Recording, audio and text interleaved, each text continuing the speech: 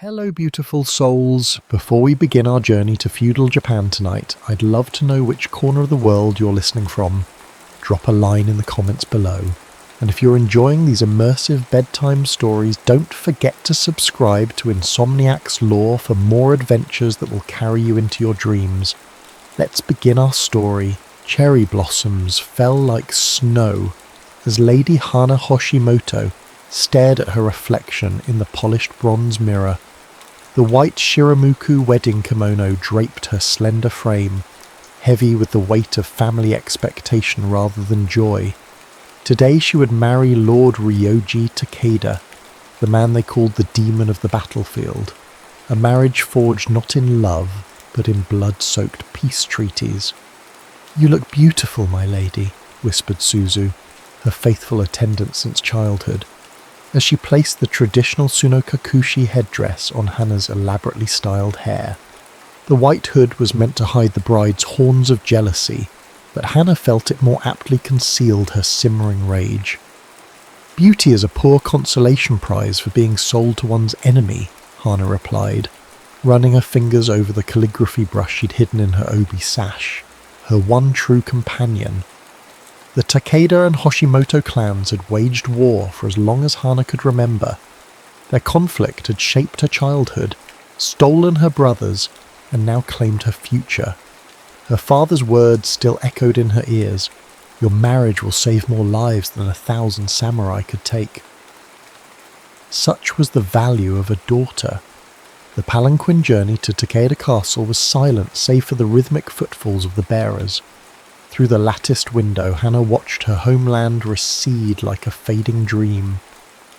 When they arrived, no celebratory sounds greeted them, no flutes, no drums, only the solemn faces of Takeda warriors, their hands never far from their swords. Lord Ryoji awaited her in the castle courtyard, a statue carved from winter stone. He stood tall among his men, his posture rigid with discipline. Unlike the elaborate court nobles Hana had known, he wore a kimono of understated elegance, indigo with his clan's mon subtly embroidered at the shoulders. His hair was pulled back in a severe warrior's knot, revealing a face unmarked by emotion, but bearing a thin scar that traced from temple to jaw. Their eyes met briefly across the courtyard. His were dark as a moonless night, revealing nothing. Not cruelty, not kindness, nothing. The ceremony proceeded like a well-rehearsed battle maneuver. Hana maintained her composure, speaking her vows with clear precision that belied her inner turmoil. When they shared the ritual cups of sake, 3 sips from each of 3 cups, his fingers never brushed hers, as if contact might ignite unwanted flames. "With this union, peace is secured," announced the chief Takeda advisor. An aging man with calculating eyes. Peace, perhaps, but harmony? Never. That night, in the bridal chamber, prepared with stark efficiency rather than romance, Ryoji bowed formally to his new wife. "These are your quarters, Lady Takeda. You'll find all necessities provided." His voice was deep but controlled, like a blade sheathed in velvet. "I remain Lady Hoshimoto in spirit, no matter what title you bestow upon me," Hana replied, lifting her chin in subtle defiance. Something flickered across his face, irritation perhaps, or grudging respect. Names matter little, actions speak louder. "Then my actions shall be my voice, my lord." "Indeed." He stepped toward the door. "Rest. Tomorrow you'll be introduced to the household." "You do not stay?" The question escaped before she could contain it. He paused, his back to her. "Our marriage serves its purpose through its existence, not its consummation. Good night, Lady Takeda." Left alone, Hana released the breath she hadn't realized she'd been holding. She removed the elaborate wedding attire layer by layer until she stood in a simple yukata. From her sleeve she withdrew her writing implements, inkstone, water dropper, brush, and a small scroll of rice paper she had smuggled from home. By lamplight she began to write, her brush dancing across the paper. Cherry blossoms fall on the battlefield of hearts. Winter lingers still. The days that followed established a cold routine. Ryoji rose before dawn to train with his men, returning only for formal meals and clan meetings. Hana was expected to oversee the household, a task she approached with minimal enthusiasm and maximum resistance. "The Takeda women arranged the flowers thus," instructed the stone-faced housekeeper, demonstrating an austere arrangement. Hana nodded politely, then proceeded to create a wildly different composition, incorporating elements that symbolized strength and rebellion in the language of flowers. When the rice wine was served too hot at dinner, she did not flinch as the household staff did. When Ryoji's advisors spoke over her, she raised her voice rather than lowering her eyes. "The lady has unusual manners for a nobleman's daughter," remarked one advisor, Ishida, with thinly veiled contempt. "And you have unusual liberty for a servant speaking in the presence of his master's wife," Hana replied smoothly, pouring tea with exaggerated precision. Ryoji, witnessing the exchange, said nothing, but Hana caught the briefest twitch at the corner of his mouth. The garden became her sanctuary. While Ryoji commanded men in the practice yard, Hana commanded words in her secluded corner beneath an ancient cherry tree. Spring was ending, the blossoms beginning their graceful descent, creating a pink carpet beneath her feet. It was there Ryoji found her one evening, reciting poetry to the falling petals. He had approached silently, a shadow among shadows, but Hana sensed his presence, a ripple in the still pond of solitude.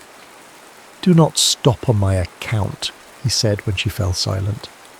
"I speak to the blossoms, not to an audience," she replied, tucking her writing materials into her sleeve. He stepped closer, moonlight throwing his features into sharp relief. "What do you tell them?" "That they are fortunate. Their beauty lasts but a moment before they die. They need not endure the long winter that follows." Ryoji studied her with that impenetrable gaze. "You believe yourself in winter, Lady Takeda." "I know myself to be in exile, my lord." His jaw tightened. "This is your home now." A cage remains a cage, even when gilded. Yet the caged bird still sings. He gestured to her hidden writing materials. "You may continue your calligraphy. I will provide whatever supplies you require." The unexpected concession startled her. "Why?" Ryoji turned to leave, his profile stark against the night sky. "Even warriors understand the power of words, Lady Takeda. Sometimes they cut deeper than any sword." As he walked away, Hana whispered to the cherry blossoms, "Sometimes they heal what blades have severed." But if he heard, he gave no sign. The summer arrived with vengeful heat, scorching the land and fraying tempers within the Takeda stronghold. Hana's reputation spread throughout the household. The foreign bride who would not bend, the Hoshimoto daughter who maintained her pride despite her circumstances. Ryoji's acceptance of her calligraphy had opened a small door. Through it, Hana carefully pushed other freedoms, walks beyond the garden walls, conversations with the village women, books from the family library that had gathered dust since Ryoji's scholarly father had died. On a particularly sweltering afternoon, as Hana returned from the village with Suzu, they encountered a group of Takeda samurai lounging near the castle gate. Their conversation halted abruptly at her approach. "The enemy's daughter returns," one muttered, not quite beneath his breath. Hana continued walking, her pace unhurried, her gaze forward. "They say Lord Takeda has not visited her chambers once," another commented with a sneer. "Perhaps Hoshimoto women lack the fire to warm a warrior's bed." Suzu tensed beside her, but Hana placed a restraining hand on her arm. "Or perhaps," Hana said clearly, stopping to face the men, The Lord recognizes that negotiations require more finesse than brute force, a concept some find challenging. The samurai rose, hand moving to his sword hilt. You dare speak to me, woman? Should I be surprised that a warrior fears words from a mere woman? Hana arched an eyebrow. Interesting. The tension crackled like summer lightning, but before it could break, a commanding voice cut through the courtyard. Interesting indeed. Ryoji emerged from the shadows of the gate tower, his presence immediately transforming the atmosphere. The samurai dropped to one knee, head bowed. Lord Takeda, we were merely disrespecting your lady and, by extension, dishonouring me.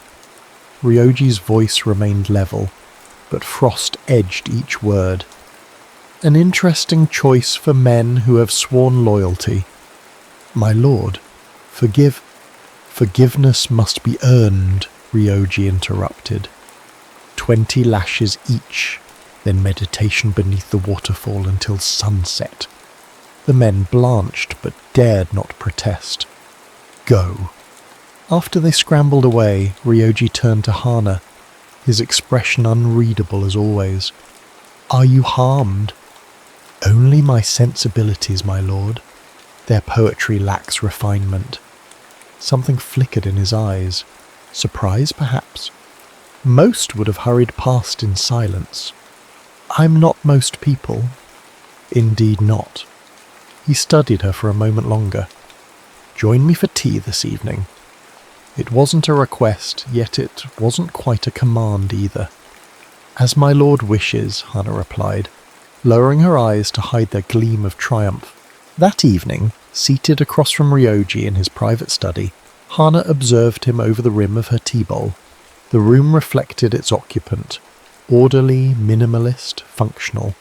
Scrolls of military strategy lined the shelves alongside maps and ledgers. The only unexpected element was a small collection of poetry anthologies, their spines worn with use. You read poetry, she remarked, nodding toward the books. My father believed a warrior should understand beauty as well as battle. Ryoji poured more tea with precise movements. To know what one protects. And what do you protect, Lord Takeda? Order, stability, the people who depend on this clan's strength. Hana set down her cup. Yet you wage war. I ended a war, he corrected, by marrying you. The blunt statement hung between them. A marriage unconsummated has limited political value, Hana said, watching his reaction carefully. His face remained impassive, but his knuckles whitened around his cup. My advisors share your concern. Do they? How flattering to find myself in such esteemed company.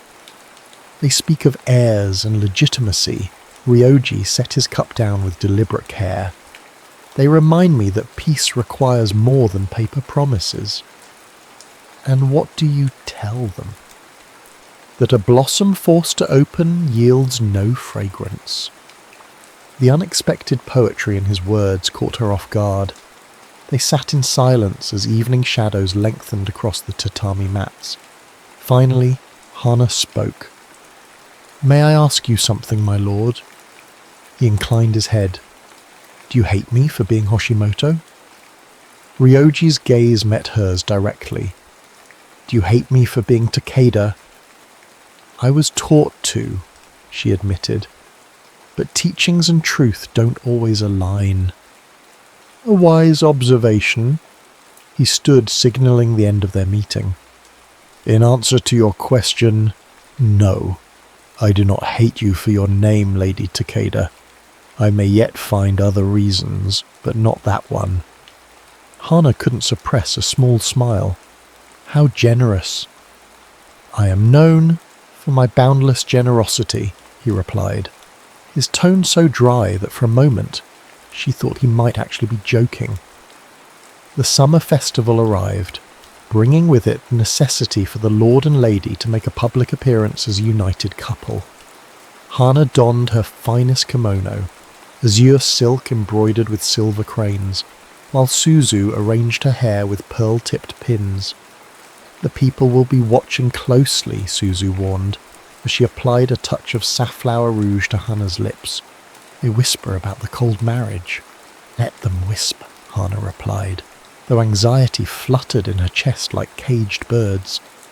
"What happens between Lord Takeda and myself is no one's concern but our own." Yet when she descended to the courtyard where Ryoji waited, something in his expression made her pause. He looked at her, truly looked, as though seeing her for the first time. His customary armour of indifference slipped, revealing something warmer beneath. "You honour our house with your beauty tonight," he said, offering his arm.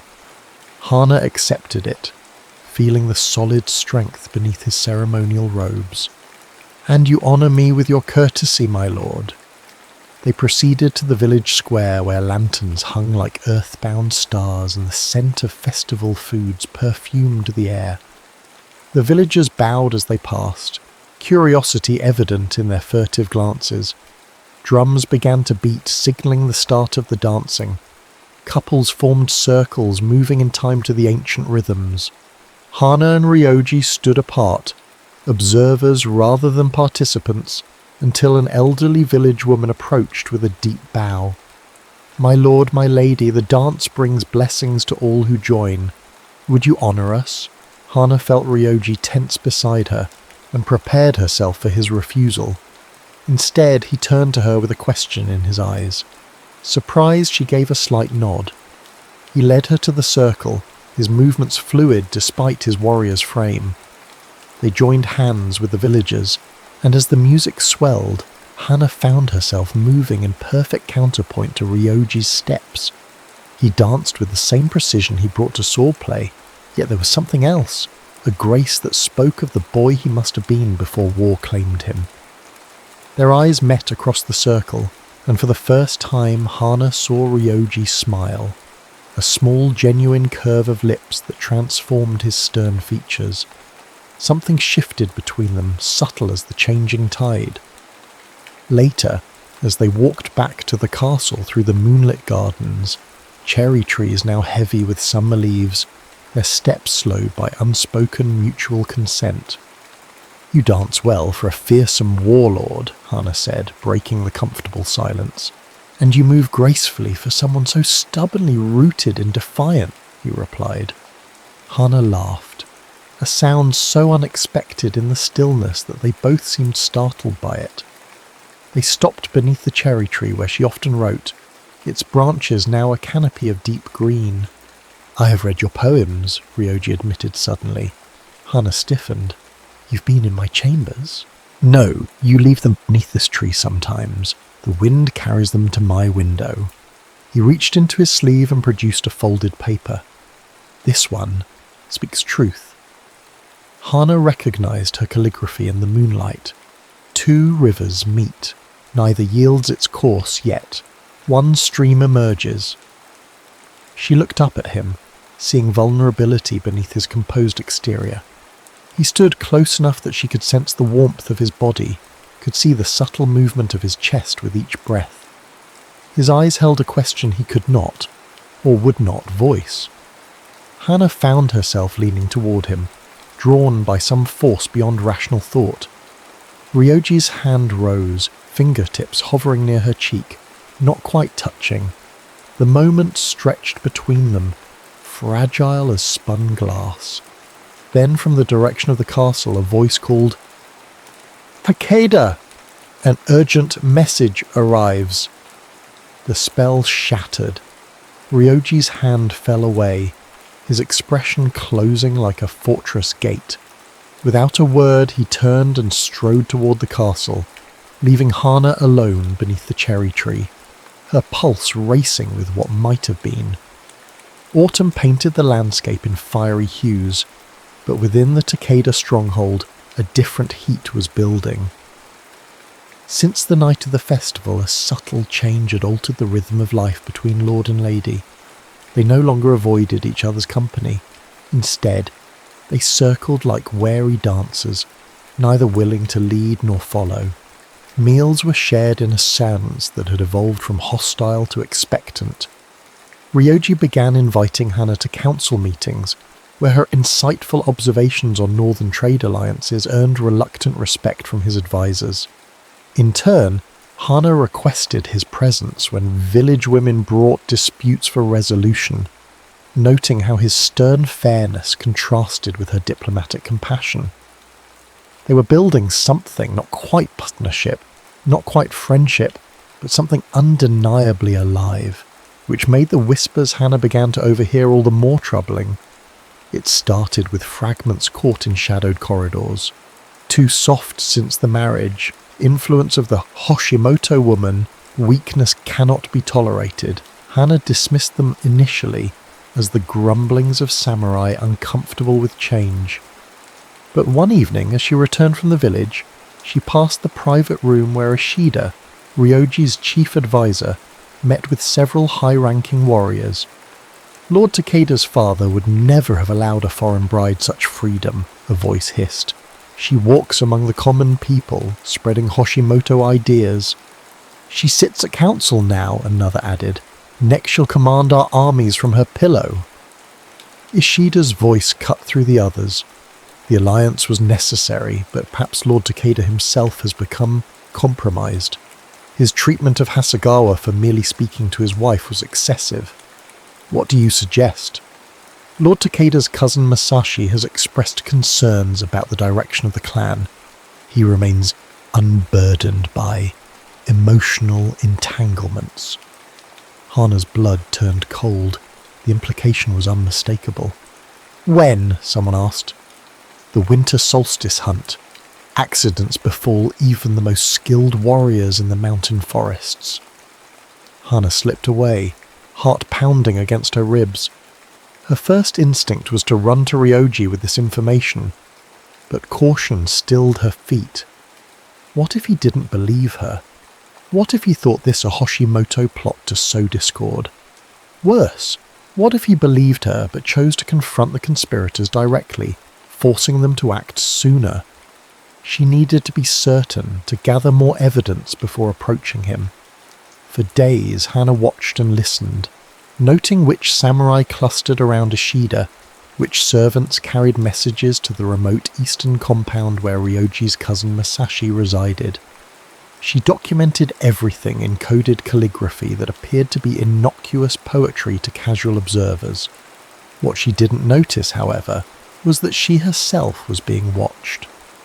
On a chill autumn evening, as Hana returned from the garden, a rough hand clamped over her mouth, dragging her into an unused storeroom. In the dim light, she recognized one of Ishida's personal guards. "The advisor wishes to speak with you, Lady Takeda," he sneered. "About your excessive curiosity." Fear lanced through her, but Hana forced herself to remain calm. She nodded, and the guard removed his hand, keeping a firm grip on her arm. "I'll accompany you to his quarters," she said with dignity. "There's no need for this crude approach." The guard laughed. "Oh, he's not in his quarters. He thought a more private location would better suit the conversation." Outside, a covered palanquin waited. Alarm bells rang in Hana's mind. If she entered that conveyance, she might never return. "I require my attendant," she stalled. "It's inappropriate for me to travel alone with men, not my husband." "Your concern for propriety comes rather late," the guard mocked, shoving her toward the palanquin. Hana stumbled, then whirled, yanking the hairpin from her upswept hair. With precision born of calligraphy practice, she stabbed it into the soft spot between the guard's neck and shoulder. He howled in pain, releasing her to clutch at the wound. She ran, skirts gathered, toward the main courtyard where lanterns blazed and voices indicated safety in numbers. Behind her, she heard the guard curse and give chase. The heavy kimono restricted her movements, and she knew she couldn't outrun him. Ahead, the practice yard came into view, and with it, the unmistakable figure of Lord Ryoji, supervising evening sword drills. Hana's lungs burned as she pushed herself toward that sanctuary. "Lord Takeda!" she called, her voice carrying over the clash of practice swords. Ryoji turned, his expression shifting from annoyance at the interruption to sharp focus when he saw her dishevelled state in the pursuing guard. In 3 swift strides he intercepted her flight path, placing himself between Hannah and her pursuer. The guard skidded to a halt, suddenly aware of his predicament. "Explain," Ryoji commanded, one hand on his sword hilt, the other steadying Hannah, who fought to catch her breath. "My lord," the guard bowed hastily. "The lady was wandering in restricted areas. I was escorting her back to her quarters." "With a blade?" Ryoji asked, nodding to the short tanto now visible into the guard's belt. "For protection, my lord. These are uncertain times." Ryoji's eyes narrowed. "Indeed they are." He turned to Hannah. "Is this true, my lady?" Hannah straightened, meeting his gaze directly. "No, my lord. This man attempted to force me into a palanquin, claiming Advisor Ishida wished to speak with me privately away from the castle." The guard's face contorted. "She lies. She's trying to create division." "Silence!" Ryoji's command fell like a stone. "Lady Takeda, you have blood on your hand." Hannah glanced down at her palm, stained with the guard's blood from her hairpins. "I defended myself." Ryoji's gaze shifted to the guard's shoulder, where a dark stain spread. His expression hardened further. "Detain him," he ordered the practice-yard samurai, who immediately moved to surround the guard. "And find Advisor Ishida. Bring him to the main hall." Turning to Hannah, his voice softened marginally. "Are you injured?" "No, my lord. Merely unsettled." Something intense flickered across his features. "Come." He led her not to the main hall, but to his private study, closing the door firmly behind them. Once inside, his controlled facade cracked, revealing genuine concern. "Tell me everything," he said, "from the beginning." Hannah hesitated only briefly before relating all she had overheard. The conspiracy, the planned accident during the winter hunt, Masashi's involvement. As she spoke, Ryoji's expression darkened like storm clouds gathering over mountains. When she finished, silence stretched between them. Ryoji stood at the window, his back to her, tension evident in the set of his shoulders. "You've known this for days," he said finally. "Why did you not come to me immediately?" "Would you have believed me?" Hannah asked quietly. "A Hoshimoto daughter, claiming your trusted advisor's plot against you." He turned, and the rawness in his eyes caught her breath. "Do you think me so blinded by the past that I cannot see what stands before me now?" The question hung in the air, laden with meanings neither had dared voice. "I think," Hannah said carefully, "that trust is a delicate blossom in the garden we have planted." Ryoji crossed the room in decisive strides, stopping directly before her. "Then let me be clear, Lady Takeda. I trust you, not because of political necessity, not despite your lineage, but because of who you have proven yourself to be." His declaration, delivered with warrior's conviction, pierced her more deeply than any poetry. Before she could respond, a sharp knock interrupted them. "Enter," Ryoji commanded. A senior samurai bowed. "My lord, Advisor Ishida cannot be found. His quarters are empty, and his personal guards have disappeared as well." Ryoji's jaw tightened. "Alert the gate guards. No one leaves the compound." He turned back to Hannah. "Seems your suspicions were well founded. Ishida's flight confirms his guilt." "And my presence has accelerated their timeline," Hannah added grimly. "They know I've discovered their plot. Then we must be prepared for them to strike sooner than the winter hunt." As if summoned by his words, distant shouts erupted from the direction of the main gate, followed by the unmistakable clash of steel on steel. Ryoji moved with lightning speed, retrieving his katana from its stand. "Stay here," he ordered. "Bar the door behind me." "I will not cower while you face danger," Hannah protested. "This is not a debate." His voice brooked no argument. I cannot fight effectively if I must divide my attention. Logic pierced her pride. She nodded reluctantly. Ryoji paused at the door, his eyes meeting hers with unexpected intensity. If I do not return, there is a hidden passage beneath the cherry tree in the garden. The hollow trunk conceals the entrance. It leads to the temple beyond the eastern ridge. The implication that he might fall, that he prioritized her escape, hung between them like an unfinished poem. Impulsively, Hannah reached out, her fingers brushing his sleeve. Return, my lord. There are words still unspoken between us. Something fierce and tender crossed his face. Then he was gone, the solid thud of the door leaving Hannah alone with her racing thoughts and the distant sounds of battle. The clash of steel grew louder, punctuated by shouts and the occasional scream. Hannah paced the confines of Ryoji's study, torn between obedience and action. The carved chest in the corner caught her eye. She knew it contained writing materials. With swift decision, she knelt before it, extracting paper, ink, and brush. If these were to be her final hours, she would leave a testimony. Her brush danced across the paper, documenting the conspiracy with names, dates, and overhead conversations. She wrote of Masashi's ambition, Ishida's manipulation, the planned assassination during the winter hunt. Then, in a separate scroll, she composed something more personal, words she had held within her heart like precious stones, too valuable to risk in the harsh light of day. As she finished the final character, the door burst open. Hannah snatched up a small knife from the writing kit, whirling to face the intruder. It was Suzu, her face ashen with fear. "My lady, we must flee! Lord Masashi's men have breached the inner wall. They're searching for you specifically."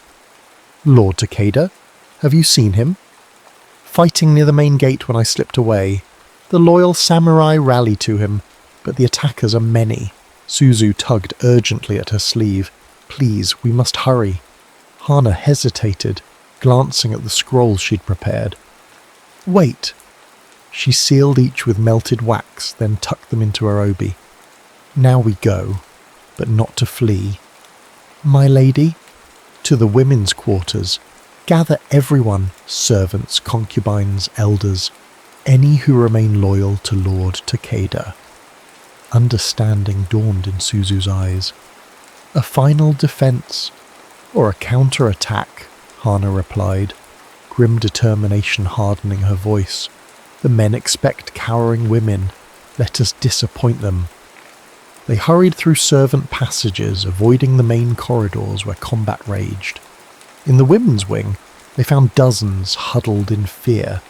Kitchen staff, seamstress, the elderly mother of a samurai, concubines from Ryoji's father's era, and children old enough to understand danger, but too young to fight. "Listen to me," Hannah called, her voice cutting through frightened murmurs. "Lord Masashi seeks to overthrow your rightful lord. His men will show no mercy to those loyal to Lord Takeda." "What can we do?" asked an elderly servant. "We are not warriors." "No," Hannah agreed. "We are something far more dangerous. We are overlooked and underestimated." She pointed to the kitchen staff. "You have knives, boiling water, knowledge of which foods cause sickness. You," she turned to the seamstresses, "have needles, scissors, intimate knowledge of the castle's hidden passages." Understanding kindled in their faces. "Divide into groups," Hannah commanded. "The elderly and children will conceal themselves in the storage rooms beneath the kitchen. The rest of us will defend the inner courtyard and harry the enemy's flanks." As they dispersed to gather impromptu weapons, Suzu touched Hannah's arm. "My lady, when did you become a military strategist?" Hannah's smile was grim. "I've spent months watching Lord Takeda train his men. More importantly, I grew up with 3 warrior brothers. I listened when they thought I was merely embroidering." The women's resistance began as Masashi's forces penetrated deeper into the compound. Kitchen staff hurled pots of scalding water from upper walkways. Seamstresses used their knowledge of the castle's construction to redirect attackers into dead ends, where concubines, skilled in entertainment arts, used their heavy hair ornaments as deadly projectiles. Hannah, with Suzu at her side, led a group through the garden passages, emerging behind a cluster of Masashi's samurai. With coordinated precision, they attacked with kitchen knives and gardening tools, targeting vulnerable points, ankles, backs of knees, the sensitive flesh beneath arms raised to wield swords. It wasn't honourable combat by samurai standards. It was survival, fought with desperate ingenuity. Through gaps in the buildings, Hannah caught glimpses of the main battle. Ryoji fought like his namesake, a demon unleashed. His sword moved with blinding speed, each stroke claiming an enemy. But they surrounded him, pressing inward, and even as she watched, a spear thrust caught him in the side. Hannah's heart lurched, but Ryoji merely broke the shaft with one hand and continued fighting, blood darkening his kimono. She needed to reach him, to fight at his side. "Suzu," she hissed. "The armory passage, if we can circle behind the main gate." A cry of alarm rose from somewhere near the inner shrine. New voices joined the cacophony, deeper, more numerous. The tide of battle shifted, attackers suddenly finding themselves caught between two forces. "Reinforcements!" Suzu gasped. "But whose?" Hannah squinted through the smoke of a burning outbuilding. The new arrivals wore familiar colours, Hoshimoto blue. "My brother," she whispered in disbelief. Lord Taro Hoshimoto had arrived with a contingent of elite warriors, cutting through Masashi's forces with ruthless efficiency. The combined pressure of Ryoji's loyal samurai and the unexpected Hoshimoto reinforcements turned the tide. Masashi's conspiracy began to crumble, his mercenaries retreating toward the eastern gate. In the chaos, Hannah lost sight of Ryoji. Frantic, she pushed forward, Suzu protesting behind her. A familiar voice called her name. "Hannah!" She whirled to find her brother dismounting from his warhorse, blood splattered but uninjured. "Taro!"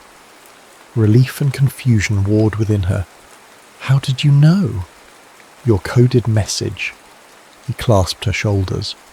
"When I received it, I gathered my fastest riders. We've ridden for 2 days without rest."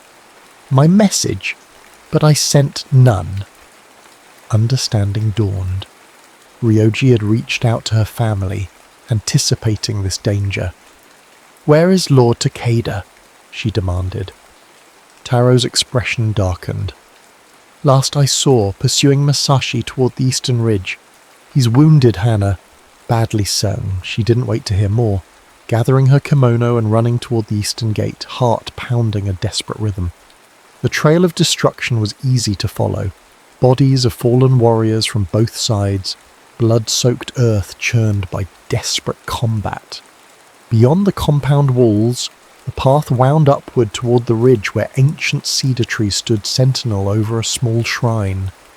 Hannah climbed, lungs burning, ignoring Suzu's pleas to wait for armed escort. The forest grew thicker, autumn leaves creating a crimson carpet that concealed other darker stains. At a fork in the path she hesitated, then spotted a broken branch and footprints leading right. The shrine appeared through the trees, its stone torii gate standing stark against the evening sky. Before it, 2 figures locked in mortal combat, Ryoji and a man she recognized as his cousin Masashi. Both were wounded, exhaustion evident in their movements, yet they fought with the determination of men who knew only one would leave alive. Ryoji's left arm hung useless at his side, blood darkening his sleeve, while Masashi favoured his right leg, a deep gash visible through his torn hakama. "Surrender, cousin Ryoji demanded, his voice strained but unwavering. "Your followers have abandoned you." Masashi spat, his face contorted with hatred. "I would rather die than bow to a man who dishonours our clan. by taking a Hoshimoto bride to his bed." "Then you will have your wish," Ryoji replied, raising his katana despite the obvious pain it caused him. Hana stepped forward, unable to remain hidden any longer. "Enough blood has been spilled today." Both men turned, startled by her appearance. Masashi's shock quickly transformed into cruel opportunity. With a savage cry, he lunged not at Ryoji, but at Hana, his blade aimed at her heart. What happened next seemed to unfold in suspended time. Ryoji threw himself forward, intercepting Masashi's blade with his already wounded body. His katana found its mark simultaneously, piercing Masashi's chest with deadly precision. The cousins collapsed together, Masashi's life bleeding out in seconds, while Ryoji fell to his knees, Masashi's sword protruding from his shoulder. "No!" Hana's scream echoed through the cedar trees as she rushed to Ryoji's side. He slumped against her, his breathing ragged, face ashen beneath the blood and grime of battle. "Why?" she demanded, cradling his head as she lowered him gently to the ground. "Why would you shield me with your body?" His eyes, usually so guarded, held hers with naked honesty. "'Cause a world without you in it is not one I wish to inhabit." Tears blurred Hana's vision as she worked to stem the blood flowing from his wounds. "You will not leave this world today, Lord Takeda. I forbid it." A faint smile touched his lips. "Even death bows to your commands." "It must," she insisted, her voice breaking. "We have too many unfinished conversations." From below, shouts indicated approaching allies. Taro's men and Ryoji's loyal samurai searching for their lords. Help would arrive soon, but Ryoji's breathing grew more laboured with each passing moment. Hana bent close, her lips near his ear. "Stay with me, Ryoji, please." His eyelids fluttered, then stilled as consciousness fled. For 7 days and nights, Hana kept vigil at Ryoji's bedside. The castle healer had removed Masashi's blade and treated the wounds with herbal poultices, but fever had taken hold, carrying Ryoji into a realm between life and death where Hana could not follow. In the world beyond the sick room, much had changed. Taro Hoshimoto and Ryoji's senior samurai had formed an unprecedented alliance, hunting down the remaining conspirators and establishing joint patrols. The scrolls Hana had written provided irrefutable evidence of Masashi and Ishida's treachery, silencing any who might question the legitimacy of Ryoji's rule, if he survived to rule. On the 8th dawn, as pale winter light filtered through paper screens, Hana dozed in her chair, exhaustion finally claiming her after another night of changing compresses and whispering encouragement to unhearing ears. Her brother had begged her to rest, but she refused to leave Ryoji's side as if her presence alone could tether him to the living world. "Water!" The hoarse whisper jolted her awake. Ryoji's eyes were open, clouded with pain but lucid. "Ryoji!" She rushed to bring a cup to his parched lips, supporting his head with trembling hands. He drank slowly, then regarded her with a searching gaze. "You look terrible," he rasped. A laugh caught in Hana's throat, emerging as half-sob. "Your flattery knows no bounds, my lord." "How long?" 8 days. She set the cup aside, unconsciously smoothing his dishevelled hair. "You've been rather inconsiderate making your wife wait so long for your return." Something flickered in his eyes at the word wife, not obligation or duty, but a warmth that had been absent before. "Forgive me," he murmured, catching her hand in his. "I heard you, you know. Your voice kept me from wandering too far into the darkness." Hana's composure threatened to shatter. "What did I say? That we had unfinished conversations?" His thumb traced circles on her palm, a small intimacy that sent shivers up her arm. "And something about forbidding me to die?" "I maintain that position," she replied, blinking back tears. "So I see." He attempted to sit up, wincing as the movement pulled at his wounds. "Don't," she protested. The healer said, "I've spent enough time horizontal." With stubborn determination, he managed to prop himself against the wall, breathing heavily from the exertion. "Tell me everything." Despite his weakness, the command held the familiar authority of the warlord. Hana provided a concise account of all that had transpired: Masashi's death, Ishida's capture, while attempting to flee to a neighbouring province, the unexpected alliance with the Hoshimoto forces. "Your brother remains here?" Ryoji asked, surprise evident. "He said he wouldn't leave until he was certain of your recovery." Hana hesitated. "And of my safety?" Ryoji's expression softened. "He doubts I can protect my own wife. He doubts I need protection at all, after hearing how the women defended the inner compound." A smile tugged at her lips. "Apparently I've developed quite a fearsome reputation." I could have told him that the day we met. Ryoji's attempt at humour faded into seriousness. "I owe you my life, Hana. Not just for your care these past days, but for uncovering the conspiracy, without your warning." "We protected each other," she corrected gently, "as allies should." "Is that what we are? Allies?" The question hung between them, laden with possibilities neither had dared voice in the months of their marriage. Hana took a deep breath.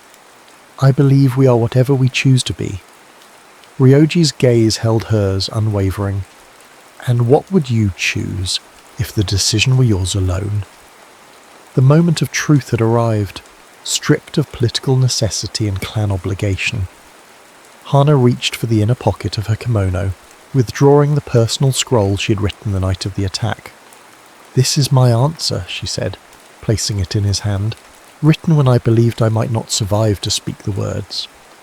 With deliberate movements, Ryoji broke the seal and unrolled the hull. His eyes moved across her elegant calligraphy, widening slightly as he absorbed her most private thoughts. Her initial resentment transforming into reluctant respect, then genuine admiration. Her recognition of the man beneath the warlord's mask. Her growing understanding that what had begun as political expedients had blossomed into something far more profound. The final lines, written in her most beautiful hand, read, "If fate allows, I would choose to walk beside you, not as Hoshimoto, not as Takeda, but as Hana and Ryoji, two souls who found each other beneath the cherry blossoms." When he looked up, vulnerability naked in his face, Hana saw the answer before he spoke. "I would choose the same," he said softly. "I have chosen it already, though I lack the poet's words to express it." He extended his hand, and Hana moved closer, their fingers interlacing as naturally as streams joining to form a river. "The cherry trees will bloom again in spring," Ryoji murmured. "Will you stand beneath them with me, not as my political bride, but as my chosen partner?" "Yes," Hana whispered, tears finally breaking free. "Though I warn you, I remain stubborn and defiant." "I would expect nothing less." The smile that transformed his face was no longer the fleeting glimpse she had cherished from the festival night, but a full expression of joy, unbound by warrior's restraint. "And I remain disciplined and reserved." "Most of the time," she teased gently. "Most of the time," he conceded, drawing her closer until their foreheads touched, breath mingling in the quiet intimacy of hard-won truth. Winter deepened outside the castle walls, coating the sleeping cherry trees with crystalline frost that sparkled in the pale sunlight. Within, a different kind of frost melted away as Lord and Lady relearned each other, not as political pawns moved by clan strategy, but as man and woman chosen by their own hearts. Taro Hoshimoto departed once Ryoji regained enough strength to stand on his own, but not before the two clan leaders signed a formal alliance that went beyond the marriage contract. The lands that had seen decades of warfare would know peace for generations to come. As the first breath of spring warmed the air, servants prepared a special tea ceremony beneath the cherry trees, whose buds swelled with imminent blossoming. Ryoji, still leaning slightly on a carved walking stick, led Hana to the same spot where they had almost kissed many months before. He knelt carefully, pouring tea with the same precision he brought to swordplay, while Hana prepared ink and paper, not for solitary reflection, but for a joint creation. Together they composed a poem to commemorate their true union, his strong brush strokes complementing her fluid characters. Winter's ice recedes, spring awakens dormant hearts.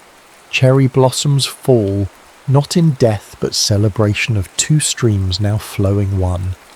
As they wrote the final character, the first cherry blossom detached from its branch, drifting down to land upon their joined creation, a blessing from nature itself upon the love that had grown not despite adversity, but because of it.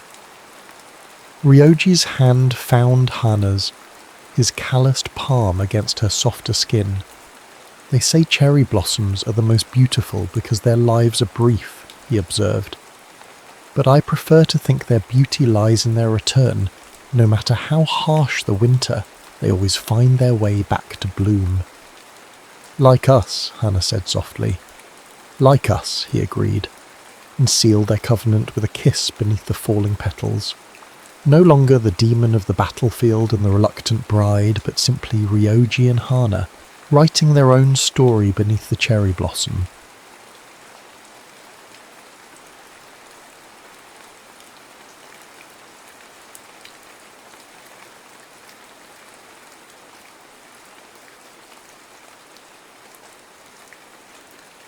Eleanor Callahan's fingers traced the outline of her reflection in the bathroom mirror, following the map of wrinkles that had settled into her face over 84 years.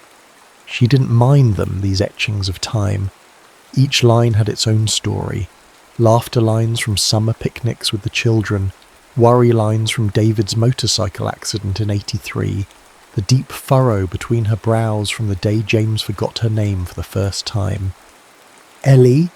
James's voice called from the bedroom, unusually clear this morning. Have you seen my watch? The gold one? Eleanor closed her eyes briefly, savouring the sound of her nickname on his lips. These moments of lucidity had become rare treasures, appearing without warning and now appearing just as quickly, like fireflies in the growing dusk of his mind. Coming, love? She called back, quickly dabbing Chanel No. 5 behind her ears, a ritual she maintained, despite knowing he rarely noticed anymore. She found James sitting on the edge of their bed, dresser drawers pulled open, his pyjamas still on but inside out. His white hair stood up in tufts, and confusion clouded his eyes despite the momentary clarity in his voice. The gold watch, he repeated, his hands patting the bedspread.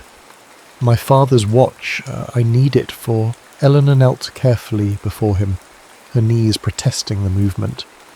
For our anniversary dinner tonight, she finished, reaching for his hand. 60 years, James. Can you believe it?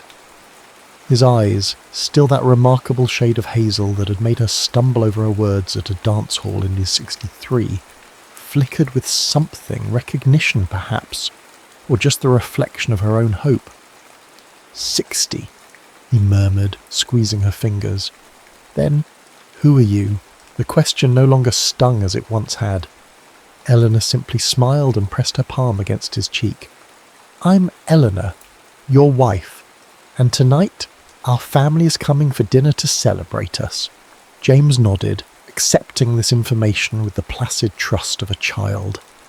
Eleanor helped him dress, guiding his arms through the sleeves of his favourite cardigan, the navy one with leather elbow patches that their grandson Michael had given him 5 Christmases ago. Before James's diagnosis, he'd been meticulous about his appearance. Pressed shirts, polished shoes, his silver hair always neatly combed. She maintained these standards for him now, a small act of preservation. The doorbell rang as she was adjusting his collar. That'll be Margaret, Eleanor said, kissing his forehead. Our daughter. She's bringing those lemon squares you like." James blinked at her, and for a terrifying moment, Eleanor thought she saw not confusion, but utter blankness in his gaze, as if looking through her into an endless void. Then he smiled, the crooked, charming smile that had once made her knees weak on dance floors and in darkened movie theatres. "I like lemon squares," he said simply. Margaret's voice carried up the stairs, followed by the deeper tones of her husband Robert and the excited chatter of their daughters, Lily and Emma. Eleanor guided James toward the door. "Dad!"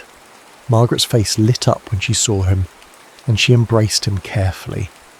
At 57, Margaret had inherited Eleanor's petite frame and James's expressive eyes.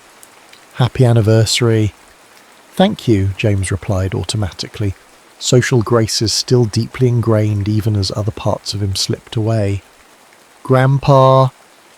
Emma, 16 and luminous with youth, bounded forward. "I brought you something." She pressed a small package into his hands. James stared at it, uncertain. "Open it, dear," Eleanor encouraged. His fingers moved slowly, methodically unwrapping the gift. Inside was a small digital picture frame, its screen coming to life with a slideshow of family photos. "See, Grandpa," Emma explained, standing close. "It has all our pictures in it. Look, there's you and Grandma at the beach house, and there's when you taught me to fish." James watched the images flicker past, his expression unreadable. Then, with startling suddenness, he said, "Cape Cod, 1988. David fell off the dock." The room went still. Eleanor exchanged a glance with Margaret, whose eyes had widened in surprise. The photo on screen indeed showed their vacation home in Cape Cod, though from a more recent trip. "That's right, Dad," Margaret said carefully. "You remember David falling in? Mum had to fish him out because you were laughing too hard to help."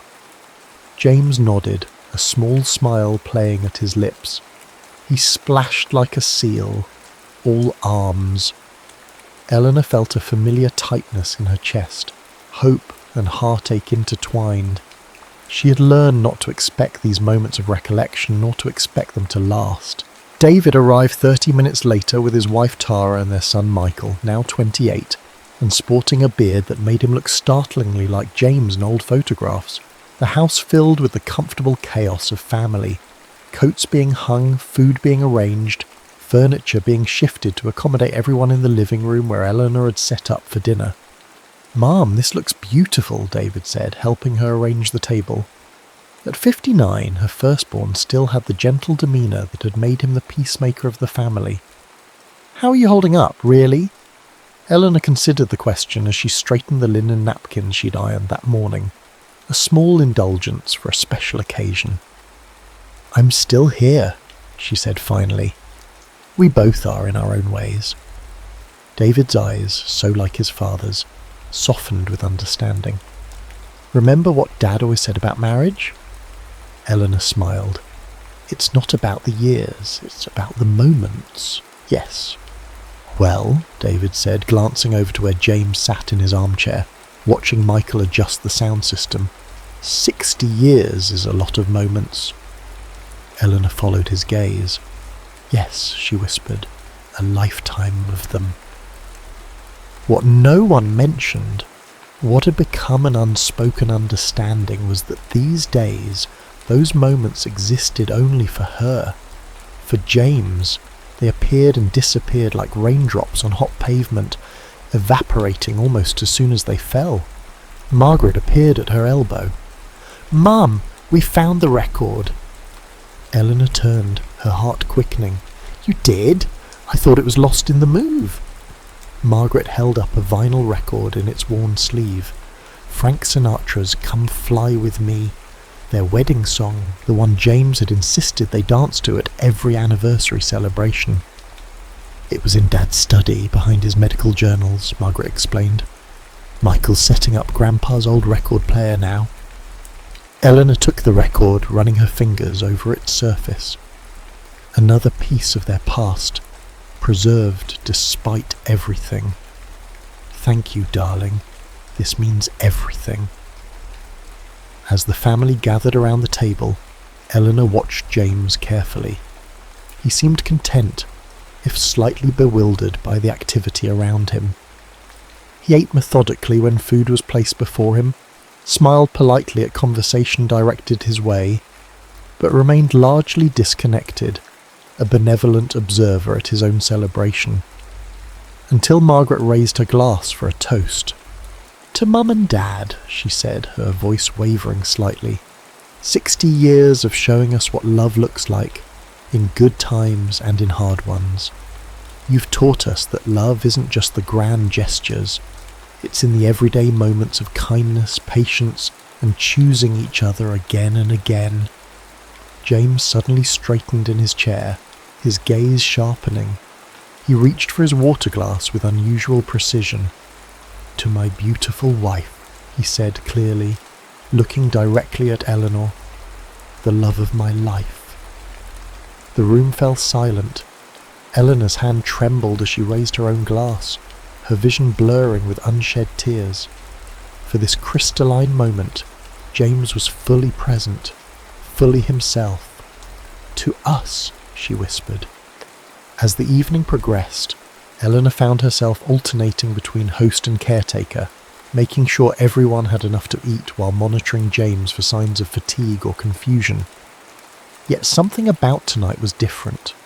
Whether it was the familiar faces, the music playing softly in the background, or some mysterious alignment in the misfiring synapses of his brain, James remained unusually engaged. When Michael suggested they move to the living room for dessert and the sharing of memories, Eleanor braced herself. These moments could be particularly difficult for James, highlighting as they did all that he had lost.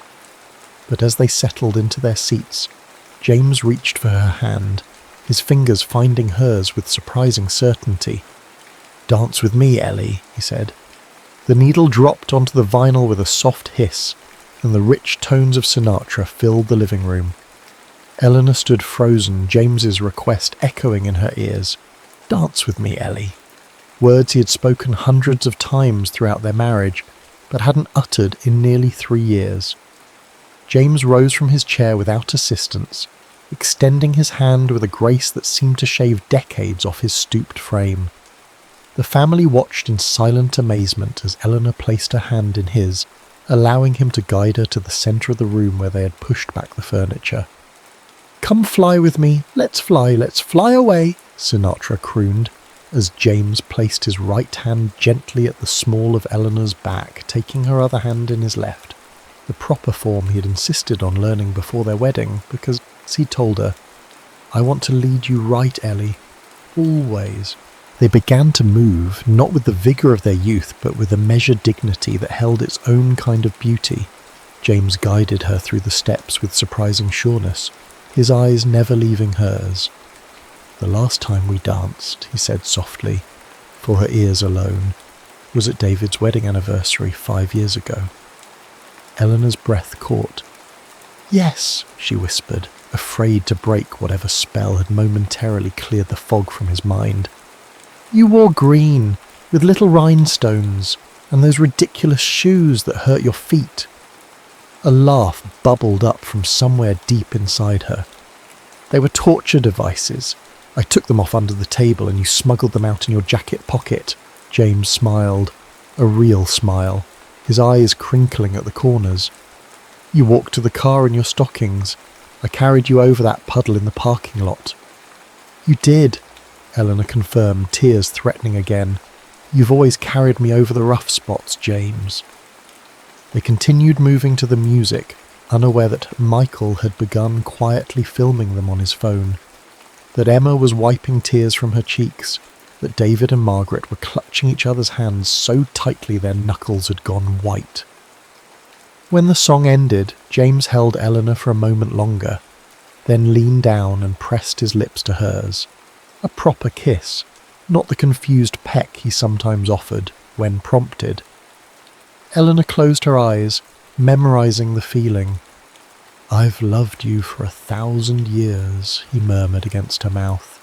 and I'll love you for 1,000 more.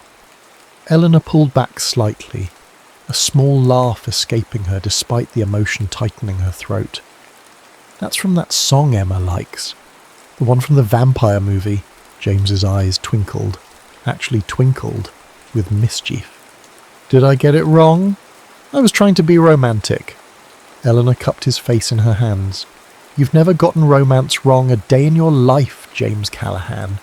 They returned to their seats to enthusiastic applause from the family, James giving a small courtly bow that made the grandchildren giggle. As they settled back into their chairs, Eleanor felt a strange mix of elation and terror. These moments of clarity were precious beyond measure, but they also sharpened the pain of what would inevitably follow, the confusion returning, the light in his eyes dimming once more. Should we share some memories now? Margaret suggested. That's what we planned, right, Mum? Eleanor nodded, pushing aside her apprehension. Yes, let's do that. One by one, the family began to speak, sharing stories of James as father, grandfather, husband. David recalled fishing trips where James had shown infinite patience untangling lines and baiting hooks. Margaret spoke of how he had driven 8 hours to her college dormitory when she'd called home homesick and ready to quit. How he had walked the campus with her all weekend until she remembered why she'd wanted to be there in the first place. Michael talked about his grandfather teaching him to change the oil in his first car, and how James had slipped him an extra $20 afterward, whispering, "Don't tell your grandmother I'm undermining your allowance system." Lily remembered being terrified of thunderstorms as a child until Grandpa explained that thunder was just the clouds bowling, and every time we heard it, it meant someone had gotten a strike. Emma, the youngest at 16, spoke last. When I was little and stayed over, Grandpa would make pancakes in funny shapes, not just Mickey Mouse ears. He'd try to make pancakes that looked like us, or animals we liked. They were always terrible, she said with a laugh, like nightmare-inducing terrible. But he was so proud of them, and he would make up stories about each pancake as we ate them. She turned to James, her expression softening. You always made me feel like the most important person in the room, Grandpa. You still do. Throughout these recollections, James listened with unusual attentiveness. Sometimes he nodded or smiled in apparent recognition. Other times he looked puzzled, as if hearing about a stranger's life.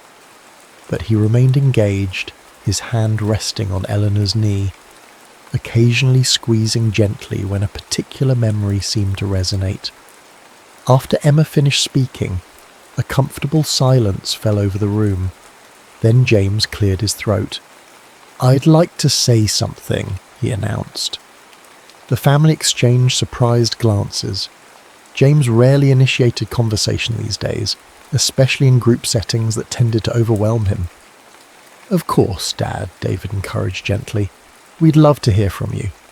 James straightened in his seat, and Eleanor was struck by how much he suddenly resembled the man who had stood before classes of medical students for 40 years as a respected professor of cardiology. His shoulders squared, his chin lifted, and when he spoke, his voice carried the authority that had once commanded hospital rounds. I know I'm not always here, he began, gesturing vaguely toward his head. I know I forget things, important things, people. His eyes found Eleanor's. I forget you sometimes, my love, though never for long. Your face might slip away, but the feeling, the knowing that you are my heart, that stays. Eleanor pressed her hand to her mouth, unable to speak. The doctors explained what would happen, James continued. Back when I could understand it, like water draining from a bathtub, they said. But that's not how it feels. It's more like standing in a dense fog. Sometimes the fog thins, and I can see everything clearly. Your faces, my life, all of it. Then it thickens again, and I'm lost. He paused, looking around at the family with remarkable clarity. Tonight the fog has lifted more than usual. I don't know why. I don't know how long it will last. But I want to use this moment to tell you all that even when I can't express it, even when I seem far away, I carry your love with me. It's the thread I follow through the fog. Margaret was openly weeping now, her shoulders shaking as Robert held her. David stared at his father with naked love and grief etched on his face. The grandchildren watched in solemn wonder, witnessing a grandfather they had begun to lose suddenly, miraculously return to them. And Eleanor, James turned fully toward his wife, taking both her hands in his. My Ellie, 60 years isn't nearly enough. I'd marry you again tomorrow. I'd marry you every day for another 60 years if I could. In that moment, Eleanor felt the weight of every day they had shared. The births of their children, the deaths of their parents, vacations and illnesses, arguments and reconciliations, the quiet Tuesday evenings and the momentous celebrations. All of it, every second, had led to this room, this moment, these words. You would? She asked softly. In a heartbeat, he replied. Then, with a flash of his old humour, he added, though according to my most recent ECG, my heartbeats are rather irregular these days, so you might need to be patient with me. The family laughed through their tears, and Eleanor felt something tight in her chest begin to loosen. This moment of perfect clarity, of James fully present and aware, recognising and loving his family, this was the anniversary gift she had never dared to wish for. After James's speech, the evening took on a dreamlike quality. They ate Margaret's lemon squares and drank coffee. They looked through old photo albums, James occasionally offering startlingly precise details about pictures taken decades ago. They played another record, Nat King Cole this time, and James hummed along, his foot tapping in perfect rhythm. But as the clock crept past 9, Eleanor noticed the sign she had learned to recognise. The slight furrow returning to James's brow, his responses becoming more halting, his gaze beginning to wander. The fog was rolling back in. Perhaps we should wrap up for the evening, she suggested gently. It's been a wonderful celebration, but I think we're both getting tired. The family understood immediately. Goodbyes were exchanged, hugs given, promises to visit again soon offered. As they gathered their coats and leftovers, each family member took a moment with James, holding his hand or kissing his cheek, trying not to betray their awareness that the grandfather and father who had been so vibrantly present all evening was already beginning to recede. We'll help clean up before we go, David offered, but Eleanor shook her head. Leave it, darling. I'll take care of it tomorrow. Are you sure, Mum? Margaret asked, concern evident in her voice. Eleanor nodded.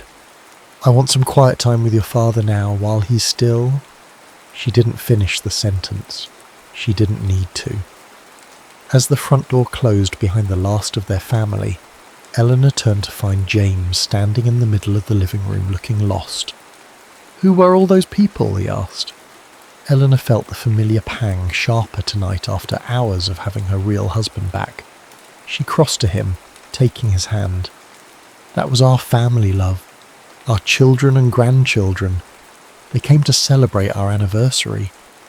James nodded slowly, processing this information without fully comprehending it.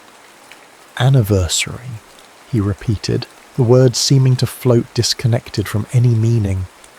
60 years of marriage, Eleanor explained patiently. Diamond anniversary. Though I told you long ago I didn't need more diamonds. She led him toward the stairs, moving slowly to accommodate his hesitant steps.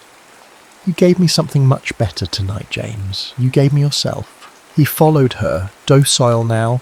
The commanding presence that had held the room captivated just an hour ago vanished like morning mist under a strengthening sun. Yet even in this state there was something gentle and dignified about him. The essence of James, his fundamental kindness, his quiet grace, remained intact even as his memories fractured and dispersed. In their bedroom she helped him undress and put on his pyjamas. This intimate ritual had evolved over the past few years from something occasionally embarrassing for them both to a comfortable routine.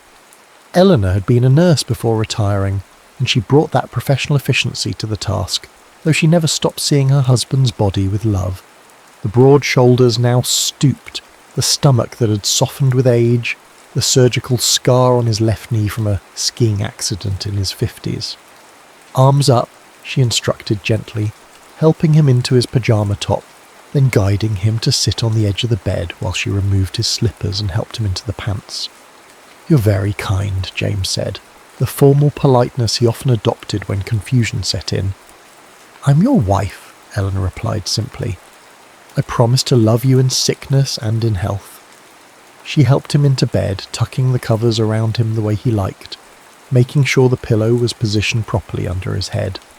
Then she moved to her vanity to remove her makeup and change into her own nightgown. In the mirror, she could see James watching her, his expression peaceful though distant. She wondered what he was thinking, if he recognised her at all now, or if she had become simply a kind caretaker, familiar but unnamed. "You look beautiful," he said suddenly. Eleanor turned, surprised. "Thank you, James." "Are you coming to bed soon?" he asked, patting the space beside him. "Yes, love. Just washing up." When she slipped under the covers a few minutes later, James reached for her hand in the darkness. Eleanor's heart quickened. These small gestures of connection sometimes bridged the gaps in his memory, anchoring him to her even when words failed. "I don't remember everything," he said softly, "but I remember you smell like flowers." Eleanor turned toward him, close enough to feel his breath against her face. "Chanel No. 5, she whispered. "You gave me my first bottle the day David was born, said every new mother deserved something that made her feel beautiful." "David," James repeated. "Ahoy." "Yes." "He fell in the water, at the beach house." Eleanor smiled in the darkness. "That's right. Cape Cod, 1988. James was quiet for a long moment, and Eleanor thought he might have drifted to sleep. Then he spoke again, his voice barely audible. "I'm sorry, Ellie." "For what, my love?" "For forgetting. For leaving you alone while I'm still here." Eleanor propped herself up on one elbow, finding his face in the dim light filtering through the curtains. His eyes were open, looking directly at her with a lucidity that took her breath away. "You haven't left me," she said fiercely. "You're right here, and I'm right here with you, James Callahan. I always will be." He reached up to touch her face, his fingers finding the wetness on her cheeks that she hadn't realised was there. "You're crying," he observed. "Happy tears," she assured him, covering his hand with her own. "Tonight was perfect. Dance with me again tomorrow?" he asked, his voice already growing drowsy. "Every day," Eleanor promised, knowing that by morning he would likely have no recollection of this conversation, of the dance they'd shared, of the remarkable speech he'd given to their family. But she would remember for both of them. Every single day. James's breathing deepened as sleep claimed him. Eleanor remained awake a while longer, watching the gentle rise and fall of his chest, cataloguing every moment of this extraordinary evening in her memory. The doctors had warned her that these periods of clarity, what they clinically term terminal lucidity, often preceded a steep decline. She pushed the thought away. Tonight was not for worrying about tomorrow. Finally she settled beside him, her hand resting lightly over his heart, its steady rhythm lulling her towards sleep. "Good night, my love," she whispered. "Thank you for remembering us tonight." Eleanor woke before dawn, the grey light of early morning seeping around the edges of the curtains. For a moment she lay still, listening to James's breathing beside her, trying to recapture the magic of the previous evening. Then she slipped quietly from bed, wrapping her robe around her against the morning chill. Downstairs, evidence of their celebration remained. Wine glasses on the coffee table, dessert plates stacked beside the sink, the record player still open with Nat King Cole, waiting to be returned to his sleeve. Usually meticulous about cleaning up before bed, Eleanor had left it all, unwilling to waste a moment of James's rare lucidity on domestic chores. She put on coffee and began to tidy, moving quietly around the kitchen and living room.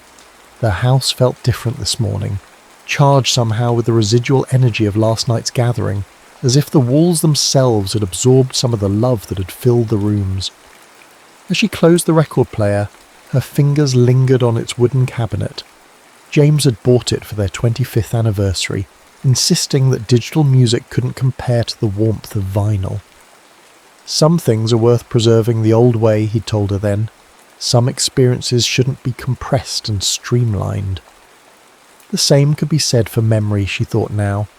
Modern medicine had tried to compress James's decline into neat categories and stages, to streamline their expectations with clinical terminology and brain scans. But last night had defied all predictions and prognoses. Last night had been worth preserving, old-fashioned and miraculous. She was rinsing dishes when she heard his uncertain footsteps on the stairs.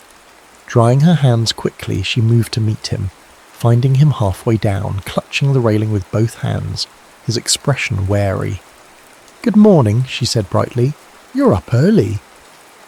James stared at her, his gaze shifting from recognition to confusion and back again, like a radio searching for a clear signal. "Coffee?" he asked finally. "Yes, it's ready. Come down and I'll pour you a cup." She helped him navigate the rest of the stairs, then guided him to his seat at the kitchen table, the one with the view of the bird feeder he had built decades ago, and which Margaret's husband now kept filled with seed. As Eleanor poured his coffee, black with one sugar, the way he'd taken it for 60 years, she studied him surreptitiously, looking for any hint of the man who had danced with her just hours ago, who had spoken so eloquently about love and memory. But his movements were hesitant again, his gaze unfocused. The fog had returned, perhaps thicker than before.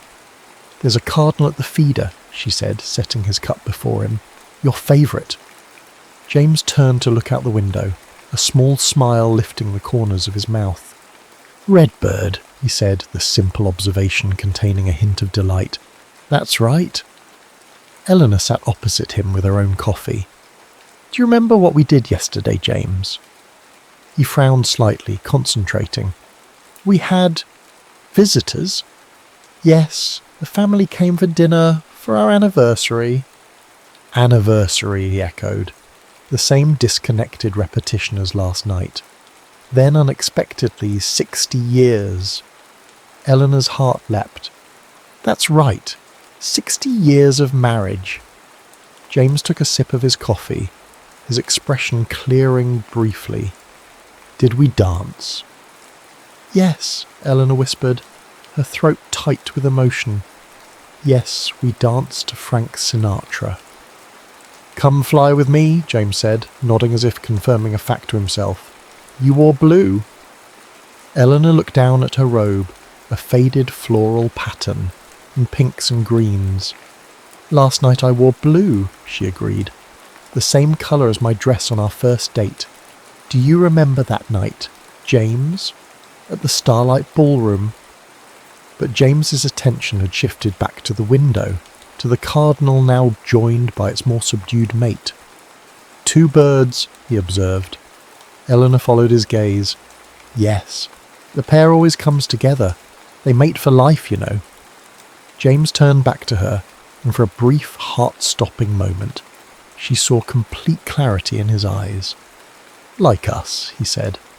"Yes," Eleanor agreed, reaching across the table to take his hand. "Exactly like us." The days following their anniversary settled back into familiar patterns. James's remarkable lucidity had indeed been fleeting, though Eleanor treasured the small fragments that seemed to have remained.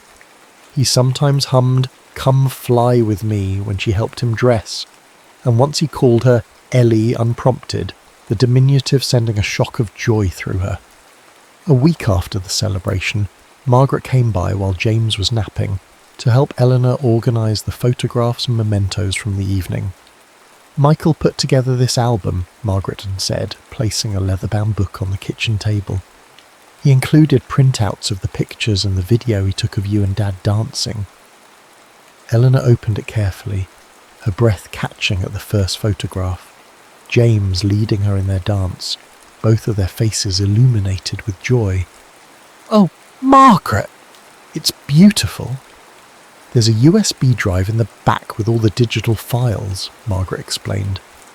"And Michael uploaded everything to the family cloud account too. He said to tell you nothing will ever be lost." Eleanor nodded, unable to speak for a moment.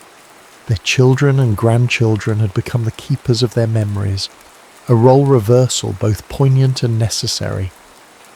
"Has Dad had any more moments?" Margaret asked carefully, setting a cup of tea before her mother. "Like at the party?" Eleanor shook her head. "Not like that night, no, but he's been, I don't know how to describe it, more present somehow, as if part of him remembers remembering, if that makes any sense."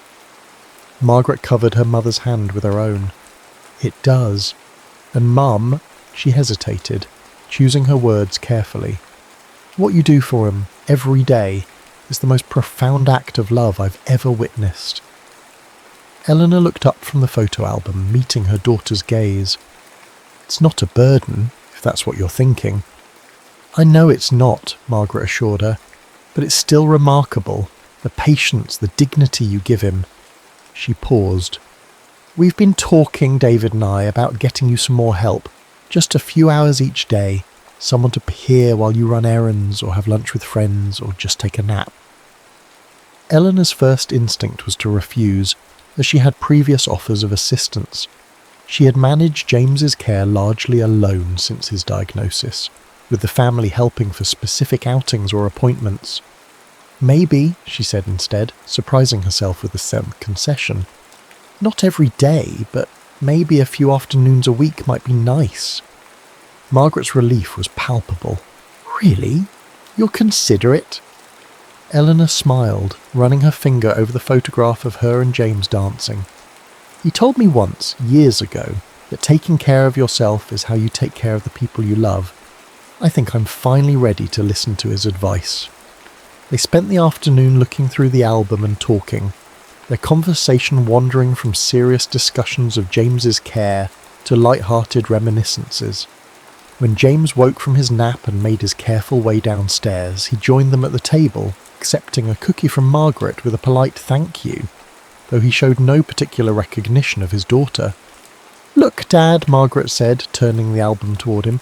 "Pictures from your anniversary party." James studied them with mild interest, occasionally nodding or making small sounds of acknowledgement. Then he pointed to a photograph of Eleanor. "Beautiful," he said decisively. "My wife is beautiful." Margaret and Eleanor exchanged a glance, both touched by this moment of connection. "Yes, she is," Margaret agreed. "The most beautiful woman in the room, always." James nodded, satisfied with this assessment, then returned his attention to his cookie.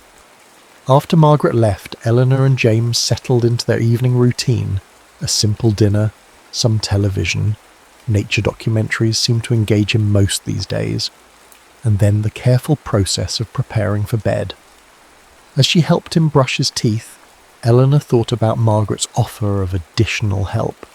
Perhaps it was time to accept that she couldn't do everything alone, that allowing others to share the care was not a failure but a practical kindness to them both. "You're quiet tonight," James observed as she helped him into bed, one of those startling moments of perceptiveness that still occasionally emerged from the fog. "Just thinking," Eleanor replied, smoothing the covers around him. "About what?" She sat on the edge of the bed beside him. "About love. About how it changes shape over time but never really diminishes." James considered this, his forehead creasing in concentration. "Like water," he said finally, "in different containers." Eleanor smiled at the unexpected metaphor. "Exactly like that, just James. That's perfect for me." He reached for her hand, his fingers finding hers with surprising accuracy. "Stay with me until I fall asleep?" "Of course." The next morning, Eleanor woke with a sense of purpose, After helping James with breakfast and settling him in his favourite chair with a bird identification book he still enjoyed looking through, she made several phone calls. First to a home healthcare agency Margaret had recommended, then to her friend Vivian for a lunch date, and finally to David to ask if he might take James for a drive that afternoon. Just around town, she explained. He always enjoyed your drives together, and I have some errands to run. Of course, Mum, David agreed readily. I can come by around 2 if that works. Perfect, Eleanor said. And David, thank you. For what?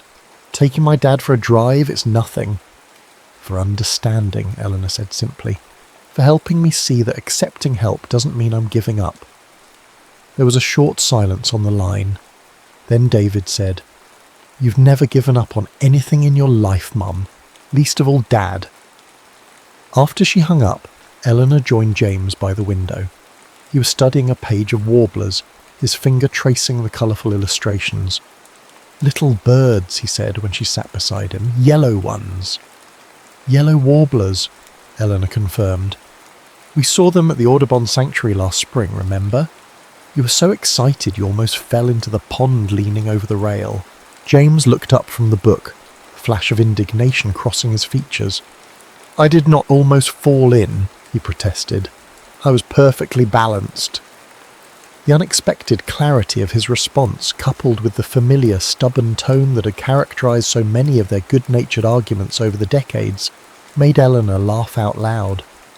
James Callaghan, you had 1 foot off the ground and were windmilling your arms like a cartoon character. If David hadn't grabbed your belt, you'd have been swimming with the tadpoles.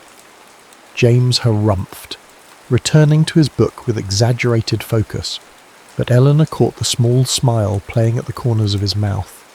These moments, these brief, precious windows when her real husband emerged from the fog, had become her sustenance. David arrived promptly at 2, greeting his father with the easy warmth he'd always shown. Ready for a drive, Dad? Thought we might cruise by the old hospital, maybe stop for ice cream at Wilson's. James looked at Eleanor, a habit formed over recent years as his own decision-making had become more difficult. Go on, she encouraged. I've got some things to take care of here. You two have fun. After they left, Eleanor stood in the quiet house, momentarily at a loss. It had been months since she'd been alone for more than the briefest intervals. The silence felt both strange and luxurious. She moved through the rooms slowly, seeing their home with fresh eyes. The sunlight streaming through the kitchen windows illuminated 60 years of accumulated life. Photographs crowding the refrigerator door. The collection of painted ceramic birds James had started bringing her from medical conferences around the world. The small crack in the counter from when David had dropped a frozen turkey in 1992. In James's study, largely untouched since his retirement 5 years ago, his medical textbooks lined the shelves alongside mystery novels and biographies. His desk remained organised with the precision that had defined his professional life. Pens aligned, notepad centred, the leather blotter Margaret had given him for his 70th birthday still pristine. Eleanor ran her fingers along the spines of his books, then paused at a small wooden box tucked between volumes on cardiology. She recognised it immediately. The box James had carved during a woodworking phase in his 60s, inspired by a similar piece they'd seen in an antique shop in Vermont. Inside, she found what she knew would be there, a collection of small mementos he had saved throughout their marriage. Movie ticket stubs from their first date, the hospital bracelet from when David was born, a pressed flower from their 20th anniversary trip to Hawaii, a small smooth stone from the beach at Cape Cod. Each item represented a moment he had deemed worth preserving. Eleanor held the stone in her palm, remembering the day he had found it, a perfect oval, streaked with white quartz that caught the light. Like your hair in the sun, he had said, tucking it into his pocket. She replaced the items carefully and returned the box to its spot. These tangible pieces of their history had always been important to James, as if he had somehow known that one day his internal archive of memories would begin to fail, and he would need these physical touchstones. The irony wasn't lost on Eleanor that she, who had spent 6 decades being teased for her terrible memory, "You'd forget your own birthday if I didn't remind you," James often joked, was now the sole keeper of their shared past. All those times she had relied on him to remember the name of a restaurant they had visited, or the year they had taken that road trip through New England, and now their roles were reversed. She glanced at her watch, realizing she had spent nearly an hour lost in reminiscence. Vivian would be waiting at the cafe. Eleanor changed quickly into a blouse she knew James particularly liked, a soft lavender that brought out the green in her eyes, applied a touch of lipstick and grabbed her purse. The freedom of driving alone felt almost illicit after months of careful planning around James's needs. She rolled down the windows, letting the warm spring air tousle her silver hair, and impulsively turned up the radio when one of James's favourite jazz standards came on. Vivian was already seated at an outdoor table when Eleanor arrived, her dramatically red hair, dyed since her 40s, though she vehemently denied it, visible from the parking lot. The two women had been friends since their children were in elementary school together, their bond strengthened by shared experiences of motherhood, career transitions, and now widowhood for Vivian and caregiving for Eleanor. "Look at you," Vivian exclaimed as Eleanor approached. "You're positively glowing. Must have been some anniversary celebration." Eleanor slid into the chair across from her friend, accepting the glass of iced tea Vivian had already ordered for her. "It was extraordinary," she admitted. James was himself again, Viv. Really himself for hours. She described the evening, the dancing, James's speech, the moments of perfect clarity that had seemed like a miracle. Vivian listened with the attentiveness of someone who understood exactly what such a gift would mean. "Oh, Ellie," Vivian said when Eleanor finished, reaching across the table to squeeze her hand. "I'm so happy you had that. What a precious thing." "It was," Eleanor agreed, "and it made me realise something. I've been so focused on what we're losing, on all the ways his mind is failing, that I sometimes forget to appreciate what remains." Vivian nodded. The essence of him, the James underneath the confusion. "Exactly. And I need to take better care of myself if I'm going to be there for him properly." Eleanor sipped her tea. "I'm hiring some help, just a few hours a week to start." Vivian's eyebrows shot up in exaggerated shock. "Eleanor Callahan accepting help? Alert the media? Has hell frozen over?" Eleanor laughed, the sound surprising her with its freedom. When had she last really laughed? I know, but I'm trying to be sensible." "About time," Vivian pronounced, lifting her glass in a toast. "To sensible decisions and extraordinary men, even when they drive us crazy." "Even then," Eleanor agreed, clinking her glass against her friend's. They spent a leisurely 2 hours at the cafe, their conversation meandering from serious topics to gossip about mutual friends, punctuated by Vivian's irreverent humour. By the time Eleanor headed home, she felt lighter somehow, as if she had set down a burden she hadn't fully acknowledged carrying. She arrived back at the house just as David's car pulled into the driveway. Her son helped James from the passenger seat, and Eleanor was struck by how much they resembled each other, now that David had entered his 60s. The same tall frame, the same deliberate way of moving. "How was your afternoon?" she asked, meeting them at the front walk. "Great," David replied. "We drove by the hospital, saw the new wing they're building. Dad told me about delivering twins there in '83 during that big snowstorm, remember?" Eleanor glanced at James, surprised. "You remember De Peterson's twins? The ones born during the power outage?" James nodded, his expression animated in a way it rarely was these days. "Had to use flashlights," he said. "No power." "That's right," Eleanor confirmed, exchanging a look of wonder with David. "You used flashlights and delivered them both perfectly healthy." David stayed for dinner, the three of them eating on the back patio as the evening settled around them. James was unusually talkative. though his sentences remained simple and sometimes disconnected. More than once, he reached for Eleanor's hand across the table, a gesture so natural and familiar that she found herself blinking back tears. After David left, they sat outside a while longer, listening to the evening chorus of birds and watching the fireflies begin their nightly display. James seemed content, his face relaxed in the gathering darkness. "Good day," he said simply. Eleanor leaned over to kiss his cheek. "Yes, love, a very good day." Over the next few months, a new rhythm established itself in their lives. 3 times a week, a home health aide named Carmen arrived at 9 in the morning, bringing with her a cheerful efficiency and genuine affection for James that made Eleanor's initial hesitation about outside help seem foolish in retrospect. "Mr. C and I have big plans today," Carmen would announce, helping James with his coffee while Eleanor gathered her things for whatever outing she'd planned. Lunch with Vivian, a book club meeting at the library, or sometimes just a solitary walk through the park. "What trouble are you two getting into while I'm gone?" Eleanor would ask, teasing. Carmen would wink conspiratorially at James. "Oh, you know, wild parties, dancing on tables, the usual," and James would smile, sometimes playing along with a surprisingly coherent "don't forget the motorcycles" or "and the poker game," revealing glimpses of the dry humour that had always been a cornerstone of his personality. These respites gave Eleanor space to breathe, to remember parts of herself beyond the role of caregiver.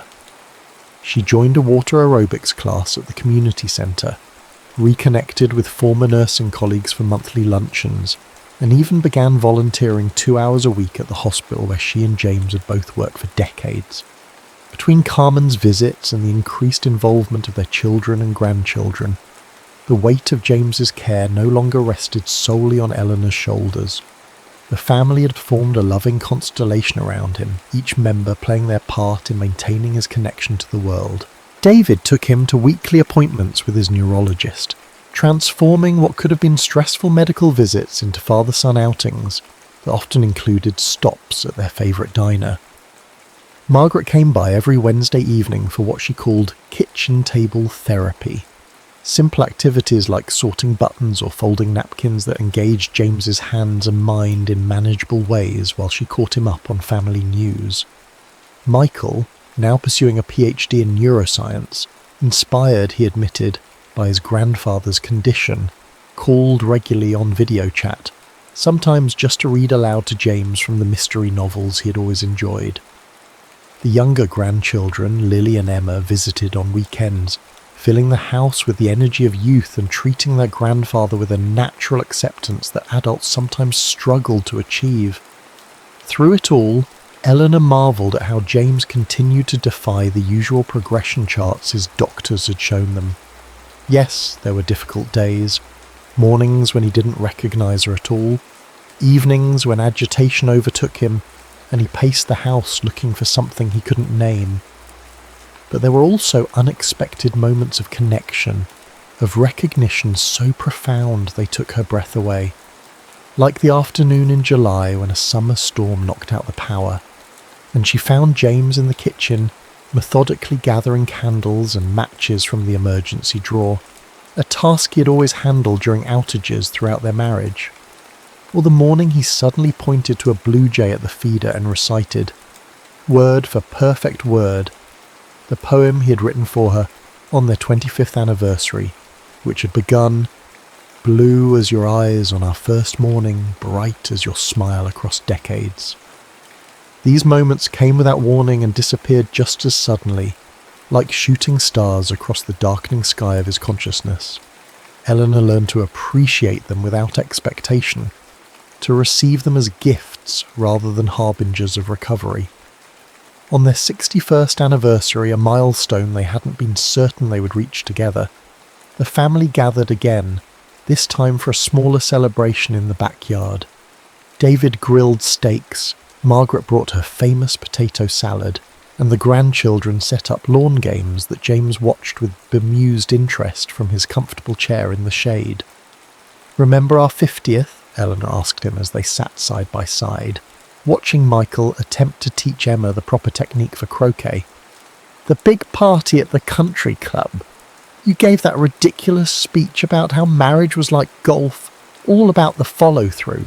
James turned to her, his expression suddenly sharp with recognition. You hated that speech, he said, chuckling. Said I made us sound like we were on a perpetual golf course. Eleanor's heart skipped. You remember that? Made it up to you later, James continued, his voice dropping suggestively. New diamond earrings, and that weekend in Montreal. Eleanor blushed, amazed that this particular memory had surfaced so clearly when he sometimes couldn't recall what he had had for breakfast. James Callahan, you are still full of surprises. He reached for her hand, his fingers finding hers with the certainty of long practice. Love you, Ellie. Always will. The evening continued with a simple dinner outdoors, candles glowing as dusk settled around them. James ate with good appetite, occasionally joining the conversation with brief but relevant comments that delighted everyone. When David brought out a cake emblazoned with 61 years and counting, James insisted on feeding Eleanor the first bite, just as they had done at their wedding.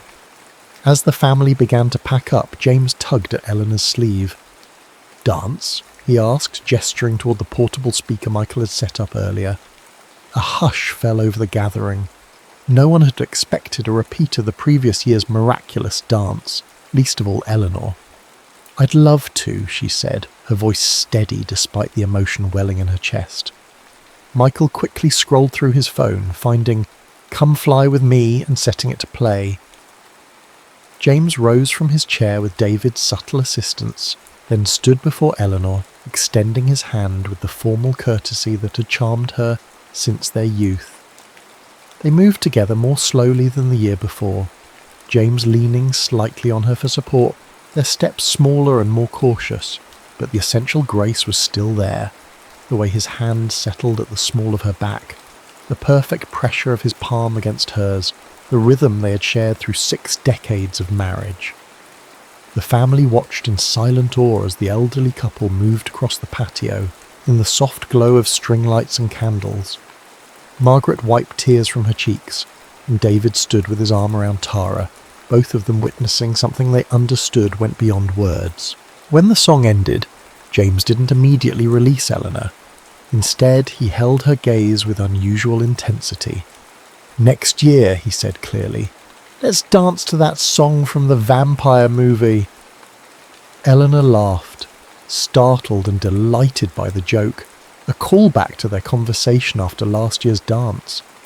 The one about loving you for 1,000 years? James nodded, a mischievous glint in his eye. Always wanted to be immortal. Later, after the family had gone and they were preparing for bed, Eleanor found herself humming that very song 1,000 Years by Christina Perri, as Emma had informed her, with the slightly condescending patience teenagers reserve for explaining pop culture to their elders. What are you singing? James asked as she helped him into bed. Just a silly love song, Eleanor replied, about loving someone forever. James settled against his pillow, his expression thoughtful. Forever's not long enough, he said softly. Eleanor paused in the act of straightening his blankets, struck by the lucidity of the observation. No, she agreed, it isn't. She finished her own bedtime routine and slipped under the covers beside him, finding his hand in the darkness as she had done for more than 22,000 nights. His fingers curled around hers, warm and familiar. Ellie, he murmured, already half asleep. Yes, love? When I forget, you remember for both of us. Promise? Eleanor pressed closer to him, resting her head against his shoulder. I promise, James. Always. In the quiet darkness of their bedroom, surrounded by the artifacts of their shared life and the intangible presence of 6 decades of love, Eleanor made her silent vow. She would remember it all, every dance, every argument, every ordinary Tuesday, every extraordinary celebration. She would hold their history safe within her heart, preserving it against the inevitable losses that time and illness would bring.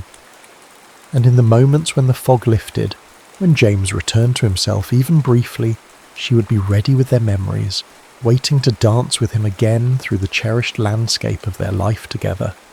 Because love, she had learned, was not just in the remembering, it was in the constancy, the dailiness, the quiet acts of care that continued long after the grandest gestures had faded.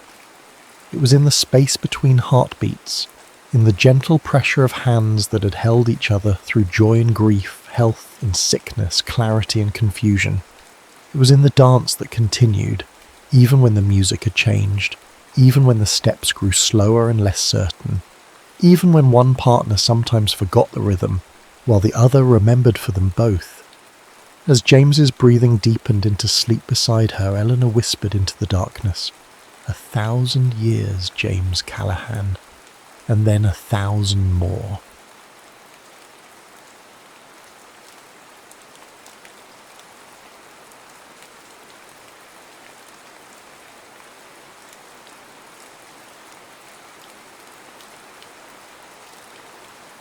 Brianna Fitzgerald tapped her pen against her notepad as she studied the sleek, minimalist lobby of Synapse Love Labs. Everything about the place screamed cutting-edge technology, from the neural network patterns etched into the frosted glass partitions to the subtle blue lighting that mimicked the glow of synapses firing in the brain. It was all so perfectly orchestrated that it made her journalist's instincts itch with suspicion. Ms. Fitzgerald? A woman with a pristine bob and a tablet approached. I'm Dr. Eleanor Chen, lead researcher. We're thrilled you've chosen to participate in our pioneer program. Brianna smiled her most convincing smile. I'm excited to be part of scientific history. The lie rolled off her tongue with practiced ease. What she couldn't say was that she was here to expose what she believed was an elaborate scam, a dating service that claimed to use neural compatibility algorithms to match perfect partners with 98.7% accuracy. Her editor had practically salivated at the pitch. 30 days of deception inside the Love Lab scam. Please follow me for your final briefing. Brianna was led into a conference room where 5 other researchers in white lab coats were gathered around a holographic display. On the screen rotated 2 profile images, hers and a man she assumed was her scientifically perfect match. This is Dr. Kevin Jones, Eleanor said, gesturing to the image of a man with thoughtful eyes and a reserved smile. Psychologist specializing in attachment theory. Your compatibility score is... Eleanor paused for dramatic effect. Unprecedented. Brianna fought the urge to roll her eyes. Of course it was. As you know, the parameters of the experiment are strict, continued Eleanor. 30 days in complete isolation with your match. No outside contact, no internet, no entertainment beyond the books we provide. If both of you remain for the full duration, you each receive $100,000. If either leaves, the experiment terminates for both parties with no compensation. Brianna nodded. The money wasn't her motivation, but it would make for a nice bonus on top of the career-defining article she planned to write. Your match is waiting in the transport vehicle. You'll be taken to the location together. Any questions before we proceed? Just one, Brianna said. How manufactured is this compatibility? Are you monitoring us for entertainment value? Eleanor's smile didn't waver. We're scientists, Ms. Fitzgerald, not reality TV producers. The isolation home has no surveillance inside, only security perimeters and emergency systems. What happens between you and Dr. Jones is entirely authentic and private. Right, Brianna thought. And I'm supposed to believe that a company valued at $1.8 billion is just interested in the purity of love.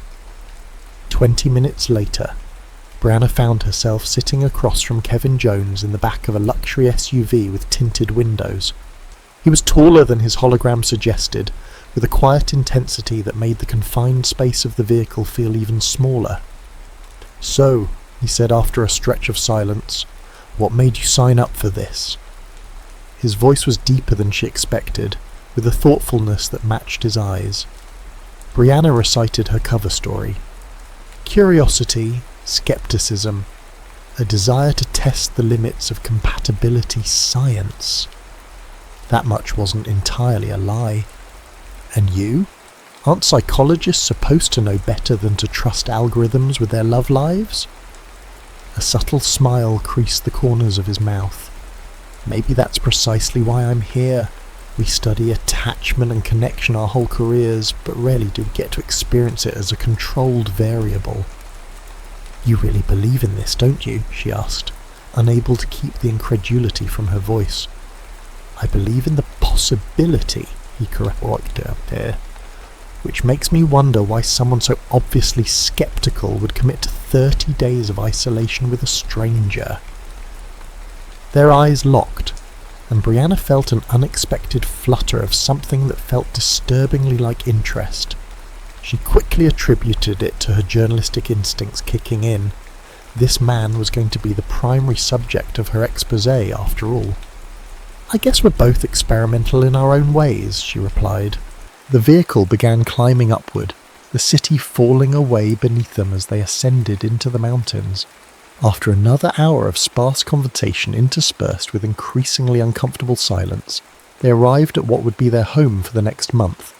A stunningly modern cabin perched on the edge of a cliff, all glass and sustainable timber, with panoramic views of wilderness in every direction. Home sweet home, Kevin murmured as they stepped inside. The interior was spacious yet intimate.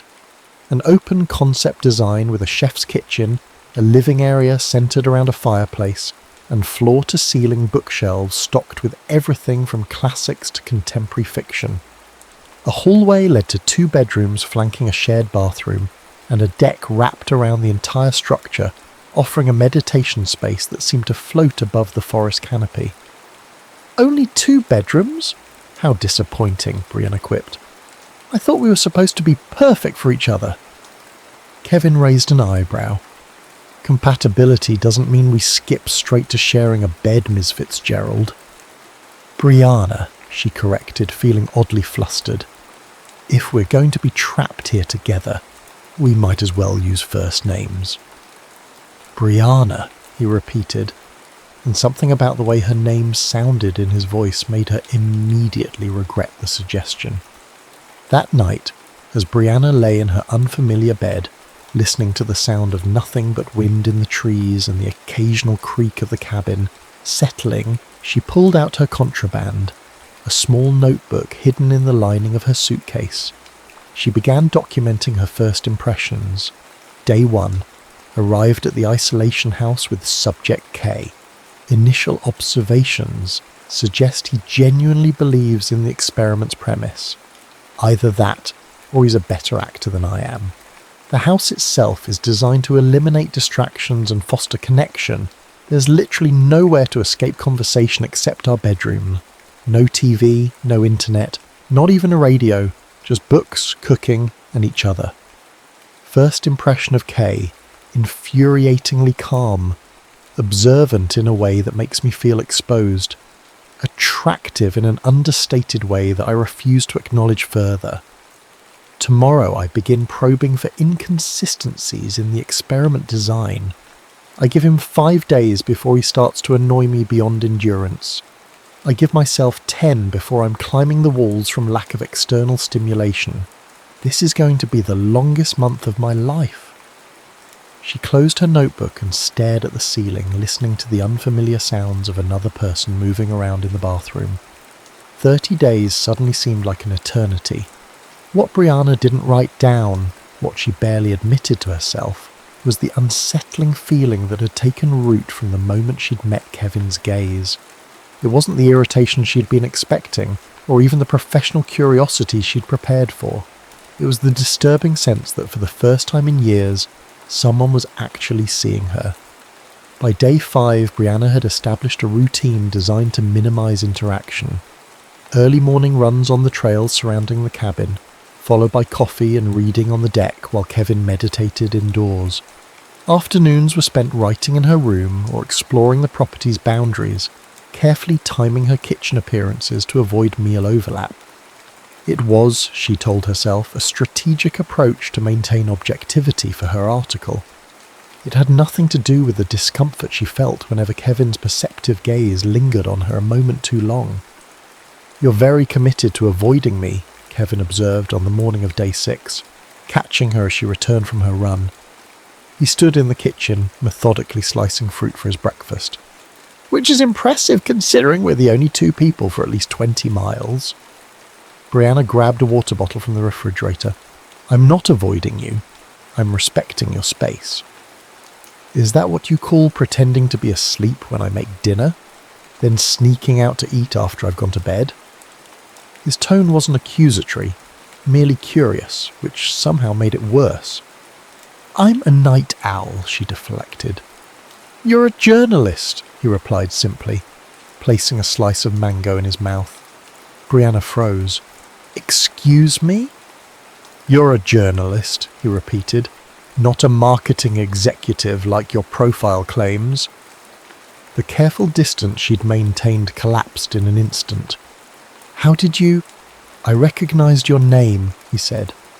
"You wrote that series on tech companies exploiting psychological vulnerabilities in their users. It was excellent work, very thorough." Brianna's mind raced. Her cover was blown, and with it, potentially her entire investigation. "Are you going to report me?" Kevin considered the question while arranging his fruit in a precise pattern on his plate. "That depends. Are you here to do a hatchet job, or are you genuinely investigating whether our compatibility is manufactured?" The distinction surprised her. "Does it matter? Either way, I'm not the perfect match your algorithms promised." "Actually," he said, pushing a plate of fruit toward her, "the fact that you're skeptical enough to investigate makes you exactly who my profile indicated I'd be compatible with. Someone who questions systems rather than blindly accepting them." He smiled slightly. Though perhaps the scientist didn't anticipate quite this level of skepticism. Brianna reluctantly took a piece of mango. "So you're not here looking for true love?" "I'm a researcher, Brianna. I'm interested in whether emotional connection can be predicted and facilitated through controlled environmental factors. The experiment's premise, 2 strangers becoming intimately connected through isolation and structured interaction, is essentially a condensed version of how most relationships historically developed, before technology gave us the illusion of unlimited choice." She studied him, searching for signs of deception. "You're not angry that I lied?" "Would being angry change the fact that we're still stuck here together for the next 24 days? He pushed a folder across the counter toward her. "Besides, I think you'll find this more interesting than my emotional state." Inside the folder was a series of daily questions and exercises labelled Intimacy Development Protocol. "What's this?" she asked. "Today's arrived in the communication box this morning. Apparently we're supposed to complete these together each day. Structured conversations designed to accelerate emotional bonding." Brianna flipped through the pages with growing suspicion. Like the 36 questions that supposedly make people fall in love, this is manipulation, not science. "It's an accelerated version of the getting to know you phase," Kevin corrected, "and it's entirely optional. We can ignore it and continue our mutual avoidance strategy for the remaining days." "But you don't want to ignore it." "I came here to participate in an experiment," he said simply, "not to stare at my bedroom ceiling for a month." Later that afternoon, they sat facing each other on the deck, the intimacy questions between them like a ticking bomb. "This is ridiculous," Brianna said, reading the first question. "What would constitute a perfect day for you?" "It's like a bad first date." Kevin leaned back in his chair. "You're overthinking it. Just answer the question." "Fine," she said, crossing her arms. "A perfect day would be breaking a major story that exposes corporate malfeasance and actually leads to systemic change instead of a 2-day news cycle followed by collective amnesia." "Specific and cynical," he noted, "but I suspect that's your professional perfect day. What about personally?" The question caught her off guard. I don't separate the two. Everyone separates the two, he countered. Even workaholics have personal desires. Brianna felt a flash of irritation at his presumption. Fine, a cabin by a lake, thunderstorm, good book, no cell reception, no people expecting things from me. She raised her chin slightly. Your turn. Kevin considered the question with what seemed like genuine thought. Morning hike to watch the sunrise, afternoon spent helping someone work through a breakthrough in therapy, evening conversation with someone who challenges my thinking, rain on a tin roof while falling asleep. He looked directly at her. Not so different from yours, actually. Except your perfect day includes other people. Just specific ones, he clarified. Quality over quantity. They moved through these questions from innocuous preferences to more probing inquiries about family relationships and formative experiences. To Brianna's surprise, the conversation flowed with unexpected ease. Kevin answered each question thoughtfully, but without the performative vulnerability she'd anticipated. When they reached the question about their greatest fears, however, Brianna hesitated. Skip it if you want, Kevin offered, noticing her discomfort. No, she said, surprising herself. That would defeat the purpose of the exercise, wouldn't it? She took a breath. My greatest fear is discovering that everything I've built my identity around is meaningless. That all the sacrifices I've made for my career, the relationships I've sidelined, the personal life I've postponed, were for nothing. The admission hung in the air between them, more honest than she'd intended. Your turn, she said quickly, before he could respond. Kevin was quiet for a moment. That I'll spend my professional life helping others form meaningful connections while being fundamentally incapable of maintaining one myself. The vulnerability in his answer created the sudden shift in the atmosphere between them. Is that why you're here? She asked softly. To prove you can connect. Perhaps, he admitted, or to confirm my suspicion that I can't. He smiled, but it didn't reach his eyes. We all have our investigations, Brianna. As the sun began to set, painting the surrounding forest in shades of gold and amber, they completed the final question. If you could know one thing about your future, what would it be? Whether anything I do actually matters, Brianna answered, without hesitation. Kevin studied her face in the fading light. Everything matters, Brianna, just rarely in the ways we anticipate. That's not an answer to the question, she pointed out. I'd want to know if I find peace with my contradictions, he said after a moment. The desire for connection, battling with the need for solitude. The urge to understand others, fighting with the fear of being truly understood. As darkness fell and they moved inside, something fundamental had shifted between them. They prepared dinner together in a comfortable silence that felt entirely different from the awkward avoidance of previous days. Later, as Brianna updated her notebook, she found herself struggling to maintain her detached tone. Day 6. The structured interaction questions are clearly designed to accelerate artificial intimacy. The problem is they work. Kay revealed vulnerabilities that seemed genuine. Though I can't rule out strategic disclosure, the more concerning development is my own unexpected candor. Need to re-establish professional boundaries tomorrow. Additional observation. Kay knows I'm investigating the experiment but hasn't reported me. Either he's confident the experience will change my mind or he has his own agenda I haven't identified yet. Either possibility is unsettling. She closed her notebook and listened to the sounds of Kevin moving around in the kitchen, cleaning up after their dinner.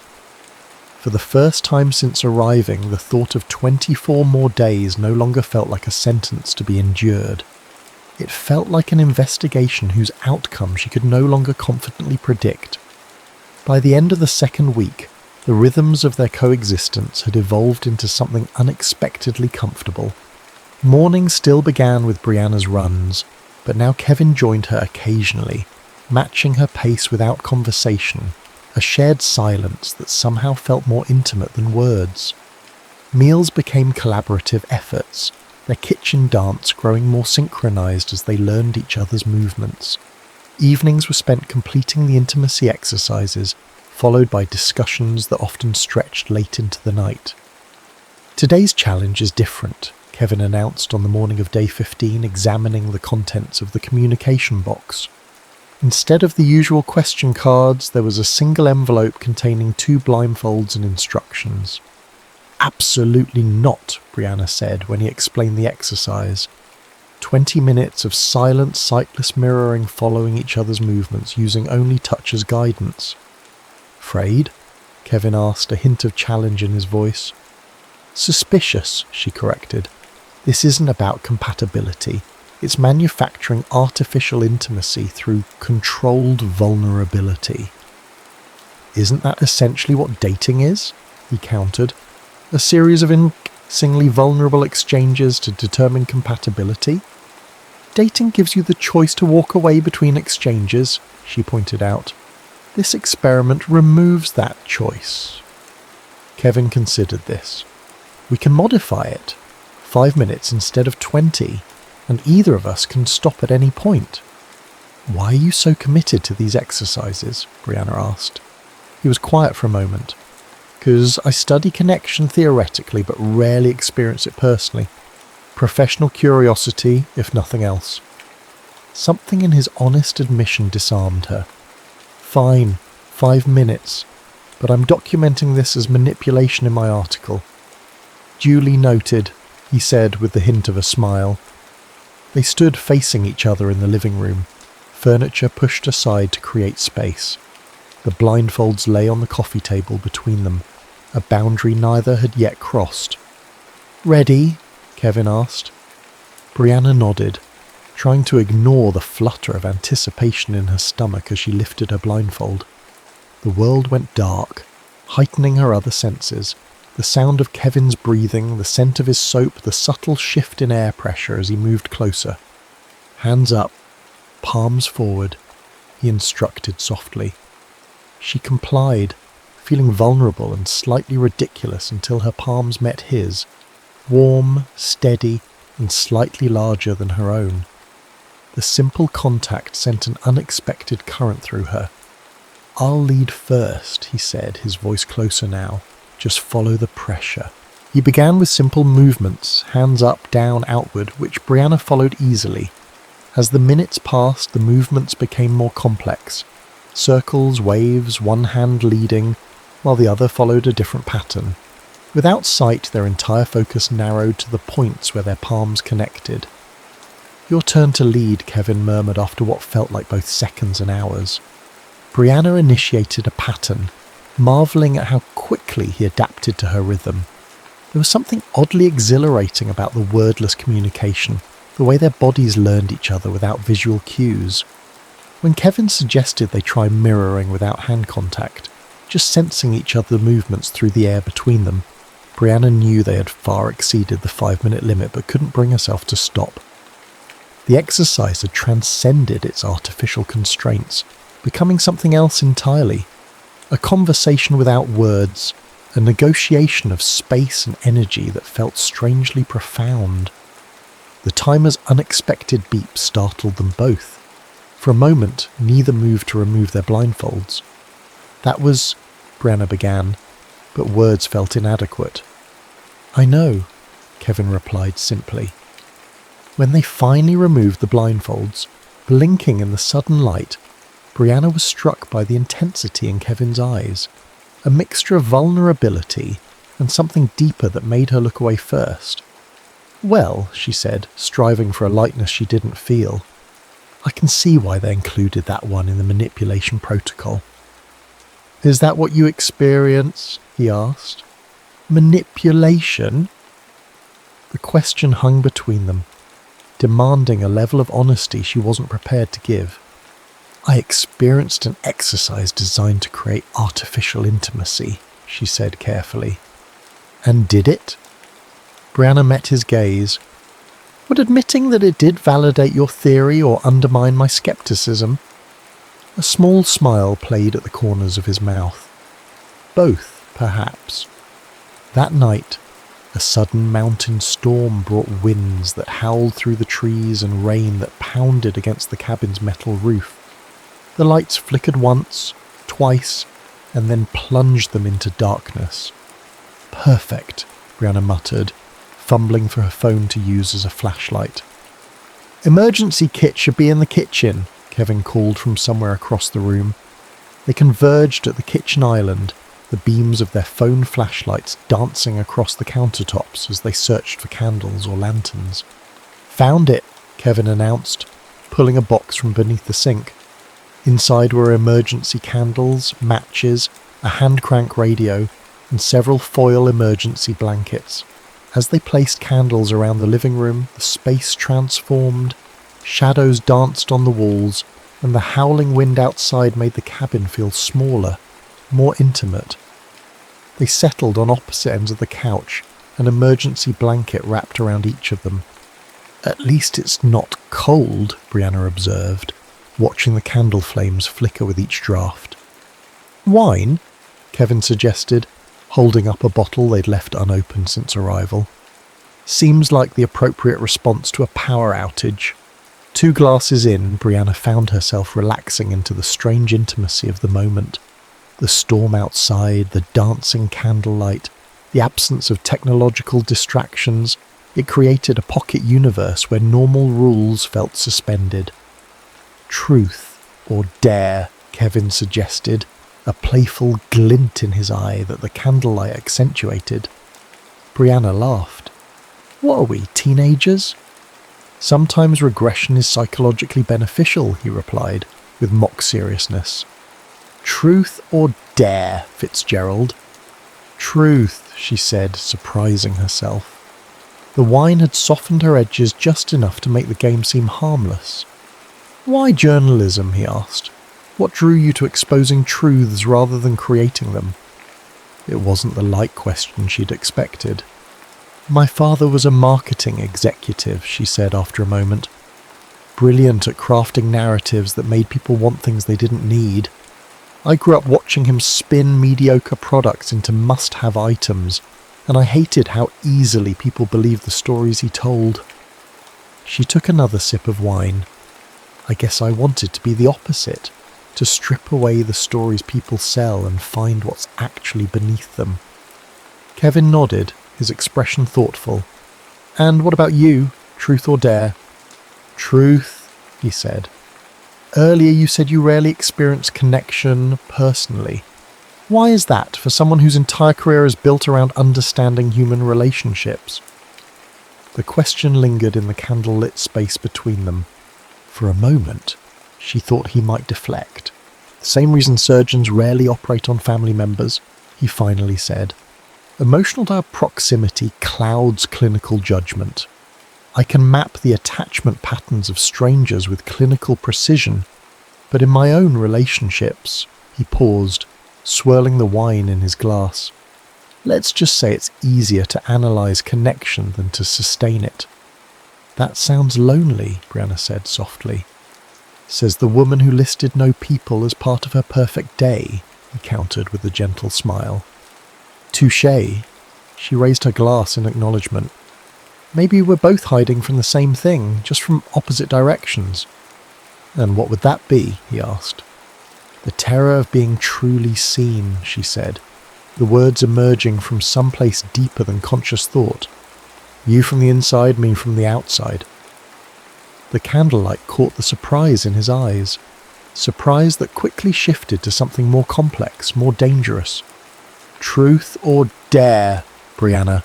he asked, his voice lower now. "Dare," she said, suddenly unwilling to risk another truth. Kevin placed his wine glass on the coffee table and leaned forward slightly. "I dare you to stop documenting this experience as an investigation for 5 minutes. To be fully present, without filtering what happens through the lens of your article." "How would you even know if I did that?" she challenged. "I wouldn't," he admitted, "but you would." The simplicity of his answer disarmed her. Without her reporter's perspective, the mental notepad where she recorded observations, formulated analyses, maintained critical distance, what would be left? Just her. Just him, just whatever was happening between them in this candlelit bubble, while the storm raged outside. 5 minutes, she agreed, placing her own glass beside his. She didn't know who moved first. Perhaps they both did, the space between them dissolving as naturally as breath. His lips found hers with a gentleness that quickly gave way to something more urgent, years of carefully constructed distance collapsing in the span of heartbeats. When they finally pulled apart, breathless and stunned, Brianna knew something fundamental had shifted. The careful scaffolding of her investigation, her skepticism, her emotional detachment, all of it had been exposed as the flimsy protection it was. "I think," Kevin said quietly, his forehead resting against hers, "that was significantly longer than 5 minutes. Later, in the darkness of her room, Brianna stared at the ceiling, listening to the storm gradually subside. She didn't reach for her notebook. For the first time since the experiment began, she allowed herself to experience the moment without analysing it, without extracting its journalistic value, without armouring herself against its implications. And in that unguarded moment, she recognised the fear that had been growing alongside the connection. Fear that perhaps the experiment wasn't a fraud after all, that perhaps the compatibility they'd measured was real, and if that was true, what else might be? The kiss changed everything and nothing. They didn't speak of it the next morning, yet it hung between them like an unspoken question, altering the gravity of every interaction. Their daily routines continued, the shared meals, the evening exercises, but now charged with an awareness that made even passing in the hallway feel significant. On day 21, Brianna woke to find Kevin already gone on a morning hike. In the kitchen, she discovered a note indicating he'd be back by noon, along with freshly brewed coffee and sliced fruit arranged in a pattern that mirrored how she always prepared her breakfast. The thoughtfulness of the gesture sent an uncomfortable warmth through her chest. This wasn't supposed to happen. She wasn't supposed to feel this tug of attachment to a man who was, ultimately, a research subject in her investigation. Needing to reorient herself, Brianna retrieved her notebook, neglected in the days since the power outage, and forced herself to document recent developments with professional detachment. Day 21. Notable shift in subject dynamics following isolation-intensified physical proximity event. Reduced power outage leading to decreased inhibition. Important to note that environmental manipulation continues to be a significant factor in manufacturing false intimacy. Subject K demonstrates increasing investment in experiment outcomes. Personal boundaries must be reinforced to maintain investigative integrity. She stared at the words, recognizing their defensive tone. Who was she trying to convince? Her readers or herself? When Kevin returned from his hike, Brianna had retreated to the deck with a book she wasn't actually reading. She sensed rather than saw him approach, her body attuned to his presence in a way that both thrilled and unnerved her. "I brought something back for you," he said, placing a perfect pine cone beside her. "Thought it might make a nice souvenir of your time in captivity." The gesture was simple, thoughtful, and it cracked something in her chest. "We need to talk about what happened," she said, closing her book. Kevin settled into the chair beside her. "Which part? The kiss, or what it might mean?" "Both," she admitted. "This situation, it's not real, Kevin. It's a pressure cooker designed to force an artificial connection. 2 more weeks and we return to our real lives." "And you think what we're experiencing isn't transferable to those real lives?" he asked, no defensiveness in his tone, just genuine curiosity. "I think it's manufactured, she said, the words sounding hollow even to her own ears. The isolation, the forced proximity, the carefully designed exercises, it's all creating a simulated intimacy that wouldn't exist under normal circumstances. Most relationships begin in artificial environments, he pointed out. Curated dating profiles, choreographed first dates, Alcohol lowered inhibitions. The difference is merely the degree of control and the transparency about the purpose. "Don't psychoanalyze me," Brianna said, a flash of irritation cutting through her confusion. "This whole setup, it's manipulation disguised as science." Kevin was quiet for a moment. "You're scared," he finally said, not unkindly. "Not of the experiment manipulating you, but of the possibility that what you're feeling might be genuine despite the experimental conditions." The accuracy of his assessment felt like a physical blow. "You don't know what I'm feeling." "No," he agreed, "but I recognize the pattern. The closer we get to something real, the harder you work to discredit it. It's a protective mechanism I understand intimately, because I've spent years doing the same thing from the opposite direction, intellectualizing emotional connections until they become safe, clinical, and ultimately meaningless." His honesty disarmed her anger. "What do you want from me, Kevin?" "Just acknowledgement that whatever is happening between us deserves to be explored rather than dismissed," he said, "even if it began in an artificial environment, even if it might not survive outside of it."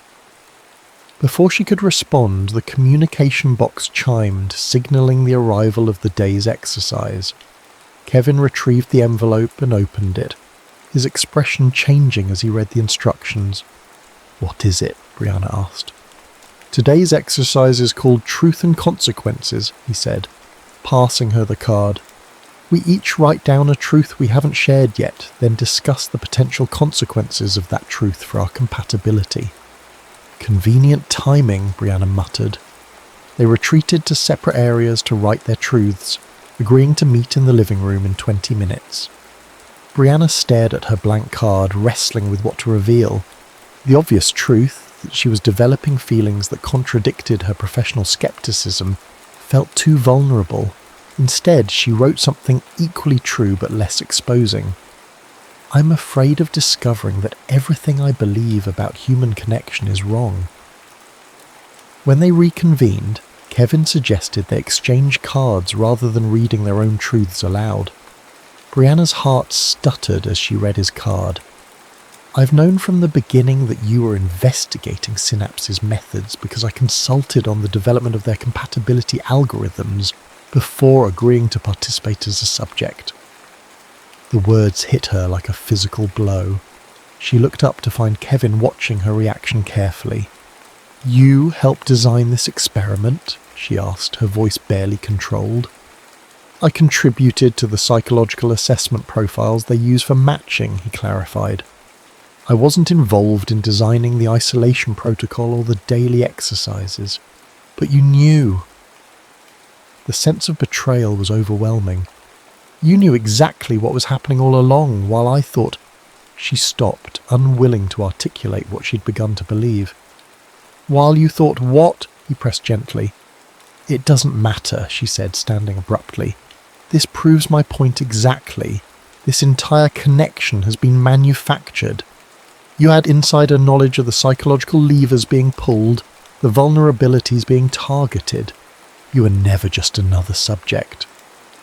"Brianna," he said, his voice steady, "my involvement with the algorithm development doesn't change what's happened between us. If anything, it makes it more significant. The algorithms identified our potential compatibility, but everything that has developed has been genuine. Knowing the science behind attraction doesn't make attraction less real when you experience it." "No," she said, backing away. "This changes everything. You let me believe we were equals in this experiment, but you had information I didn't. You watched me open up, become vulnerable, while knowing exactly how the process was designed to work." The hurt in her voice surprised even her. "Was any of it real, or was I just another data point for your research?" "All of it was real," he insisted, standing now too. "Yes, I understood the theoretical framework, but I had no more control over my responses than you did over yours. The compatibility they measure between us, it's unprecedented in their research. That's why I agreed to participate. I wanted to know if algorithms could actually predict emotional connection, and the only way to know was to experience it myself." How convenient that your research subject was someone actively trying to expose the company you consulted for, Brianna said bitterly. Did they know I was a journalist when they matched us? Was that part of your perfect compatibility profile, the skeptic and the believer? I didn't know who my match would be until the day we met, Kevin said, a hint of frustration finally breaking through his composure. And yes, the fact that you question everything while I look for patterns that validate connection, that's precisely why we were matched. Complementary cognitive approaches, similar core values, different external manifestations. Brianna felt the floor shifting beneath her. Everything she'd begun to feel recategorized as manipulation, data collection, experimental validation. I need some air, she said, heading for the door. Brianna, please, Kevin called after her. Running away doesn't change what's happened between us. She paused at the door, not turning around. What's happened is exactly what your algorithm predicted would happen. Congratulations on your successful experiment, Dr. Jones. Outside, Brianna followed the trail into the forest, walking until the cabin was no longer visible. She found a boulder overlooking the valley and sat, trying to untangle the knot of emotions choking her. The betrayal wasn't that Kevin had helped develop the algorithms. It was that he'd allowed her to believe their connection was developing organically when he'd had a map all along. Every moment of vulnerability, every scene, every tentative step toward trust, all of it now felt like data being collected, rather than intimacy being built. Yet beneath the anger was a more terrifying realization. Despite knowing the truth, despite recognizing the manipulation, she still felt drawn to him. Still missed his presence even as she fled from it. Still wondered what might have been if they'd met in the real world, without experimental parameters and hidden agendas. That evening, Brianna returned to the cabin to find it empty.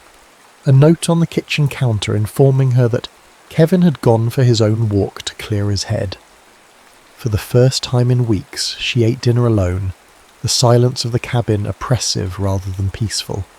She was already in bed when she heard him return, his footsteps pausing briefly outside her door before continuing to his room. The urge to go to him, to continue their conversation, was almost overwhelming, but pride and hurt kept her behind her closed door, staring at the ceiling until exhaustion finally pulled her into restless sleep. The next morning they moved around each other like ghosts, the easy rhythm of previous days shattered. Kevin made breakfast for both of them as usual, but they ate in silence, the weight of unspoken words filling the space between them. It was Kevin who finally broke the silence on the evening of day 23. "We have a week left," he said quietly, as they sat on opposite ends of the couch, pretending to read. "Do we really want to spend it punishing each other?" "I'm not punishing you," Brianna replied, not looking up from her book. "I'm processing the fact that our entire interaction has been built on uneven ground." "Has it?" he challenged gently. "I knew about the compatibility algorithms, yes, but I had no more insight into who you truly are than you had into me. I didn't know you'd make me laugh with your dry observations about classic literature. I didn't know you'd challenge my theoretical frameworks with practical counterexamples. I didn't know that watching you lost in thought while staring at the mountains would become my favourite part of each day." He paused, his voice softening. "The science might have predicted our compatibility, Brianna, but it couldn't predict how it would feel to experience it." Something in his quiet vulnerability cracked her defences. "I need to know something," she said, finally looking at him. "Was any of this real for you, or was it all just professional curiosity?"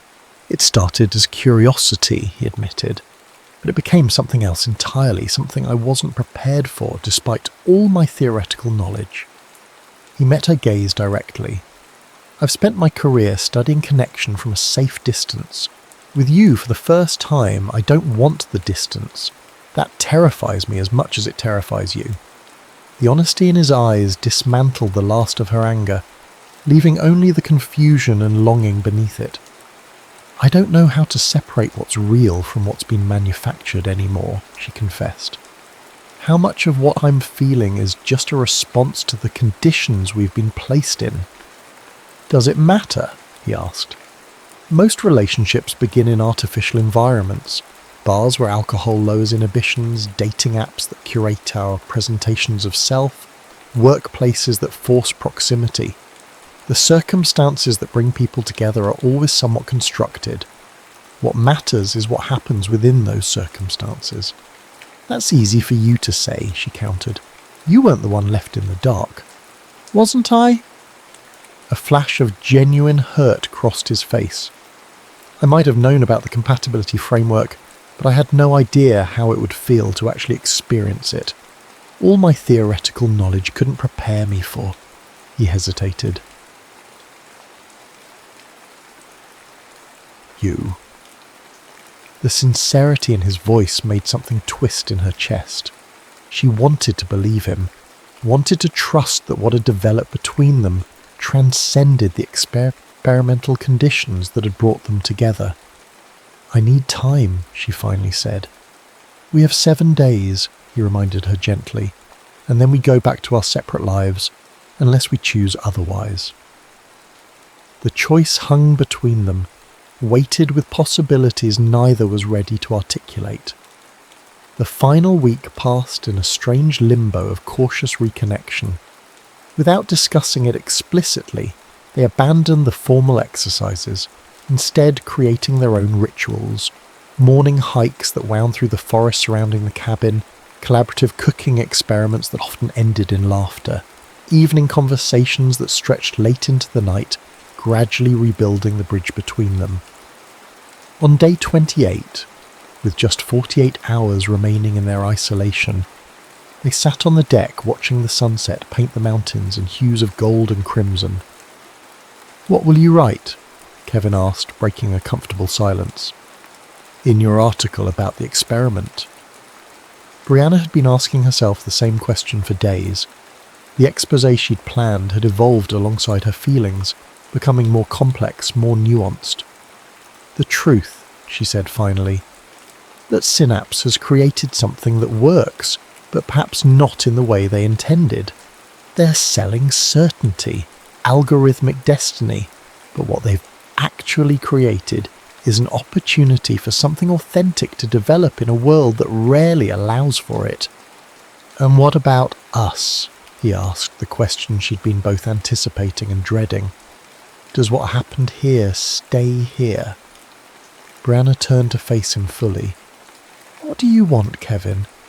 When we leave this place and return to our real lives, I want to know if what we found survives outside these walls, he said simply. I want the chance to discover you in the context of everyday life, morning commutes and work stress and all the mundane realities we've been sheltered from here. I want to know if the connection holds when it's not the only option available. His honesty both thrilled and terrified her. And if it doesn't, then we'll have learned something valuable about the nature of connection, he said. But I think that's a hypothesis worth testing, don't you? Brianna felt the familiar tug of resistance, the instinct to protect herself from potential disappointment, to maintain critical distance. But beneath it was something stronger, the desire to know if what they'd found could be real beyond the experimental conditions that had brought them together. One condition, she said.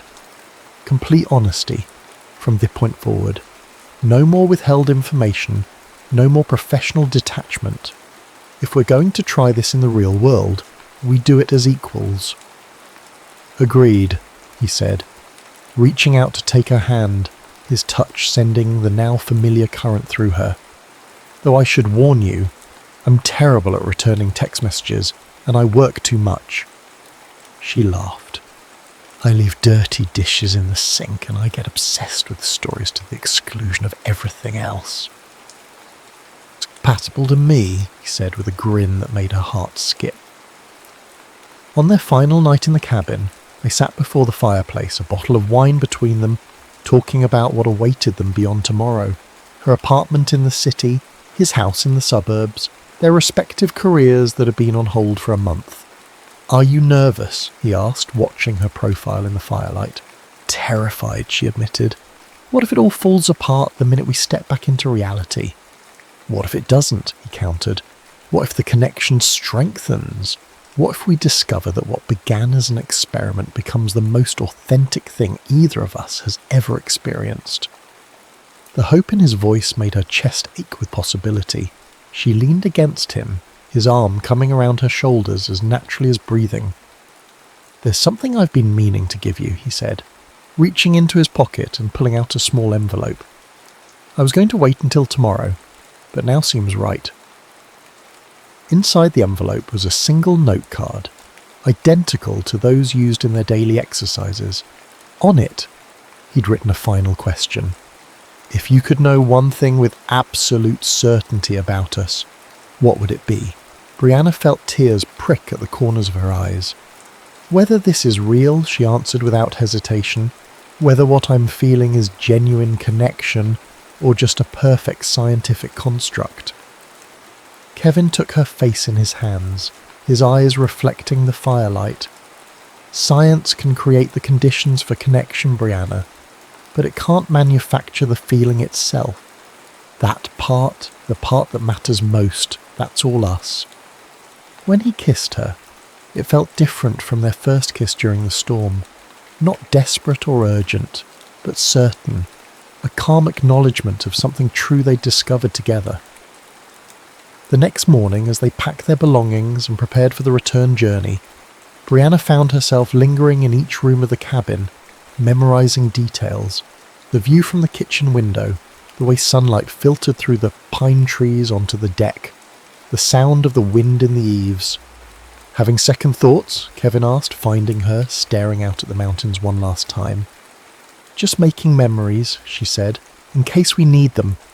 "We won't," he said with a certainty that made her smile. "This isn't an ending, Brianna. It's a hypothesis waiting to be tested in a new environment." When the Synapse representatives arrived to collect them, Chen handed each of them an envelope containing their compensation checks and final paperwork. "Congratulations on completing the program," she said, her professional smile revealing nothing about whether their experience had met the company's expectations. "Our follow-up team will contact you in 30 days for your post-experiment assessment." As they drove away from the cabin, Brianna watched it disappear around a bend in the road, a strange mix of emotions swirling within her. Nostalgia for the bubble they were leaving, anxiety about the uncertainties ahead, but beneath it all, a quiet hope that what they'd discovered might be even stronger in the light of everyday reality. "So," Kevin said as they neared the city, the skyline appearing in the distance like a mirage. "Your place or mine?" Brianna laughed, the tension breaking. "Let's start with coffee," she suggested, "in a very public place, with Wi-Fi and strangers and all the distractions of the real world. A controlled experiment in maintained connection despite environmental interference," he said, nodding seriously. "Excellent scientific approach." "And afterward?" she asked, surprising herself with the question. Kevin reached across the seat to take her hand, his touch as electric as the first time. "Afterward, we make it up as we go along. No protocol, no structured exercises. Just us figuring it out together." "That sounds..." Brianna searched for the word. "Terrifying," he suggested with a smile. "Perfect," she corrected, squeezing his hand. "Absolutely perfect." 6 months later, Brianna sat at her desk staring at the final draft of her article on the screen before her. What had begun as an exposé had evolved into something more complex. An examination of connection in the digital age, the tension between scientific certainty and emotional authenticity, and the surprising discovery that sometimes even the most skeptical hearts could be opened under the right conditions. Her editor had loved it, calling it her most nuanced work yet. The personal equation inside the science of engineered connection would run as next month's cover story. Her phone buzzed with a text from Kevin. "Just got out of a session. Dinner at that new place tonight? I have news." She smiled, typing back a quick confirmation before returning to her article. The past 6 months had been a continuous experiment in their own right, discovering each other in the context of real life, navigating the complications of careers and friends and everyday stresses. There had been arguments and adjustments, moments of doubt and surprising discoveries. But beneath it all, the connection had not only endured, it had deepened, becoming more textured, more authentic than anything she'd experienced before. That evening, as they sat across from each other at dinner, Kevin slid a small box across the table. "What's this?" Brianna asked, eyeing it suspiciously. "Open it," he urged, an unusual nervousness in his expression. Inside was not what she expected, not a ring, but a key.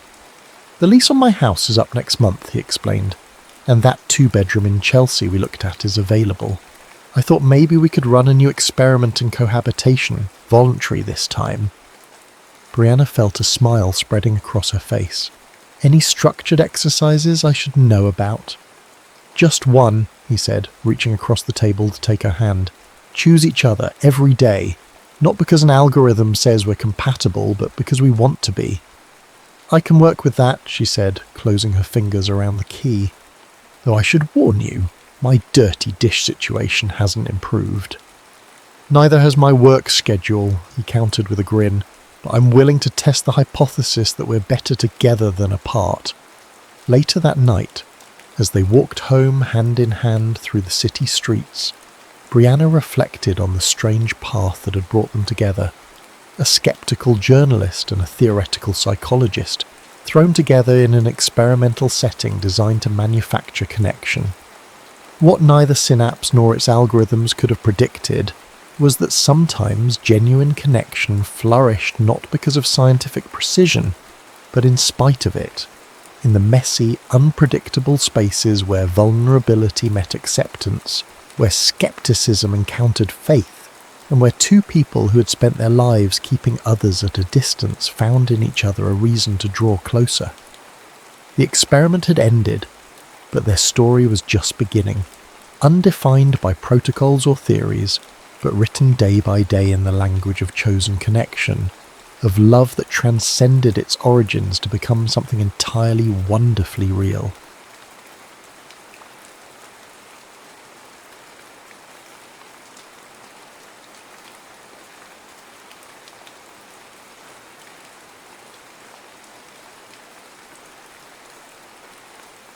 The night sky shimmered over Manhattan's skyline, a tapestry of moonlight reflected against the Hudson River. In an unassuming cellar beneath a row of abandoned storefronts, a clandestine jazz club thrived. Its name, the Blue Canary, had no sign out front, just a door guarded by a man who measured each newcomer with a discerning stare. Only the lucky or well-connected gained entry. Inside those walls, a hidden world pulsed with colour, music, and a longing for escape that danced between every note of the brass. At the centre of the stage, in a midnight blue gown, stood Lena Rose. Her voice slid across the smoky air like silk. No one would guess that by day, she was actually Lillian Carter, heiress to one of New York's mightiest industrial fortunes. She had known from a young age that she was destined for an arranged, glittering, and possibly loveless marriage, but she never imagined she would find her true self in the city's underbelly. Here, in this secret sanctuary, she felt free. That evening, the trumpet's mellow tune began to fade. Lillian ended her serenade on a note that lingered, sweet and longing. Applause erupted, wild, unrestrained. The patrons, a mix of flappers with bobbed hair and men in pinstriped suits, whistled and cheered. Among them was a man whose applause was softer but somehow more arresting than all the rest. His name was James Blackwood, and to the casual observer, he was just another suave patron with a taste for bootleg whiskey. He wore a sleek charcoal overcoat that offset his broad shoulders, and his dark hair, pomaded neatly, caught the lamplight. But there was an intensity in his eyes, a depth that spoke of more than mere admiration for a sultry jazz singer. On paper, James was a businessman said to be scouting investments in new entertainment ventures. In truth, He was an undercover agent for the Bureau of Prohibition, assigned to track the flow of illegal liquor. He didn't yet know that the Blue Canary was a crucial puzzle piece for more than just the bootlegging trade. Rumours whispered that the club provided a neutral meeting ground for rival gangsters, renegade aristocrats and dreamers like Lillian, all seeking something money alone couldn't buy. When the music concluded, Lillian took a small bow and backed away from the spotlight. Her heart thrummed with exhilaration.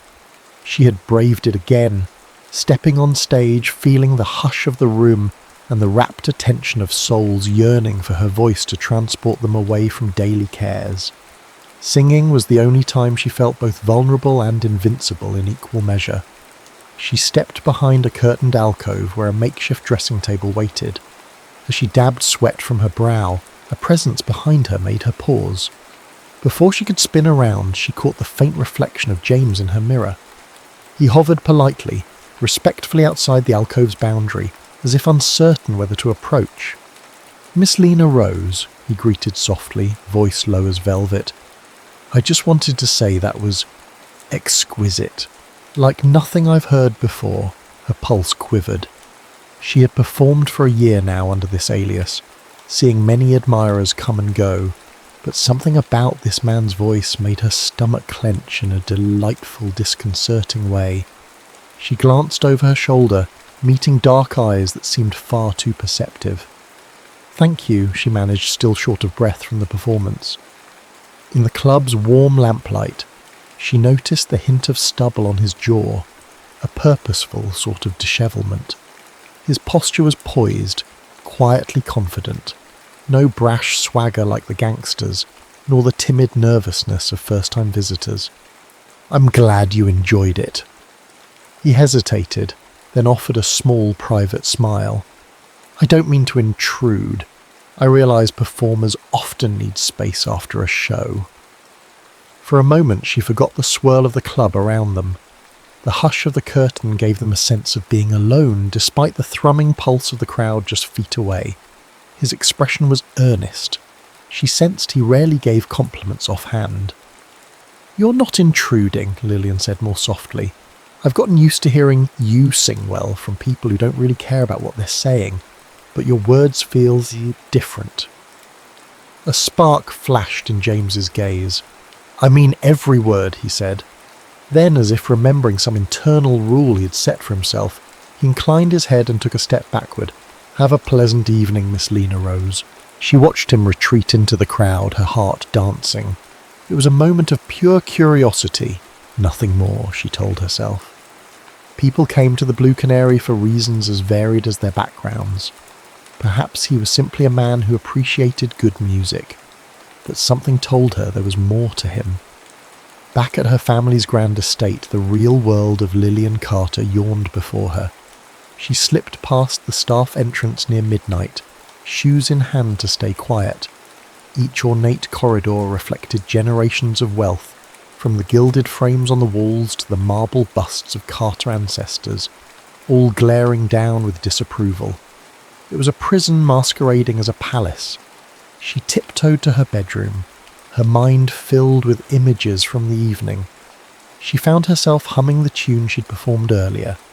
Then she caught her reflection in the vanity mirror, an image so drastically different from Lena Rose.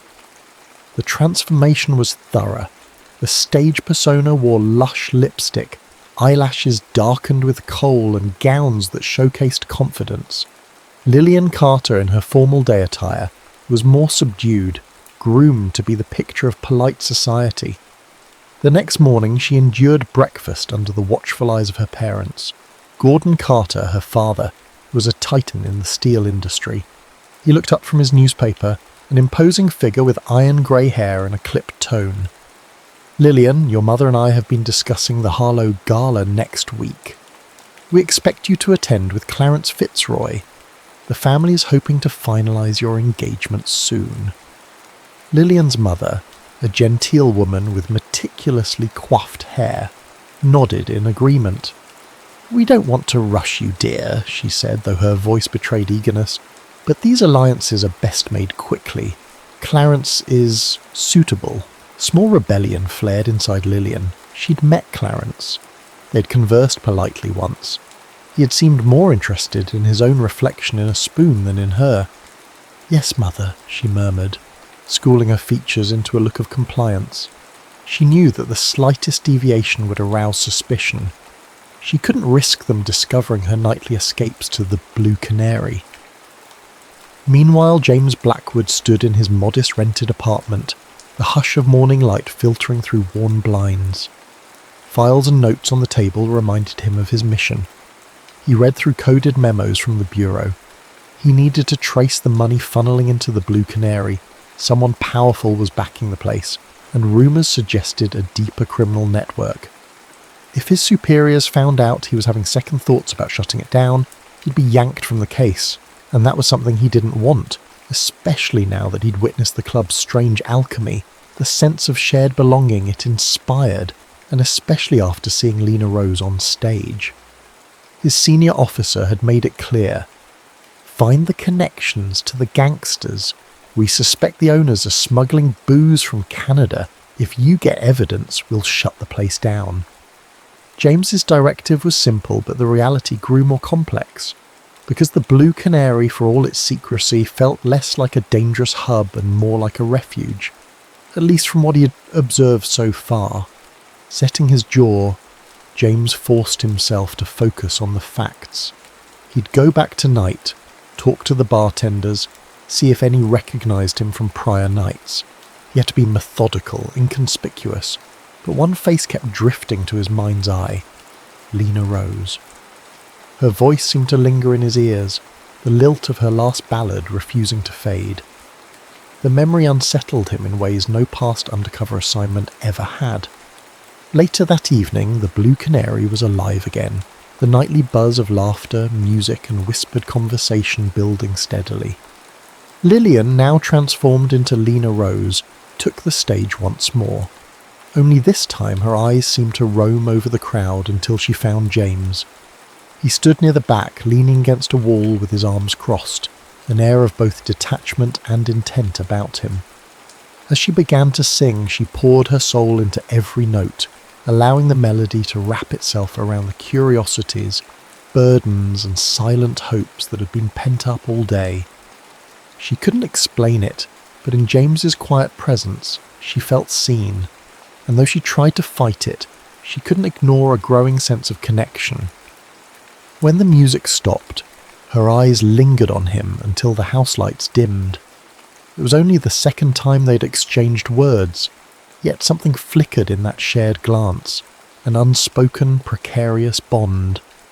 Neither of them realised how drastically this invisible tether would shape their fate, or how many secrets buried in the darkness would soon demand the light of day.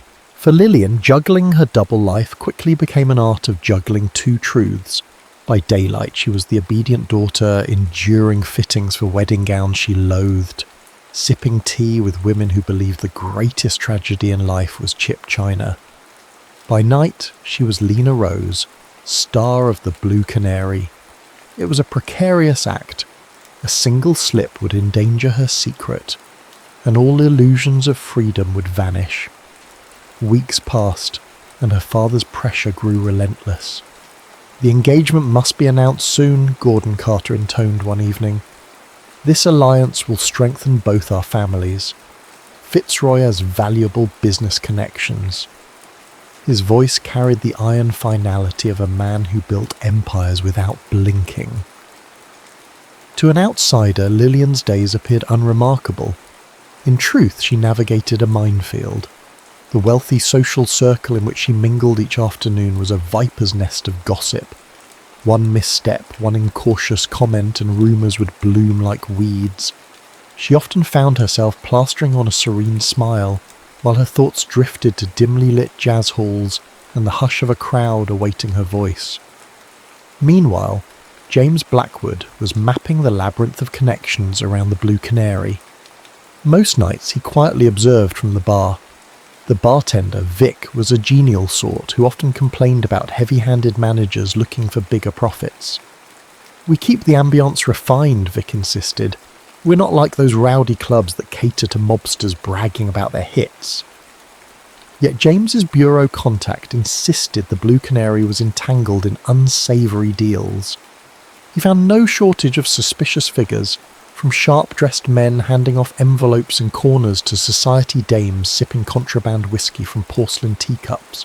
Still, was that enough to condemn the place? One evening after Lillian's performance, James lingered in the hallway leading to her dressing alcove.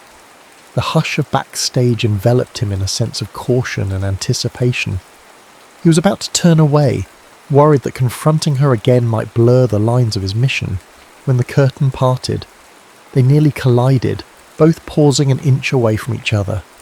In the muted light, James could see the flush still high on Lillian's cheeks from her intense performance. She inhaled sharply, eyes flashing with surprise. Mr. Blackwood, she said, voice barely above a whisper. She rarely used his name, uncertain whether it might ring a bell in the hush of high society chatter. She'd only overheard it from a passing staff member. He offered a half smile, deeply aware of how close they stood. "I wanted to say hello," he began, "and perhaps apologise if I've seemed aloof." Lillian's initial wariness melted. She recognised something earnest in him. He was as guarded as she was. "It's all right," she said softly. "This place can be overwhelming, especially for newcomers." He studied her, the unspoken question flickering in his eyes. "What draws an elegant, talented woman like you to a place so risky?" Instead, he said, "Your singing has a way of revealing truths, almost like a confession wrapped in melody." She felt oddly exposed. "Music is the only time I feel free," she admitted. It was an unexpected revelation to share with a near stranger, but something about him made her open up. Their moment crackled with unspoken possibilities, but just as James began to speak again, a commotion from the bar drew their attention. Someone knocked over glasses, curses erupted, and laughter followed. They flinched apart, self-preservation instincts flaring. Lillian shot him a quick, wistful smile before hurrying away into the dressing alcove. That night, James returned to his rented apartment more conflicted than ever. Lillian's vulnerability had rattled him. Could he gather evidence to destroy the Blue Canary when this woman found her only solace here? It wasn't his job to question the law, but the line between right and wrong was growing hazy. When Lillian wasn't performing, she was expected to attend lavish galas, dinners, and parties that paraded her as the Carter heir. One such event was the high society gala hosted by the Harlower family, known for their extravagant taste. The mansion's ballrooms glittered with chandeliers, each crystal droplet refracting light into 1,000 rainbow facets. Lillian arrived on the arm of Clarence Fitzroy, her supposed suitor. His pale eyes flicked around, seeking admiration, while she felt suffocated by his polished arrogance. Strains of classical music filled the air, courtesy of an 8-piece orchestra hired to give the event an air of cultured refinement. Soft chatter formed the background hum as society's elite displayed their finery. Lillian resigned herself to an evening of polite small talk and forced smiles. She drifted through the crowd, greeting faces that blurred into a monotonous swirl of wealthy acquaintances, hardly hearing Clarence's commentary about business prospects. Then, out of the corner of her eye, she spotted him, James Blackwood, wearing a finely cut tuxedo. He was deep in conversation with a group of men discussing investments in new manufacturing technologies. She felt a jolt. What is he doing here? The hush of realization struck her. Perhaps James really was the wealthy investor he claimed to be, or maybe there was another layer to his story. She had no idea just how layered it truly was. Their eyes locked from across the room. In that second, the laughter and tinkling of champagne glasses faded into a dull roar. He excused himself from the group with effortless politeness. She was surprised to feel the sudden gallop of her heart as he approached, ignoring the watchful gaze of Clarence. who stood a step behind her. "Miss Carter," he said, bowing slightly. If he was surprised to discover her real identity, he didn't show it. His composure remained perfect, but his eyes betrayed a flicker of recognition. "Mr. Blackwood," she responded, her practiced social smile masking her inner turmoil. Clarence cleared his throat. "Oh, you've met?" He offered a thin-lipped grin that didn't reach his eyes. He despised competition, even if it wasn't truly competition, yet. James extended his hand. "We were briefly introduced by mutual acquaintances," he lied smoothly. Then he shifted his gaze to Lillian. "Would you care for a dance?" Clarence looked affronted. Lillian, however, seized the opportunity. "I'd love to." She placed her gloved hand in James's. A spark shot through her at the contact. A bold undercurrent that felt both dangerous and exhilarating. They moved to the dance floor, the orchestra's waltz weaving a graceful tapestry around them. James kept a polite distance, but his fingers pressed gently against her waist, guiding her with uncanny familiarity. She felt an inexplicable sense of safety in his arms, despite knowing almost nothing about him. "You're not who you seem," he said softly, voice nearly drowned out by the music. "I saw it in your eyes the moment you sang. There's more to you than this." He gestured with a subtle glance at the bejeweled guests, the gold-laced curtains, the pretentious grandeur. She held his gaze, searching for a response that wouldn't give her away. "I could say the same about you," she finally breathed. "You carry yourself like a man with secrets." Their eyes locked, tension rippling between them.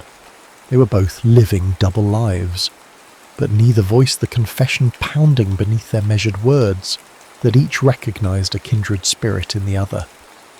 The dance ended too soon, and Lillian felt an ache at the thought of returning to Clarence's side. As James led her off the floor, the hush of polite applause followed them. They paused near a marble column. He opened his mouth to speak, but was interrupted by none other than Tabitha Harlow, the gala's hostess, a stately woman who believed her gatherings were the pinnacle of New York society. She gushed about Lillian's engagement to Clarence, forcing her to stand there, smiling politely, as an entire future was discussed like a business transaction.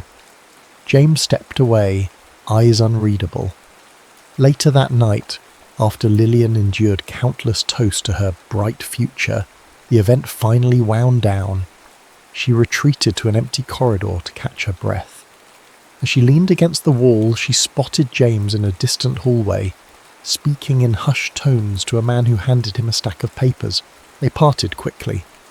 What was that about, she wondered, her curiosity piqued. But James disappeared into the swirl of departing guests. Within days, that question would become more urgent, because one fateful night at the Blue Canary, an unexpected raid changed everything. It began innocently enough. Lillian was on stage, mid-song, her voice mesmerizing the hushed crowd. Then came the crash of the front door, men in dark suits brandishing badges and firearms. Patrons scrambled in all directions, panic turning the smoky air electric. Bottles shattered, tables overturned, the music died in discordant shrieks. Lillian froze on stage, heart pounding. She saw the agents force themselves behind the bar, searching for evidence of illegal liquor. Club employees scattered, trying to hide contraband. She felt a rush of terror. Was this James's doing? Had he betrayed them? She scanned the chaos, and there he was, James, standing near the entrance with a stricken expression, as though he hadn't known the raid would happen. His eyes met hers, and she sensed a silent plea. Run! In that split second, Lillian darted off stage, pushing through the pressing crowd.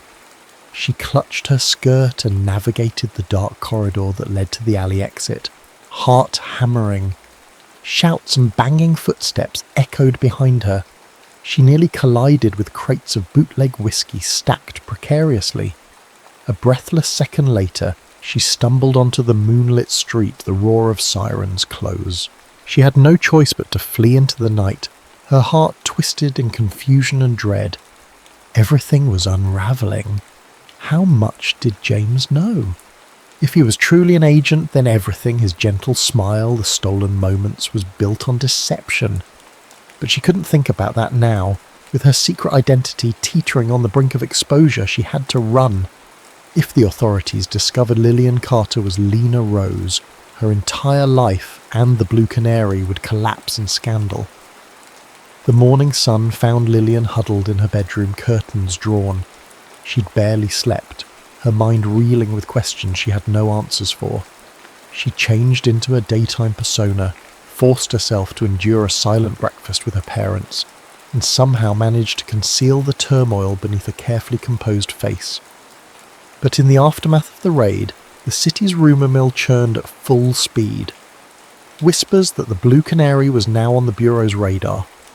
Speculations about possible arrests and the identities of individuals who had fled. For the first time since she began singing there, Lillian seriously considered the danger she was courting. She finally decided she needed answers. From James. If he really was a federal agent, why had he looked so distraught when the club was raided? Could it be he was merely doing his duty and regretted it? Or had he lost control of his operation? She found him later that week at an unassuming coffee shop near Battery Park, one that the Blue Canary's staff sometimes frequented. He was seated at a corner table, a newspaper spread out before him. She approached quietly, heart thrumming like a hummingbird's wings. He tensed, then glanced up. She sank into the chair across from him. For a moment, neither spoke. The overhead fan spun lazily, swirling the aroma of roasted beans. "You came," he said, voice rough with fatigue. The circles beneath his eyes suggested he hadn't slept much either. She leaned in, keeping her voice low. "I have no idea if I'm in danger, if the club's being shut down, or if I'll be arrested. I need to understand what happened, and I need to know who you really are." James swallowed hard, set aside the paper. There was no easy way to say it. "I'm an agent with the Bureau of Prohibition," he admitted, eyes flicking to see if anyone was listening. "I was assigned to investigate the Blue Canary's liquor supply lines, but I never authorized that raid. Someone higher up decided to move without warning me." His tone was laced with anger, and a touch of something else, perhaps shame. Lillian exhaled, as if a clenched fist in her chest finally released. "So it's true," she whispered. The air seemed to thicken. She felt as though she were teetering on the edge of a precipice. "All this time, you were gathering evidence against the club." His expression reflected regret. "I started to, yes, but then I realised the Blue Canary isn't a den of hardened criminals. It's more complicated. But the Bureau sees any place serving illegal liquor as fair game. I tried to stall. That night I found out too late that others were planning a raid." She tried to reconcile the sincerity in his gaze with her fear that everything between them had been a ruse. "So every conversation we had was you trying to extract information from me?" She hated how vulnerable her voice sounded. "No," he said, leaning forward. "I didn't even know you were Lillian Carter. I only knew you as Lena Rose, someone whose voice spoke to me in a way no one ever had. I never intended to..." He trailed off, searching for the right words. "I never intended to feel this way." Tension thrummed in the silence that followed. At last Lillian spoke. "I believe you," she whispered, surprising even herself. She felt the weight of her own double life pressing on her. "And I'm not exactly who you thought I was either." James nodded, eyes sober. "Your real identity, if it's discovered." She gave a small bitter smile. "I'm supposed to be engaged soon to a man I don't love, to secure a business alliance from my father. I sang at the Blue Canary to feel alive. Now it seems everything I built there is falling apart." They stared at each other, unspoken sympathy bridging the gaps. Both had worn masks. Both had carved out a secret identity in an unforgiving city. The question remained, could trust or love grow in such precarious soil? That evening, fate dealt another blow. A rival gangster, famously called Scrap Iron Sweeney for the roughness of his fighting style, showed up at Lillian's doorstep. Not literally the Carter mansion, but he cornered her as she slipped into a side street after an afternoon shopping trip. She recognised him vaguely from the Blue Canary's back tables, a man with a scar slashing across his cheek, rumoured to have connections to arms dealing as well as bootlegging. "You're the fancy songbird from the Canary," he sneered, voice hoarse. "Word on the street says the Bureau's got eyes on that club. Maybe you know more than you let on." Fear spiked in Lillian's veins, but she forced herself to remain calm. "You have the wrong person," she said, tilting her chin up. Sweeney's smirk revealed yellowed teeth. "Don't play coy. I heard rumours you're some kind of heiress. Might be worth a pretty penny to the right buyer." He inched closer, the stench of stale tobacco on his breath. Before she could respond, a figure stepped from the shadows. James, posture coiled, eyes flashing with protective fury. "Back off," he warned.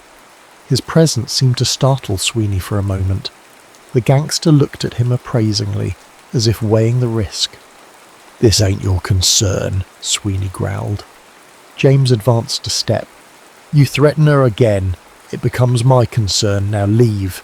Sweeney surveyed James's broad shoulders, clenched fists, then spat on the ground. "You're messing with a big fish you don't want to tangle with," he hissed, but he backed away. Fixing Lillian with a final glare, he vanished into the alley's gloom.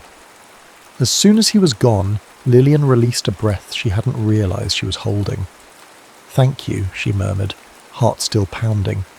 James's brows knitted. "He recognised you. You're not safe." She gave a tight nod, remembering Sweeney's warning. Her double life was unravelling. If criminals discovered her real identity, she could be kidnapped for ransom or worse.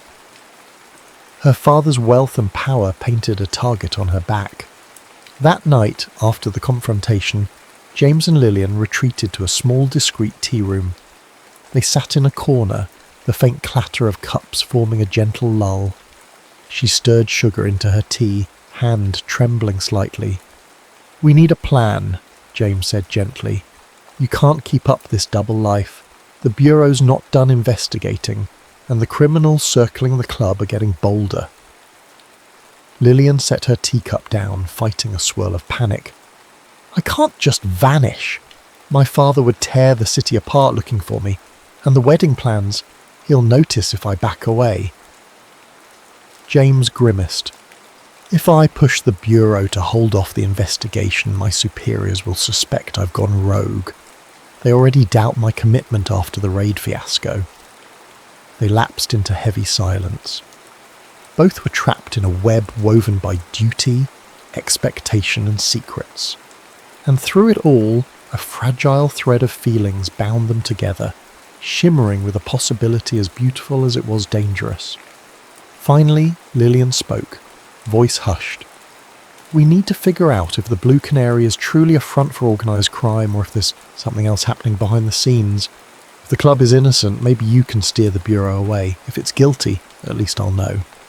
James nodded, steeling himself. "Agreed. I'll do one final deep dive, quietly. Meanwhile, keep your head low. It might mean stepping away from the stage for a time." The thought wrenched Lillian's heart. Singing at the Blue Canary had become her lifeline, the only space where she felt truly herself. But the memory of Sweeney's threat hardened her resolve. She couldn't let her yearning for freedom overshadow her need for survival. They made arrangements to meet the following week. As James stood to leave, he hesitated, eyes solemn. "I wish it didn't have to be like this," he said softly. The pain behind the words resonated with her own. She nodded, feeling an inexplicable urge to reach for his hand, but she didn't. Instead, she watched him leave, swallowed by the hush of the tea room's dim lighting, the scent of bergamot heavy in the air. Days passed, each more tense than the last. Lillian continued her outward facade, accompanying Clarence Fitzroy to luncheons and soirees. His shallow prattle irritated her more than ever. She wanted to scream with frustration, but had to feign politeness. Meanwhile, gossip about the Blue Canary raid simmered. Newspapers hinted at high-profile clientele fleeing the scene, though no names were printed. One afternoon, while strolling with Clarence in Central Park, Lillian's heart nearly stopped when she glimpsed Detective Rosewood, a crooked officer known for accepting bribes from gangsters and politicians alike. He was talking to a man who at first glance looked official, maybe a federal agent or a local officer. Their conversation seemed heated. Did they suspect her? Did they plan to use her father's name as leverage?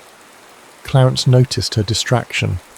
"Lillian, you seem a bit off," he said, concern overshadowed by annoyance. "You haven't heard a word I said about the summer house." She forced a vague smile.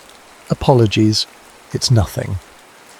But in her mind, alarm bells rang. Corrupt law enforcement often blurred the lines between criminals and officials. She needed to let James know about Detective Rosewood's involvement. If he was indeed linking the Carter family to the Blue Canary, things could escalate fast. That night, she received a cryptic note under her door. "Midnight. Pier 22. Come alone. J." She recognized James's careful handwriting, though the abruptness startled her. Ignoring her caution for once, she draped a cloak over her shoulders and, under the cover of darkness, slipped out of the mansion. The waterfront was shrouded in fog.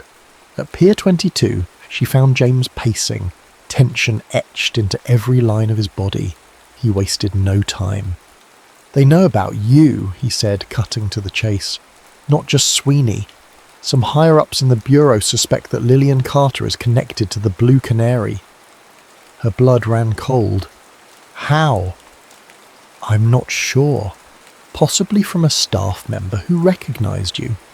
Or from Rosewood, who's been trading information for personal gain," James replied. He paused, running a hand through his hair. "They want to use you as a pawn to lure out the club's real financiers. The rumour is your father might be indirectly involved, investing in questionable operations. The Bureau thinks if they pressure you, they can bring bigger names down." Lillian felt the pier tilt under her feet, as if the world spun too fast. "My father invests in half of New York's emerging industries. It's possible he put money into something he didn't fully understand," she said shakily. "What do we do?" James inhaled sharply. "I have orders to corner you, to get incriminating details, but I can't follow those orders." He stepped closer, gaze unwavering. "I won't betray you." Tears pricked her eyes, though she fought them back. They were standing on the edge of the harbour, the black water below mirroring their precarious situation. "I'm risking everything just by speaking with you," she whispered. "And yet, She didn't finish the sentence, because his arms encircled her, pulling her against his chest. His lips found hers, urgent with all the longing and fear neither could articulate. For a moment, time froze, replaced by the undeniable truth that beneath the lies and secrets, they cared for one another more than they dared admit. When they broke apart, the fog coiled around them like a reluctant curtain, concealing this fragile moment from a world determined to tear them apart. They held each other in silence, their hearts pounding an unspoken vow. They would fight for each other, come what may. The night after the clandestine rendezvous at the pier, James and Lillian laid the groundwork for a risky plan. They agreed that fleeing the city, at least temporarily, might be their only option to avoid the immediate danger from both the Bureau and the criminal underworld, but leaving in haste required subterfuge. If either Gordon Carter or the Bureau suspected what they were doing, the pursuit would be relentless. They met at dawn on the outskirts of the city, near a discreet road that led north. Lillian carried a small suitcase hastily packed with clothing and a few sentimental keepsakes, a locket belonging to her late grandmother, an old photograph of her parents before wealth and ambition hardened them. James brought only the basics: fresh clothes, his wallet, and the sense of duty he couldn't entirely shake. They drove through winding roads, the city's skyline fading behind them like a receding memory. Each mile felt like a fragile reprieve. Lillian tried to ignore the knot in her chest, the guilt of leaving behind her mother, who, for all her social climbing ways, had once read her bedtime stories with genuine affection. And James wrestled with the knowledge that deserting his post could be considered treasonous. Yet the quiet warmth between them in that car was undeniable, a comfort that softened the edges of their fear. The journey ended at a remote countryside inn, nestled into the valley, where the landscape rolled out in gentle hills dotted with wildflowers. The inn's proprietors, an elderly couple, offered no judgment, merely polite smiles. Lillian and James rented 2 modest rooms under assumed names. It was the safest arrangement they could manage. For the first time in weeks, Lillian breathed the crisp country air and felt hope flicker. That evening, they took a walk along a meadow, the sun's amber glow spilling over tall grass.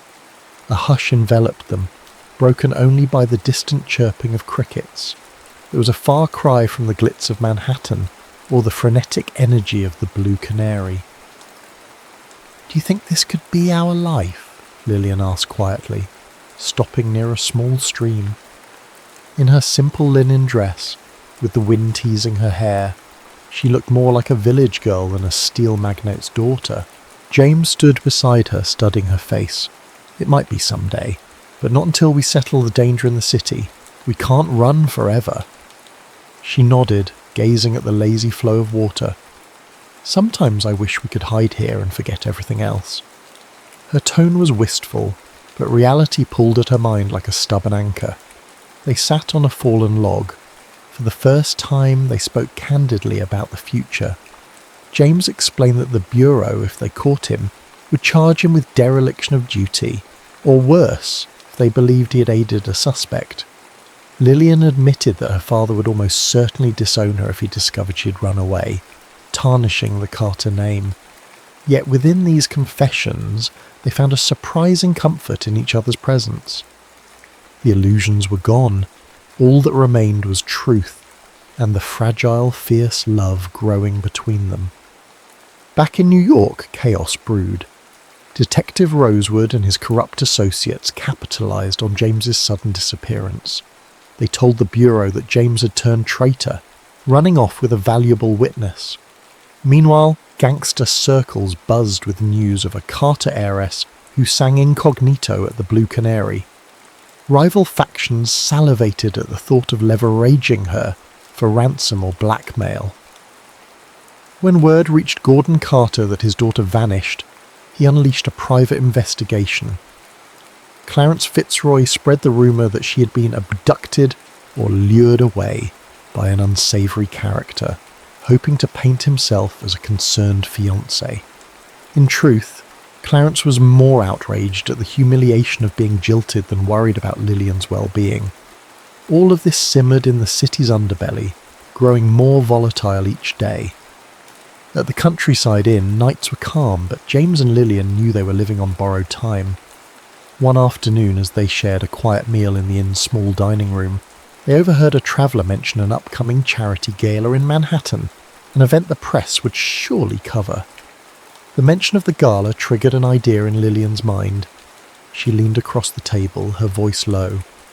"If we return during the gala, I might use the attention to expose the real criminals, those who are truly profiting from the illegal liquor trade.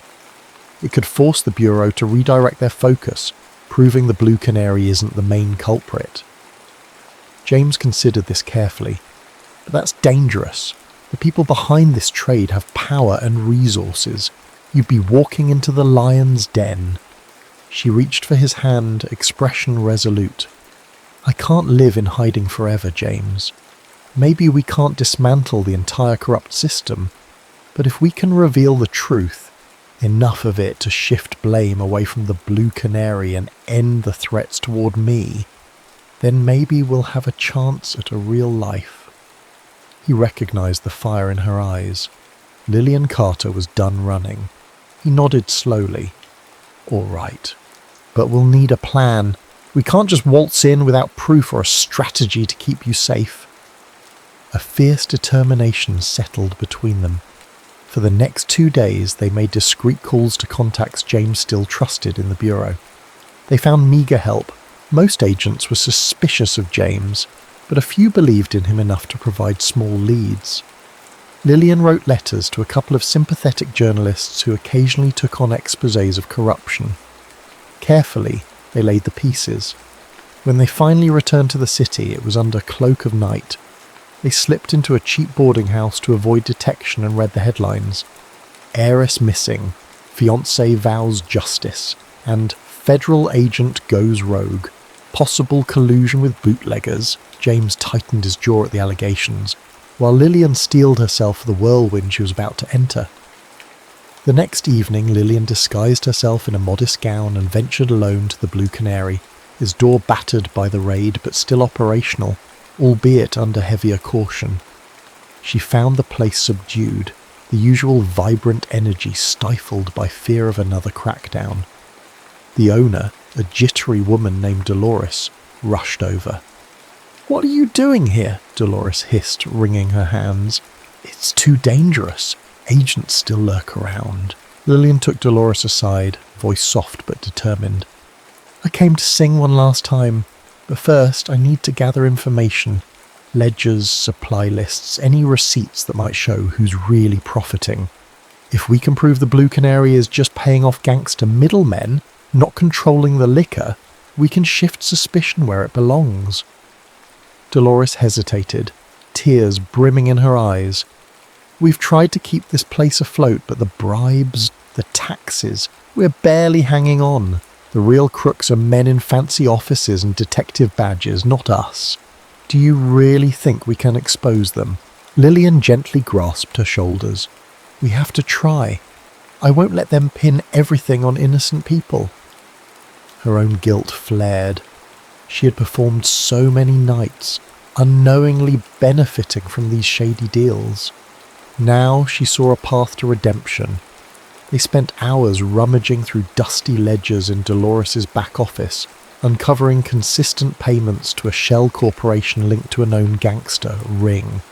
Another set of suspicious payments led directly to accounts rumoured to belong to Detective Rosewood. Lillian's hands shook as she realised how deep the conspiracy ran. Cops, local officials and unscrupulous investors pocketing money while letting speakeasies like the Blue Canary take the fall. She carefully copied the relevant entries. Dolores pressed a small locked chest into her hands. "Here, this is the original ledger. If anything happens, the truth's in here. Please be careful." James waited for her in an abandoned warehouse across the street. Heart pounding, Lillian slipped in, clutching the ledger under her coat. He exhaled with relief at her safe return. She showed him the evidence. This ties crooked law enforcement, bootleggers, and possibly even powerful investors to the entire operation. "We can't blow this open alone, but it's a start." His admiration shone through.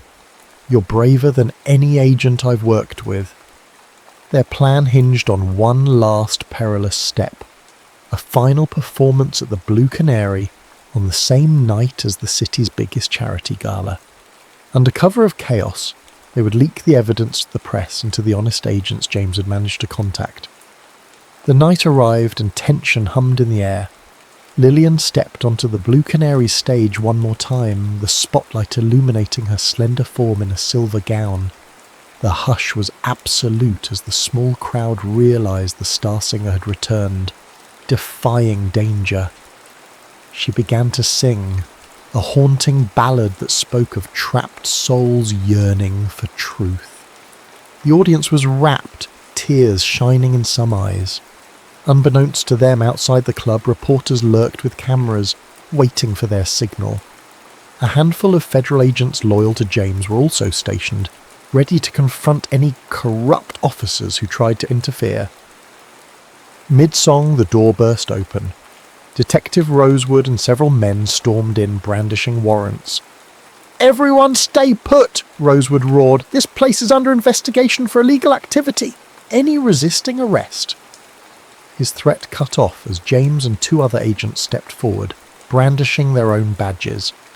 "By whose authority?" James demanded, holding up the ledger. "We have evidence linking you to extortion and conspiracy." Caught off guard, Rosewood's face twisted in rage. He lunged, but was tackled by the loyal agents. Photographers snapped pictures, capturing the chaos. On stage, Lillian kept singing, tears welling in her eyes as she witnessed the damning confrontation. This was the moment of truth, literally laid bare under the bright lights. The patrons watched, stunned. Some cried out in confusion. Others caught on to what was happening and realised they might finally see justice, the real puppeteers dragged into the light. As the final note of Lillian's ballad echoed in the hush, Rosewood and his accomplices were disarmed, their corruption exposed to the swirling cameras. In that pregnant silence, James climbed the stage, breath unsteady with relief. He offered Lillian his hand, helping her step down. She looked at him, heart pounding from adrenaline. They had done it, together. Outside, the press was already gathering statements. The Bureau's honest officials had found enough evidence to implicate major players in the bootlegging ring, clearing the Blue Canary of being a ringleader. Lillian caught sight of her father's driver gawking from behind the crowd, a stunned expression on his face. Clearly he had recognised her. News of her singing identity would reach Gordon Carter soon enough. Let it, she thought. She was done living in secrets. James squeezed her hand. "We still have a long road ahead," he murmured. "But at least now, we have a chance." Lillian nodded, feeling the enormity of what they had just accomplished. Then her gaze flicked up to the neon sign of the Blue Canary flickering valiantly in the night. This place had given her a voice, literally. Now she'd used it to bring light into darkness. They exchanged a smile, wordless in its promise. The next steps would be fraught with uncertainty, but they would face it together. The revelations from that night toppled corrupt figures like dominoes. Newspapers ran front-page stories detailing Detective Rosewood's bribes, gangster-led extortion rings, and the suspicious business dealings that tied them all together. While the Blue Canary had indeed skirted the law by serving illegal liquor, it became clear the real profiteers were far higher up the chain. A wave of public sympathy emerged for the modest jazz clubs that had become havens for marginalised artists and dreamers. James Blackwood, once tarnished as a rogue agent, saw his record cleared. The Bureau recognised his role in uncovering the larger conspiracy. Though some higher-ups grumbled about his unorthodox methods, they grudgingly admitted the results spoke for themselves.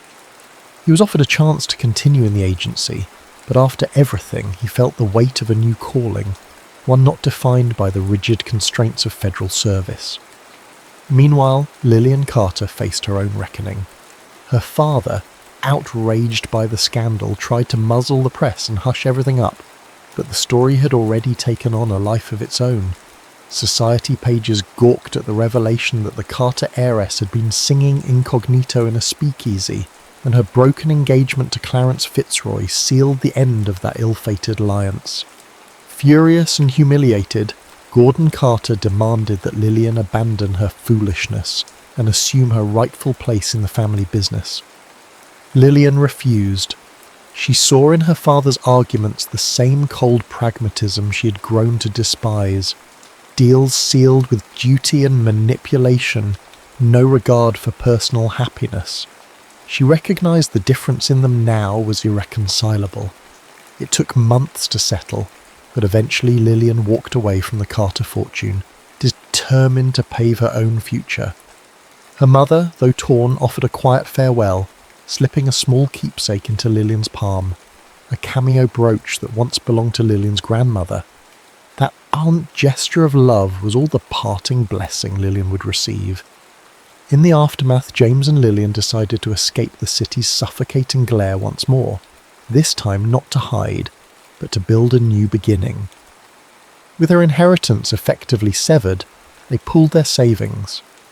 The Bureau provided James with a modest severance, along with a reluctant letter of commendation. It was enough to buy a small property in upstate New York, a ramshackle space with wooden floors that creaked and a stage that might have seen better days a century ago. They named it the Silent Serenade, partly in tribute to the hush that had bound them in those secret nights, and partly because Lillian wanted to create a venue where both music and conversation took centre stage. No hidden agendas, no subterfuge. The day of their grand opening was bright, the sign newly painted and the windows polished to a welcoming shine. Folks from neighbouring towns trickled in, drawn by word of mouth. Some recognised Lillian Carter's name from the headlines, others simply sought a good time and good music, and they found both. Inside the club, the atmosphere was warm and inviting. Soft fairy lights draped the walls, and the smell of fresh bread and hot coffee replaced the once illicit aroma of bootleg liquor. A small bar served drinks, now perfectly legal, as the grip of prohibition had begun to loosen in its final years. Tables were arranged so no one felt like a stranger, the dance floor wide enough for couples to sway beneath the gentle glow of overhead lamps. James and Lillian worked side by side. He managed the operational details, ordering supplies, greeting customers with a polite nod. She took care of the performances, not always from the stage, but often drifting among the patrons, humming or singing at their tables. She poured her heart into every note, her voice richer now, laced with both joy and the bittersweet lessons of her past. One evening, near closing time, an older woman approached Lillian at the piano. "You remind me of a singer I once heard in a secret club back when times were complicated," she said, eyes crinkling with nostalgia. Lillian smiled. "You might have heard me," she replied softly. "Or maybe we just shared the same dream for freedom." The woman's eyes teared up.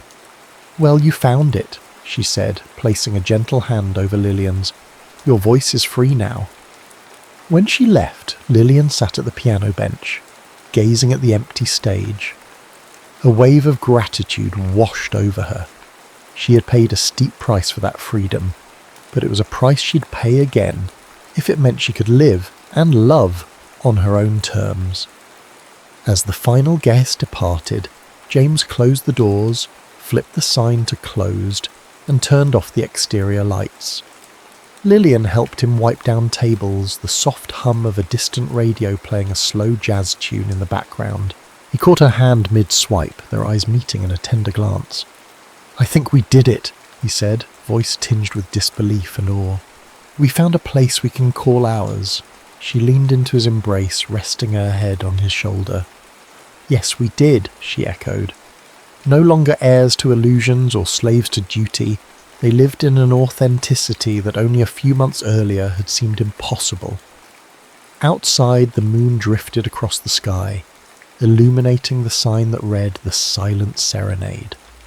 Inside, the hush felt alive, brimming with the ghosts of old heartbreak and new beginnings. Lillian walked to the small stage, unpinned her hair, and tilted her face upward, eyes closed. She began singing, a gentle lullaby with no audience except the walls that had heard it all before. In the stillness, her voice wove the final notes of a journey that had started in smoke-filled speakeasies and ended in a place of honest, unadorned hope. James, mesmerized, listened from across the room. When the last note faded, they locked eyes, an unspoken promise forming. This was their encore, the life they chose together. No more subterfuge, no more gilded cages, only a love that had endured secrets, raids, betrayals, and the worst of Prohibition-era New York. They had emerged, both bruised and transformed, but unbreakably bound by trust and devotion. The story might have ended there, but for Lillian and James, it was only the beginning. Word spread of the Silent Serenade, attracting eclectic crowds, travelling musicians, weary drifters, even curious high society folk who whispered about the rumour that the former Carter heiress was singing incognito. The pair welcomed all with the same open spirit, understanding the longing that drove people to seek solace in music, because once, not so long ago, they too had searched for an open door in a city full of locked ones. From time to time, Lillian still thought about her father.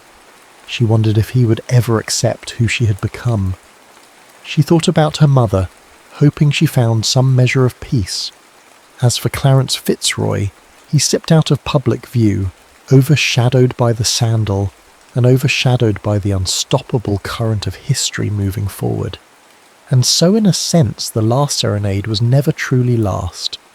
Lillian Carter, now simply Lillian, sang every night for the man she loved, for the memory of a city that once tried to silence her, and for anyone who yearned for a taste of what it meant to break free. Her voice, unmarred by fear, soared into the night, a quiet testament to the resilience of hearts determined to find their own paths. So ends the tale of the silent serenade, a testament that even in an era of hush-hush deals, smoky illusions, and ironclad expectations, truth and love can carve out an uncharted melody all their own. The jazz may have faded from the hidden corners of 1927 New York, but in one small club upstate the music continued, clear, soulful, and gloriously unbound. May it remind us always that no chain can hold a voice determined to sing its true song.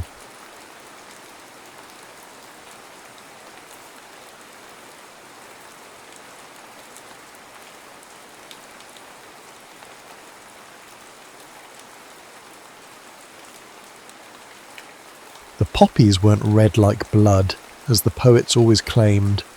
Juliette Moreau knew better. They were the colour of sunset through closed eyelids, of wine held to candlelight, of the blush that had once coloured William's cheeks when she'd first kissed him beneath the ancient oak. As she knelt in the field that June morning in 1925, the flowers bowed around her, like silent mourners, their black centres staring back like 100 unblinking eyes. "I found you," she whispered to the weathered wooden cross, her voice breaking the reverent silence. The historian's letter had arrived 3 weeks ago, the envelope thin but heavy with finality. Inside, a single photograph and the sketch, her face as it had been a decade ago, immortalised by the hand that now lay beneath the earth she touched. A warm breeze stirred the field, carrying the narcotic sweetness of the flowers. For a moment, Juliette closed her eyes, allowing her mind to drift backward through the years, past the artillery shells and gas attacks, beyond the desperate letters and sleepless nights, to that summer when the world still remembered how to dream. The summer of 1914 had been unusually warm in Belleville-sur-Meuse, the kind of heat that ripened the wheat early and dried the laundry before noon. Juliette had been hanging sheets when she first saw him, a lanky figure at the edge of her father's property, an easel before him, and the afternoon sun burnishing his brown hair to copper. She'd watched him for nearly an hour, the laundry forgotten on the line, fascinated by the methodical strokes of his brush and the peculiar way he'd step back from the canvas, head tilted like a curious bird. "It's impolite to stare," he'd called suddenly, his accent unmistakably English, though his French was surprisingly competent. "Unless you're offering to model." Juliette had nearly fled then, mortified at being caught, but something in his smile, crooked, with a chip in his front tooth, had anchored her in place. "I'm not a model," she'd replied, lifting her chin, "and you're trespassing." "Ah, but beauty knows no boundaries," he'd said, gesturing toward his canvas, "and neither does art." She'd approached cautiously, expecting to see herself in the painting. Instead, she found the old oak tree that marked the boundary between her family's farm and the neighbouring property. He'd captured it perfectly, the gnarled branches, the way the light filtered through the leaves, casting dappled shadows on the ground below. "It's our tree," she'd said, surprised by the sudden possessiveness in her voice. "Your tree?" He'd raised an eyebrow. "Does it have your name on it then?" Not yet, she'd answered, the words escaping before she could reconsider them. The next day she'd found him carving her name into the lowest branch, Juliet, in careful block letters. When she'd protested, he'd merely shrugged and added his own beneath it, William Ellis, the letters smaller but equally precise. Now it's our tree, he'd said, and something in the way he'd claimed joint ownership of this living landmark had thrilled her in a way she hadn't anticipated. Their courtship unfolded in whispers and stolen moments. Will, as he insisted she call him, was staying in the village, renting a room above the baker's shop while he completed his series of French countryside paintings. He was 26, the second son of a London barrister, using an inheritance from his maternal grandmother to finance what his father called a ridiculous artistic indulgence. He wanted me to follow him into law, Will explained one afternoon as they sat beneath the oak, his sketchbook open on his lap. I lasted exactly 3 months at his firm before I sold my pocket watch and bought a train ticket to Paris. And your father allowed this? Juliet asked, unable to imagine defying her own father so completely. Will's pencil paused mid-stroke. He said I'd come crawling back when hunger taught me sense. A smile tugged at his lips. I sent him a portrait of Notre Dame with my first earnings. He keeps it in his study, though he'd never admit it. As July ripened into August, they mapped each other's histories through stories. Juliet told him about losing her 2 brothers to influenza, leaving her the reluctant heir to the family farm. Will spoke of his mother's death, the emptiness it had left, and how art had become his way of filling the void. They avoided speaking of the future directly, though it lurked between them like a third presence, the knowledge that summer would end, that Will would return to England, that Juliet was tethered to Belleville by obligation and circumstance. Then came the news that Archduke Franz Ferdinand had been assassinated in Sarajevo. Will had scoffed at first, dismissing the political tensions as sabre-rattling that would come to nothing. But as July progressed, the headlines grew darker, the conversations in the village cafe more urgent. "Come to London with me," Will said suddenly one evening, as they walked the perimeter of her father's wheat field. "Before this madness begins in earnest." Juliet had stopped walking, the weight of his words anchoring her feet to the earth. "I can't leave my parents," she said, the familiar excuse tasting bitter on her tongue. "You can't, or you won't." His voice had an edge she hadn't heard before. "Both," she admitted. "What would I do in London? I can't paint, I can't speak English. I'd be dependent on you entirely." "You'd learn," Will insisted, taking her hands, "and I'd teach you to paint. You have an eye for detail that most trained artists would envy." She'd pulled away, the familiar panic rising. "My father is 67. My mother's health is fragile. The farm is all they have." "And what do you have, Juliet?" Will had asked, his voice softening. "What is yours alone?" She had no answer then, only the hollow sensation that had accompanied her for years, the knowledge that her life was not entirely her own, that duty had claimed her youth before she'd had the chance to spend it freely. On August 3rd, Germany declared war on France. The following day, Britain joined the conflict. Will appeared at her door before dawn, his face pale in the early light. "I'm going back," he said simply. "They'll need every able body." Juliet felt the world tilting beneath her, the ground she'd thought solid suddenly unstable. "You don't have to go," she whispered fiercely. "You could stay here, help with the harvest. No one would know." But she could see in his eyes that he'd already made his decision. The artist who had spoken so dismissively of national pride and politics just weeks earlier now stood before her, transformed by some internal alchemy she couldn't comprehend. "I've arranged for my paintings to be stored with Monsieur Fournier," he said, referring to the village baker. "There's one for you, the oak tree. I'll come back for the rest when it's over." "When will that be?" Juliet demanded. tears threatening despite her determination to remain composed. Will smiled, though it didn't reach his eyes. The papers say we'll be home by Christmas. He kissed her then, beneath her parents' watchful gaze.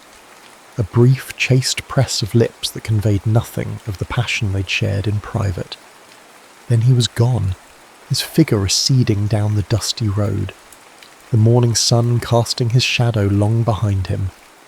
Juliet waited until he was out of sight before allowing the first tear to fall, unaware that she was standing at the threshold of a waiting that would stretch across years, across battlefields, across the vast and terrible expanse of a war that would devour a generation of men, including the one who had carved her name into the living heart of an oak. The first letter arrived 6 weeks after Will's departure, the envelope smudged with dirt and bearing the marks of military censors. Juliet carried it to the oak tree before breaking the seal, her fingers trembling slightly as she unfolded the single sheet of paper. My dearest Juliet, they say letters from the front should maintain an uplifting tone, so I'll begin with this. I've seen parts of France I never knew existed, though I'm observing them through the sights of a rifle rather than the frame of my easel. The irony doesn't escape me. We're somewhere near Ypres. I can't be more specific, or our zealous censors will redact it. The countryside would be beautiful if not for what we've done to it. Trenches cut through fields like surgical scars. At night, artillery fire illuminates the horizon like a perverse sunset. I've been assigned as a sniper due to my exceptional eye for detail, as my commanding officer put it. I find it grotesque that the same faculty that allowed me to capture the play of light on your hair now serves to end lives, but I do what is required. The men in my unit have taken to carrying lucky charms. Some have photographs of sweethearts, others religious medals or stones from home. I carry the small piece of bark I carved from our tree, with our initials pressed together. When I touch it, I can almost smell the summer wheat and hear your laugh echoing across your father's fields. Write to me, Juliet. Tell me about the harvest, about the changing seasons, about anything that exists beyond this mud and blood and constant noisedom. Remind me that the world I knew still exists somewhere. Yours always, Will P.S. The oak will have lost its leaves by now. Promise me you'll visit it anyway. It shouldn't have to endure winter alone. Juliet read the letter 3 times before pressing it to her chest, as if she could absorb his words directly into her heart. Then she leaned against the oak's rough trunk and began to compose her reply in her mind, determined to send him something that would serve as a tether to home. Over the following months, a rhythm developed. Will's letters arrived irregularly, sometimes 3 in a week, then nothing for a month. Juliet wrote faithfully every Sunday after church, detailing the small events of village life. How her father had traded their best milk cow for a mechanical plough, how the mayor's daughter had married a soldier on leave, how the school teacher had been conscripted and replaced by an elderly nun who smelled of mothballs and strong cheese. She never mentioned the changes that the war had brought to Belleville, the rationing, the young widows in black, the children who went quiet whenever they heard an automobile approaching, fearing it brought news of another father lost. She filled her letters instead with memories of their summer together, with descriptions of the oak tree and its seasonal transformations, with plans for the future that grew more elaborate with each passing month. By the spring of 1915, Juliet had joined the village women in converting the schoolhouse into a convalescent home for wounded soldiers. The work was exhausting but provided a welcome distraction from the waiting. Each evening she would walk to the oak tree and read Will's latest letter, or reread an old one if no new correspondence had arrived. His letters had changed over time, growing terser, the artistic flourishes giving way to a stark economy of words. He rarely mentioned battles directly, but Juliet learned to read between the lines, to understand that we've been busy meant heavy fighting, that lost some friends signified casualties, that moved to a new position often indicated a retreat. In June 2015, nearly a year after his departure, Will wrote of poppies. The strangest thing has happened, sobbed Juliet. Poppies are blooming in no man's land. thousands of them, their red heads nodding between shell craters like drunken revellers. Our botanically inclined captain says it's because the soil has been churned up, exposing dormant seeds to light. The men have different theories. Some say the flowers are feeding on blood. Others believe they're the souls of the fallen, pushing up through the earth to see the sky once more. I prefer to think they're messages from another world, bright reminders that beauty persists even in desolation. I've pressed one between the pages of my sketchbook for you. Its colour has faded, but then so have many things. Do you remember the day we picnicked by the stream and you wove a crown of wildflowers for my head? You said I looked like a pagan god. I felt like one too, with you looking at me as if I'd hung the sun in the sky. I think of that day often. If something should happen to me, Juliet, and I'm not being morbid, merely practical, look for me where the poppies grow thickest. I will have found my way there, and I will be waiting for you. Yours in this life and whatever follows will. The pressed poppy fell from between the pages as Juliet unfolded the letter, its crimson petals now a fragile, translucent brown. She caught it carefully, this messenger from a battlefield she could scarcely imagine, and secured it between the pages of her mother's Bible. That night, she dreamed of Will, lying in a field of blood-red flowers, his eyes closed as if in sleep, his skin as pale as milk. She woke gasping, her nightgown damp with sweat, and did not sleep again until dawn. The war ground on, a millstone crushing a generation beneath its weight. Juliet's father suffered a stroke in the winter of 1916, leaving his right side partially paralysed. Her mother, already frail, retreated into a quiet melancholy, spending hours staring out windows at the fields her husband could no longer tend. The burden of the farm fell entirely to Juliet, who hired local boys too young for conscription to help with the heavier tasks. Will's letters became more sporadic as 1916 wore on. In August, he wrote of a big push coming soon, something that might finally break the stalemate. Juliet later learned he had been referring to the Battle of the Somme, which claimed 20,000 British lives on its first day alone. His next letter didn't arrive until October, and when it did, Juliet knew immediately that something fundamental had changed. The handwriting was different, still recognisably Will's, but shakier, as if each letter required tremendous effort.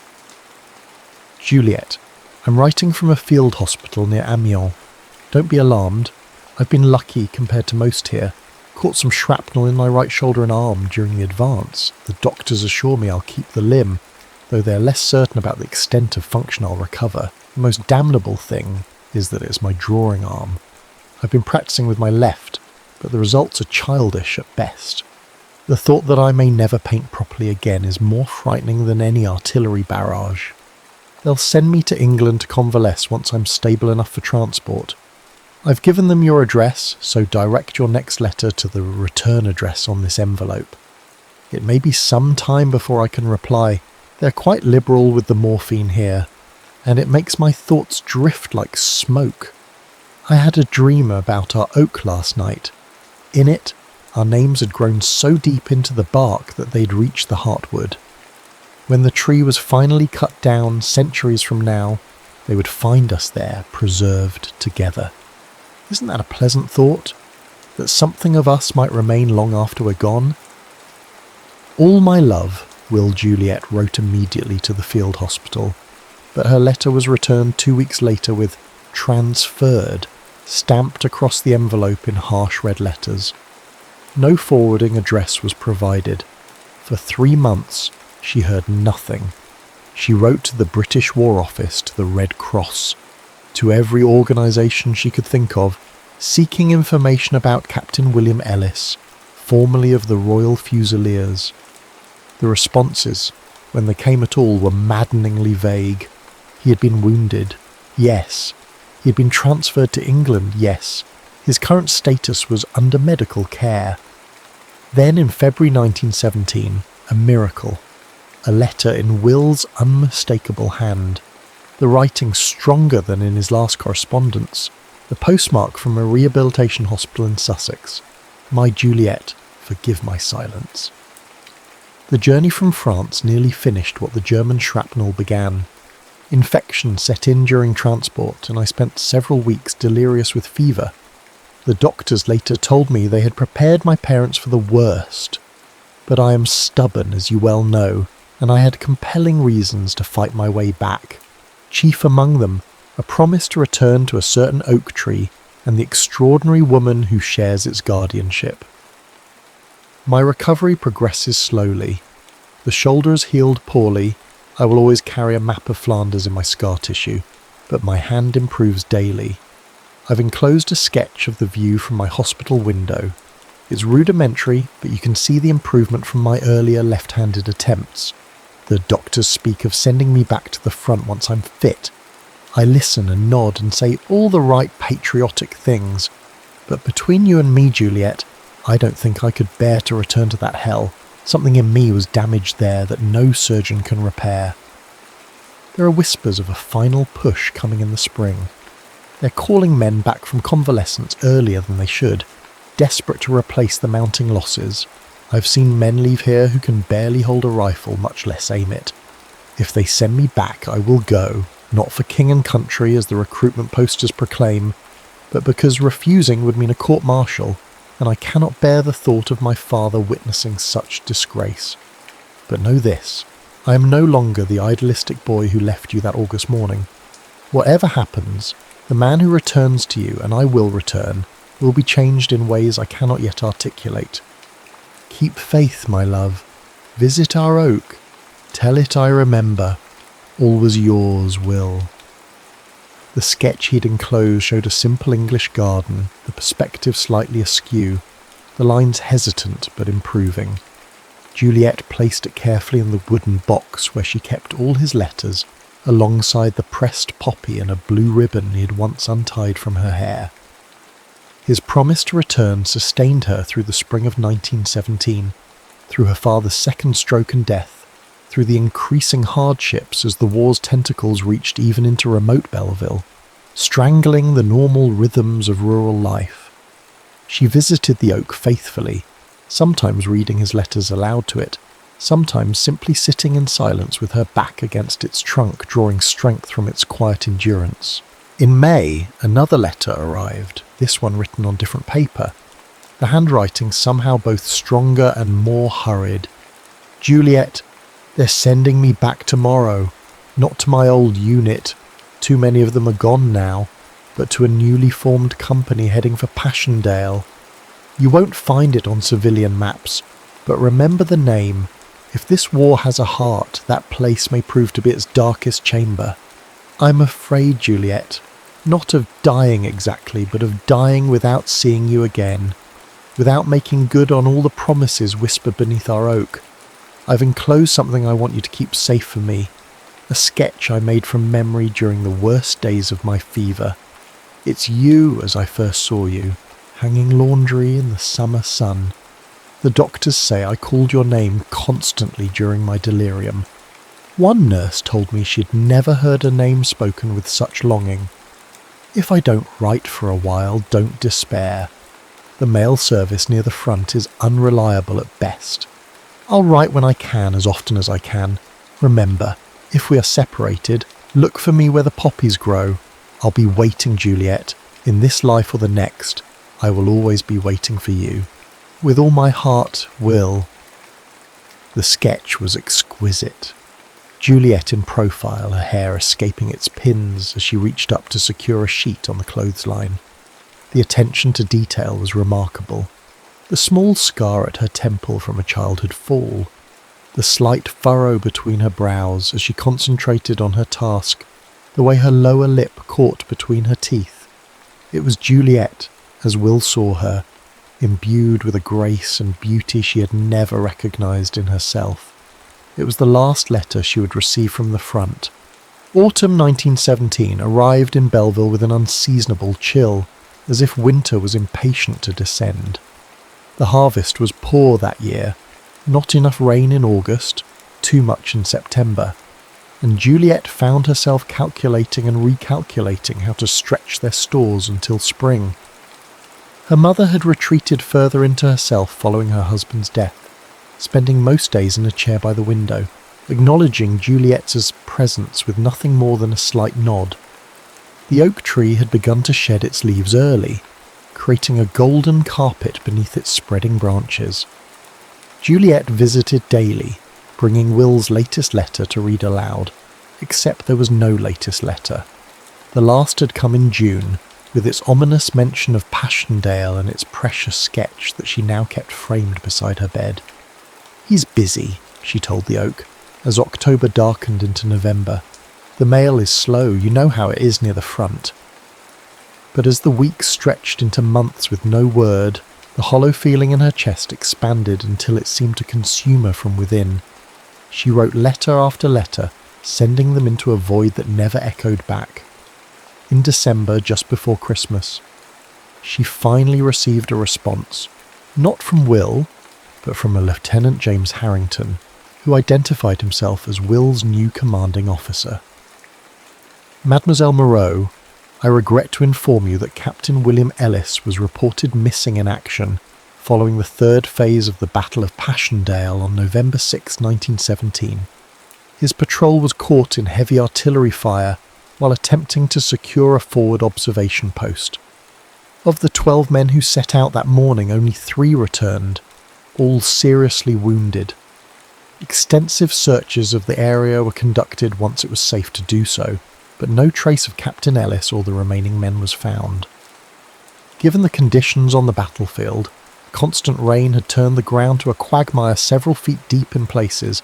It is possible that some men were lost to the mud itself.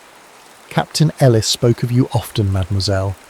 He carried a sketch of you that the men considered his talisman. He was well respected by his company for his courage and his unwavering compassion, even in the most dire circumstances. In accordance with military protocol, Captain Ellis's personal effects recovered from his quarters have been sent to his family in London. However, knowing of his attachment to you, I have taken the liberty of enclosing the last page from his field sketchbook, which he asked me to send to you should anything happen to him. The War Office will contact you if any further information comes to light regarding Captain Ellis's fate. Until such time, he remains classified as missing in action rather than confirmed killed. With deepest sympathy, Lieutenant J. Harrington, Royal Fusiliers. The enclosed page contained not a sketch but a poem written in Will's increasingly confident left-handed script, where poppies dance on unmarked graves and sunlight dapples blood-soaked ground. That's where you'll find me, patient, still, my love for you both lost and found. Not in the mud, not in the shell that once held life and breath and voice, but in the space between your thoughts where memory makes its quiet choice. So if you seek me, seek not there among the crosses, row on row, but listen for me in the wind that stirs where crimson poppies grow. Juliet read the letter and poem once, then carefully folded them and placed them in her coat pocket. She walked to the oak tree through falling snow, her boots leaving a solitary trail across the white fields. When she reached the tree, she sat at its base, unmindful of the cold seeping through her clothes, and stared unseeingly at the winter-bare branches above. She did not cry. The pain was too vast for tears, too fundamental. It was as if someone had removed her heart and replaced it with a block of ice that would never melt. "Missing is not dead," she told the oak, her voice flat. "Missing means they simply haven't found him yet." She sat until darkness fell and the temperature dropped further, until her mother's worried calls finally penetrated her grief-induced trance. As she rose to leave, her numb fingers brushed against the carved names on the trunk, nearly hidden by the tree's continued growth. Juliet William Ellis. "He promised," she whispered to the oak, resting her forehead against the rough bark. "He promised he would return." The winter of 1917-1918 was the harshest in living memory. as if nature itself had aligned with the brutality of the human conflict. Juliet moved through the days mechanically, tending to the farm's reduced needs, caring for her increasingly frail mother, visiting the oak to read Will's letters aloud, as if the repetition of his words might somehow summon him back. She refused to wear black, refused to acknowledge the sympathetic looks from villagers, refused the clumsy condolences of the parish priest. "He's missing," she would say with quiet certainty. "Not dead. There's a difference." In March 1918, she made a decision. The farm had become an increasingly onerous burden, with no men to help and wartime restrictions limiting what she could grow and sell. Her mother needed more care than Juliet could provide while also managing the land. It was time to make a change. She sold the farm to her nearest neighbour, retaining only the small cottage where she had been born, and a plot of land that included the oak tree. With the proceeds, she hired a local widow to look after her mother, and purchased a motorcycle, an unheard-of extravagance for a woman, especially in rural France, but Juliet was beyond caring about propriety. Her plan was simple: she would find Will, or find what had happened to him. Lieutenant Harrington's letter had mentioned Passchendaele. That's where she would begin. The journey to Belgium was arduous, complicated by the military checkpoints and the general chaos of a continent at war.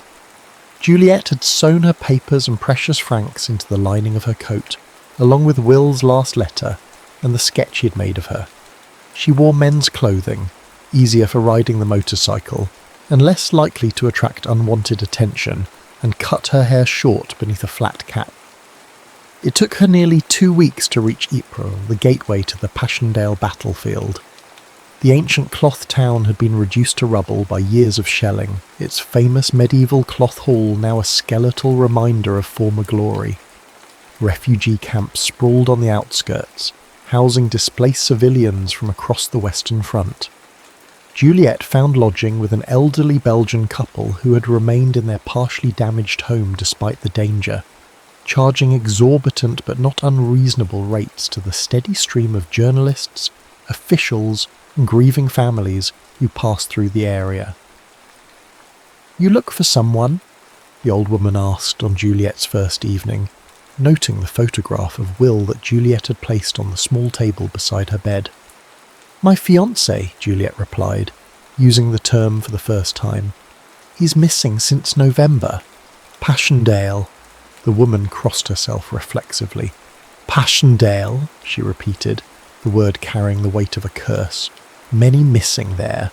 The mud, you understand, it swallowed men whole." Over the following days, Juliet systematically visited field hospitals, military administrative offices, and casualty clearing stations. She showed Will's photograph to anyone who would look, asked endless questions, filled out countless forms. Most officials were politely unhelpful. A few were genuinely sympathetic, but equally powerless to provide information. "The records are chaotic, mademoiselle," one British medical officer explained gently. "Men were brought in without identification, transferred between facilities without paperwork, buried in mass graves when identification wasn't possible. And Passchendaele," he shook his head. "The conditions there were apocalyptic. I'm sorry." After a week of futile searching, Juliet's funds were dwindling and her hopes with them. She had one last lead, an address for a convalescent home where, according to a nurse at the main field hospital, some survivors from Will's company had been sent to recover. The facility was housed in a former monastery about 20 kilometres from Ypres, its stone walls remarkably intact despite the war that had raged around it. A Red Cross flag hung limply in the still spring air as Juliet approached, her motorcycle sputtering on the last of its fuel. The matron was reluctant to allow Juliet access to the patients, citing regulations and the men's need for undisturbed rest. But something in Juliet's face, the hollow-eyed determination perhaps, or the barely contained desperation, eventually softened the woman's professional reserve. 20 minutes, she conceded. No more. And if any man seems distressed by your questions, you will leave immediately. Understood? Juliet nodded, clutching Will's photograph more tightly. The ward was a long, high-ceilinged room that might once have been the monastery's refectory. 2 rows of beds lined the walls, most occupied by men in various states of injury and recovery. The smell of antiseptic barely masked the underlying odours of infection, unwashed bodies, and despair. Juliet moved from bed to bed, showing Will's photograph, asking the same questions in her accented English.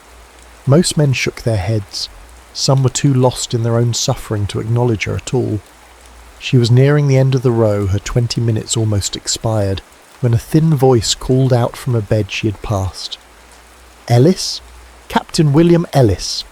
Juliet turned to see a young man, barely more than a boy really, propped up against his pillows.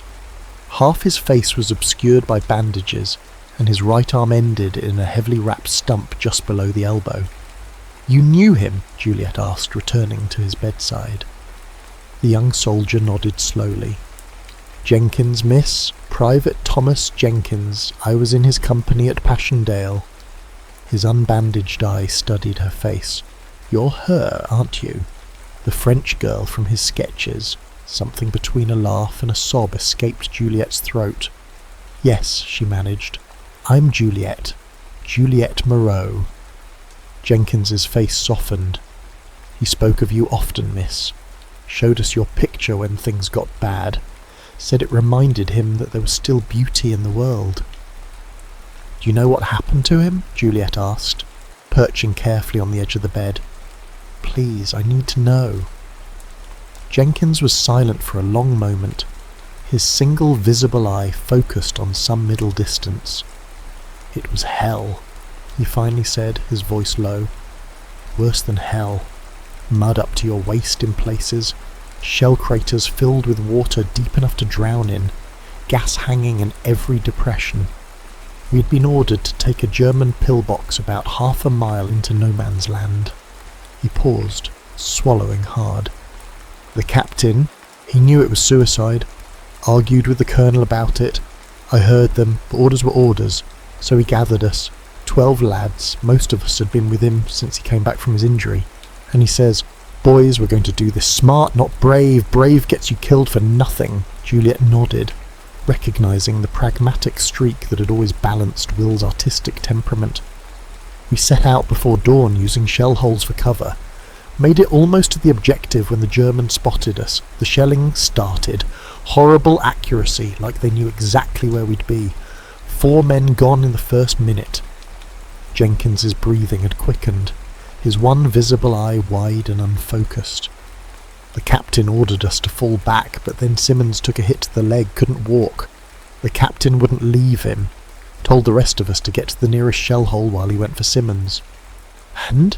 Juliet prompted gently when Jenkins fell silent. "That's the last I saw of him. The shell that took my arm hit right after. Woke up 2 days later in a casualty clearing station." Jenkins looked directly at her, his eyes suddenly clear. "But here's the thing, miss. They never found Simmons either, and he was wounded.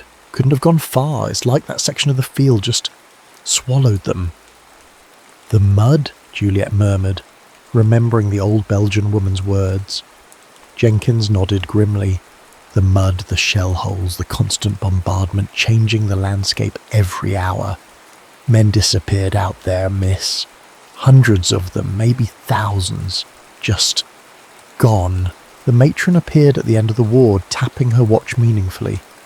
Juliet nodded in acknowledgement before turning back to Jenkins. "Is there anything else you can tell me? Anything at all?" Jenkins hesitated, then reached beneath his pillow with his remaining hand. "I kept this," he said, withdrawing a small mud-stained leather case. "It's against regulations. Personal effects are supposed to be sent home, but the captain saved my life. I reckoned I owed him something." He opened the case and carefully extracted a folded piece of paper, worn thin at the creases from repeated handling. "It's the last sketch he made, the night before the patrol. He showed it to me, said if anything happened to him, I should try to get it to you." Juliet accepted the paper with trembling fingers, unfolding it carefully to reveal a drawing of the oak tree, rendered with remarkable precision despite having been created from memory. In the foreground stood two figures, Will and Juliet, their backs to the viewer as they gazed up at the tree. Beneath the drawing in Will's distinctive handwriting were the words, "Where we began, where we will end. All between is just the journey." "Thank you," she whispered, carefully refolding the sketch and tucking it into her coat. "You've given me more than you know." Jenkins nodded, his eye already drooping with exhaustion. "He was a good man, miss. The best officer I served under. Whatever happened out there, I want you to know he never lost himself, never became hardened like some did. He remained human." The matron was approaching now, her expression brooking no further delay. Juliet squeezed Jenkins's hand gently before rising. "If you ever find yourself near Belleville-sur-Meuse," she said, "there is an oak tree there where you would be welcome." She left the convalescent home with the weight in her chest both heavier and somehow more bearable. There were no answers, no certainty, but there was confirmation that Will had remained Will until the end, that he had carried her image with him into the darkness, that his last act had been one of loyalty and compassion. Juliet returned to Belleville the following week, her quest for answers unresolved, but her heart strangely settled. She resumed her life, caring for her mother, tending to her small garden, visiting the oak tree daily. The war ground on for another 7 months before finally sputtering to its exhausted conclusion in November 1918. The armistice brought no news of Will. His status remained missing in action, neither confirmed dead nor miraculously found alive. Juliet continued to write to the War Office periodically, but the replies became increasingly formulaic as the years passed. In 21, Will's parents visited Belleville, making the journey from London with the solemn purpose of seeing the place their son had loved so well. They were formal, reserved people who carried their grief with British stoicism, but Juliet recognised in their faded blue eyes, so like Will's, the same hollowed-out quality that she saw in her own mirror each morning. "He wrote to us about you," Will's mother said as they stood beneath the oak tree. "Not everything, I suspect, but enough that we knew you were important to him." "He spoke of you as well," Juliet replied. "He treasured your letters, especially during his convalescence." Will's father ran his fingertips over the carved names, now partly obscured by the tree's natural healing.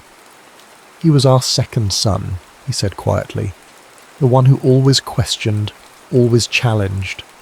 I never told him how much I admired his courage to live as he chose."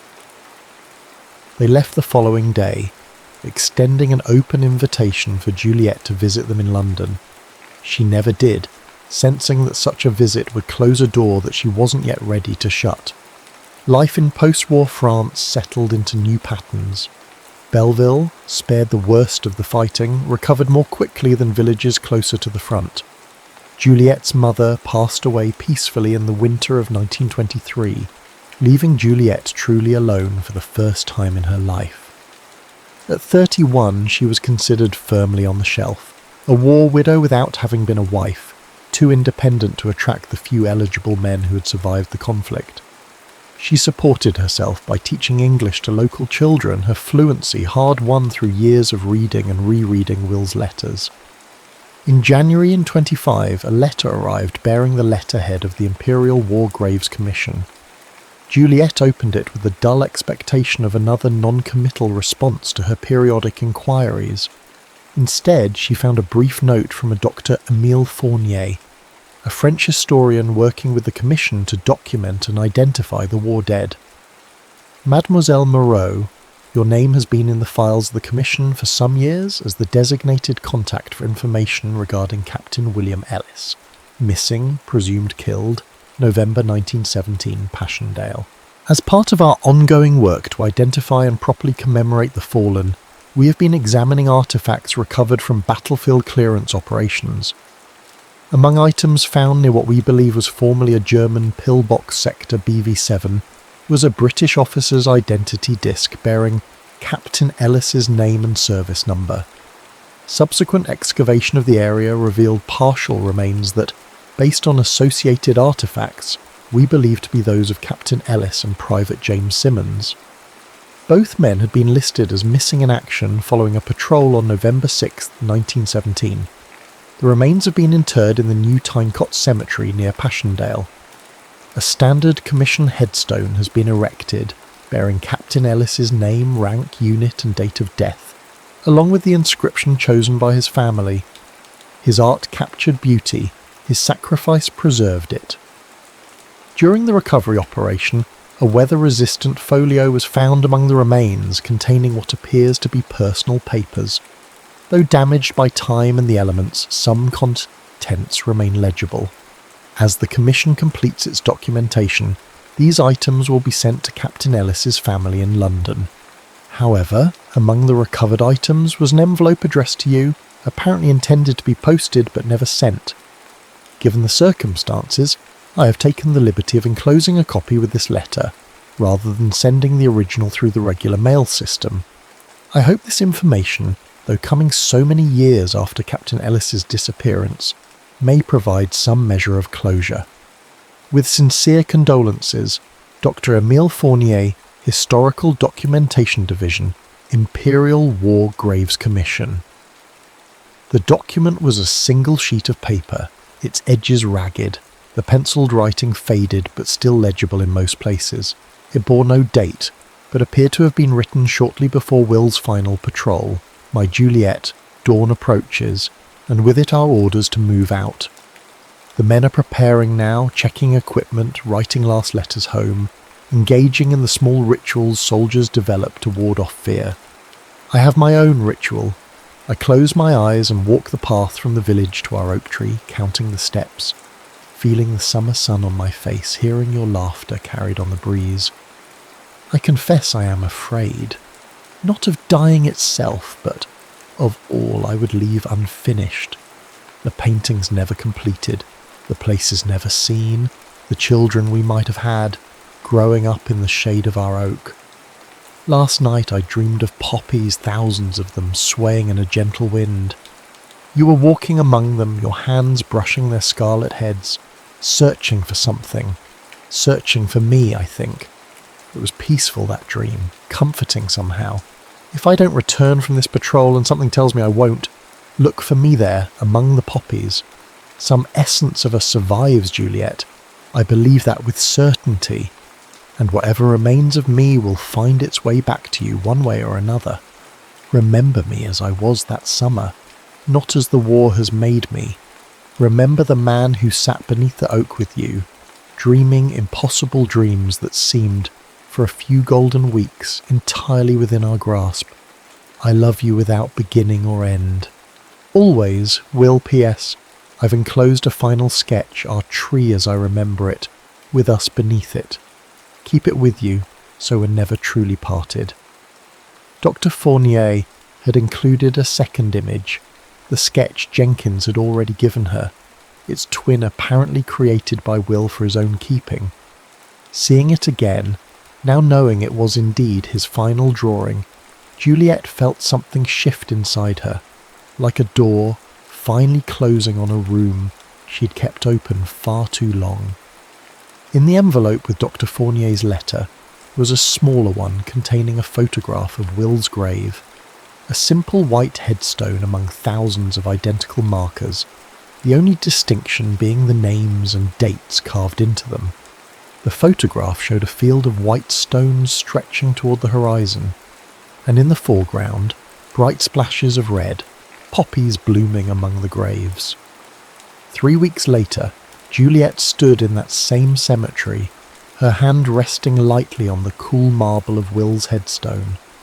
The day was clear and surprisingly warm for June, the sky a blue that reminded her painfully of Will's eyes. The poppies were in full bloom, nodding their heavy heads in the gentle breeze. Juliet knelt among them, feeling the damp earth through her skirt, and placed a small bundle at the base of the stone. A sprig from their oak tree, wrapped in the blue ribbon he had once untied from her hair, and her final letter to him. "I found you," she whispered. echoing the words she had spoken to the weathered wooden cross in her imagination for years. Just as you asked, where the poppies grow. As she spoke, the breeze strengthened momentarily, setting the flowers dancing around her in a ripple of crimson. For a fleeting second, Juliet felt a presence beside her, not physical but undeniable, like the echo of a familiar voice just beyond hearing's range. She remained there until sunset, speaking softly to the stone, to the earth beneath it, to the poppies that had guided her home to him. As darkness fell, she rose stiffly, brushing the soil from her clothing. "Goodbye, my love," she said, touching the cold marble one last time. For now, she walked away slowly, her shadow stretching long behind her in the fading light. But something had changed in her bearing, a straightening of the shoulders, a lightness in her step that had been absent for 8 years. Juliet Moreau was 33 years old. She had spent nearly a third of her life waiting, searching, grieving. Now, with the finding, came the possibility of beginning again. As she reached the cemetery gate, she paused and looked back at the field of stones and flowers, at the one marker that held the remains of the man she had loved. The setting sun bathed everything in amber light, turning the poppies to liquid fire. "Until then," she whispered, "I will live well, for both of us." Turning away, she walked toward the waiting world, carrying within her the memory of a summer beneath an oak tree, of love letters crossed with mud and blood, of promises kept across the boundaries of time and death.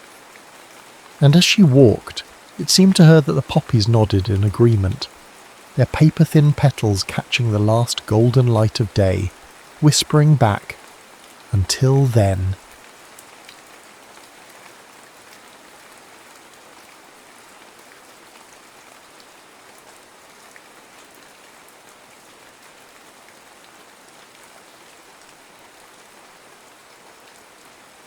New York City, at dusk, is a curious, shape-shifting place. Lights flicker on in high-rise windows, cabs honk impatiently in the streets, and the hum of a million stories pulses in every direction.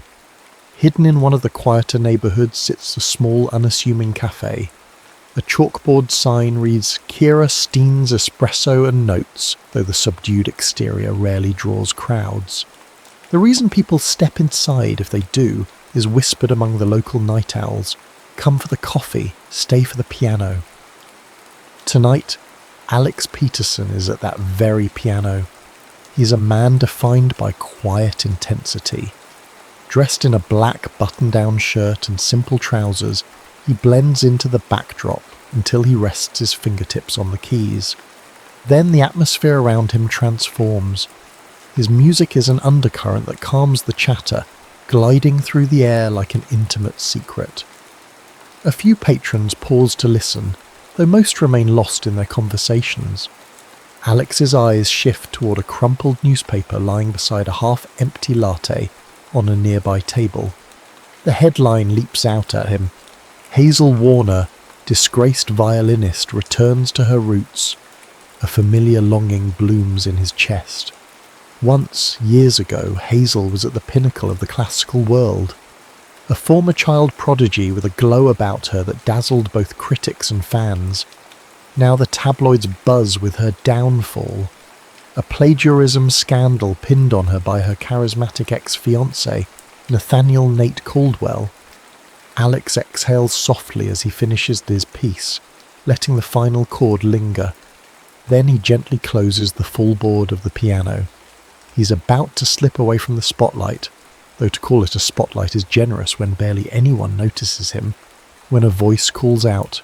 "Hey you, over here," says a man with a face that glows from the screen of his phone. "How about something more upbeat?" Alex musters a tight smile.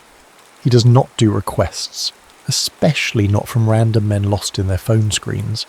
Yet he nods politely, sits back down, and begins a tune that's lighter. A warm, melodic jazz standard he's well practiced in. It's easier this way, not stirring up too much of himself, not letting his heart bleed through the music. A few minutes later, the cafe's owner breezes by. wiping a table with brisk, confident strokes. Kira Stein, Alex's best friend since their days in music conservatory, is a petite woman with short, coppery hair that curls just at her chin. She has an uncanny ability to sense the mood of a room, especially where Alex is concerned. "You okay?" Kira asks once the last note fades. Alex shrugs, eyes darting again to the newspaper. Kira follows his glance. A sigh escapes her lips. "You know," she says.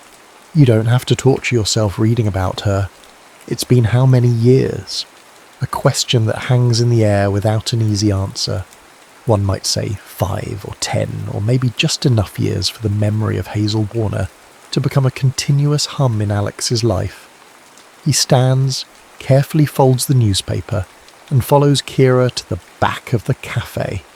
The corridor there is narrow, walls lined with old concert posters, many from Kira's short stint as a travelling violinist. She gave that up to open this place, channeling her passion for music into the comfort of others. Alex has never fully understood how she can be so fearless in forging a new path, but maybe that's precisely why they've stayed so close. Once they reach the small kitchen, Kira hands him a mug of chamomile tea. She's well acquainted with his reluctance to drink coffee late at night. "Alex," she says, her voice low enough that the barista behind them won't overhear. "I'm serious. This obsession, it has to stop. You let yourself feel everything so deeply, and that's beautiful, but you have to remember what Hazel did. She never even noticed you, not really. Don't let her waltz back into your head now that she's all over the press again." He looks at Kira, wanting to believe her words, but also unable to quiet the memories. She has no idea how many times he's replayed those old duets, the ones in the musty practice rooms at the conservatory. He still recalls the exact weight of Hazel's gaze when they performed an original piece he'd composed specifically for her. Yet she never realised it was for her. She'd simply praised his musicianship and rushed on to the next rehearsal, her mind fixed on climbing higher and higher in her own career. And now she's back, battered by scandal, possibly more fragile than before. She might not ever glance in his direction again, but that doesn't stop the longing. "Let me worry about it," Alex finally mutters, taking a sip of tea. Kira shakes her head but decides not to push further. She knows well enough that coaxing truth from Alex is a slow dance. "All right," she concedes, "but promise me you won't bury yourself in heartbreak again. If you need to talk, I'm here." Alex sets down the mug and returns to the piano, but the mood in the cafe has shifted. Most patrons have gone. The few who remain seem content with hushed conversation. He runs his fingers over the keys but chooses not to play. No sense in pouring himself into a near-empty room. Instead, he helps Kira close up for the night, stacking chairs, wiping tables, flicking off the lights, until the cafe is silent and dark except for the glowing green exit sign. When they step outside, the street glistens under the lampposts. Wind rustles a stray piece of trash, sending it skittering along the sidewalk. Alex feels the chill against his skin, but it's a mild evening by New York standards. Kira rummages for her keys, the jingle echoing faintly in the urban hush. She locks the door, then turns to him. "You sure you don't want to stay with me? You look like you've got a lot on your mind," she says softly. "I'm fine," Alex insists. He wonders what time it is. Probably near midnight, maybe later. The quiet can be disorienting in a city that rarely sleeps. He runs a hand through his hair and offers Kira a small reassuring smile. "Thanks though, I'll see you in the morning." She nods and they part ways. He heads down the block, each step feeling heavier. He's turned 31, an age that feels like a tide change. No longer the bright-eyed dreamer of his 20s, but not old enough to shed that same dream. A musician in a constant state of almost discovered, almost recognised, almost loved. Can't resist one last glance at the folded newspaper under his arm. Hazel Warner's face is captured in a photograph that seems to ache with unsaid words. She doesn't know he exists as more than a faint memory from the past. And yet, For Alex Peterson, she's been the silent impetus behind every piece he's ever composed. He rounds the corner to his small walk-up apartment. The building stands tired but proud. Up the creaky stairs into the narrow hall, and finally he slips the key into his door. Inside, the living room is cluttered with the sheet music, some scribbled on loose-leaf pages, others meticulously noted in bound notebooks. His baby grand piano, a well-loved Steinway, is tucked in the corner. He flips on a small lamp, letting its warm glow caress the instrument. Setting the newspaper on the piano bench, he leans against a wall scrawled with half-finished compositions pinned up like puzzle pieces. He wonders if Hazel is reading about herself with the same sense of dread. He wonders if she's thinking back to the days before everything became complicated by fame and betrayal. In this moment, the past and the present collide in his heart. He wants to shut out the memories, but the notes of an old composition drift into his mind uninvited. Quietly, as if not to disturb the intangible ghosts lurking, he hums a melody he once wrote for Hazel. It settles into the silence like a final lullaby for the night. He knows Kira's warning is wise. He knows he should let the memory of Hazel fade, but love, or something akin to it, has a way of burrowing into the soul, deeper than logic can reach. And so, with a flick of the lamp switch, he surrenders to the darkness, that intangible chord still resonating in him. He doesn't know what tomorrow holds, only that the world has suddenly tilted with Hazel's return.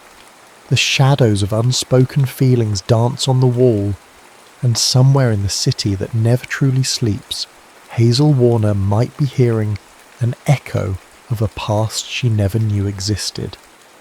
A crisp morning light slices through Alex's thin curtains, waking him earlier than usual. The city hums in the background, delivery trucks roaring, car horns honking, but Alex hears another sound in his mind. The slow, melancholic chords he half composed last night before sleep claimed him.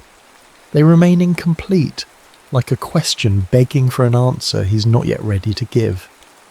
He dresses, pulling on a sweater and dark jeans, and cradles a travel mug of tea on his way back to the cafe.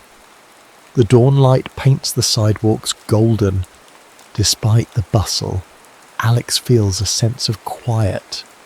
He wonders if Hazel is awake right now, perhaps scanning the headlines that mock her fall from grace. It's a futile thought. She's a world away, even if technically only a few subway stops separate them in Manhattan. When he steps into Kira's cafe, the place smells of freshly ground espresso beans and pastries. Morning regulars line up, bleary-eyed but hopeful for caffeine. Kira, cheerful but firm, manages them all with the efficiency of a seasoned conductor overseeing an orchestra. "Good morning," she calls, sliding a latte across the counter to a waiting customer. Then she turns to Alex, her eyes flickering with curiosity. "Sleep well?" He shrugs. Sleep was a cagey beast that refused to linger. "I'm managing." Kira arches an eyebrow. "You know, if you want real rest, you could try not reading that newspaper article 20 times. He tries to deny it, but the small, knowing tilt of her head stops him. "I just needed to see how the media's spinning it," he says. "She's back in the city after all. Doesn't that feel surreal to you?" Kira's expression softens. "I guess," she concedes. "She was always so driven when we were all at the conservatory. The star of every show, the top of every class. It's strange to picture her now headlined as a pariah, but maybe," she pauses, measuring her words, "this is a chance for her to figure out who she is without that perfect veneer." A knock on the glass door distracts them. A harried supplier gestures at Kira, needing a signature for a delivery. She throws Alex a quick, sympathetic look and rushes off. Alone at the counter, Alex finds his thoughts drifting again to Hazel, the way her bow once glided across violin strings, each note luminous, filled with a rare fervour. People called her a prodigy, but Alex saw the toll of that label in the deep circles under her eyes. He'd admired her from the audience seat as much as from behind the piano stand. but she never noticed. Or if she did, she chose not to say a thing. Morning moves forward in a blur of coffee orders and pastries. Alex occasionally assists, clearing tables, refilling sugar canisters. A few hours later, just as the rush dies down, something almost fated happens.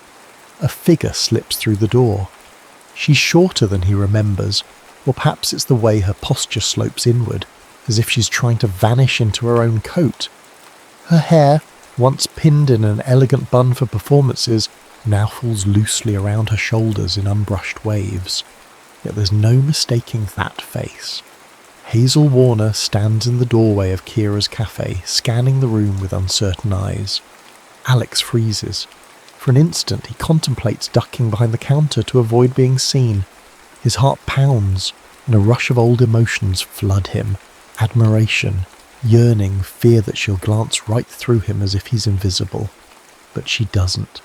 Their eyes meet, and a flicker of recognition sparks across her features.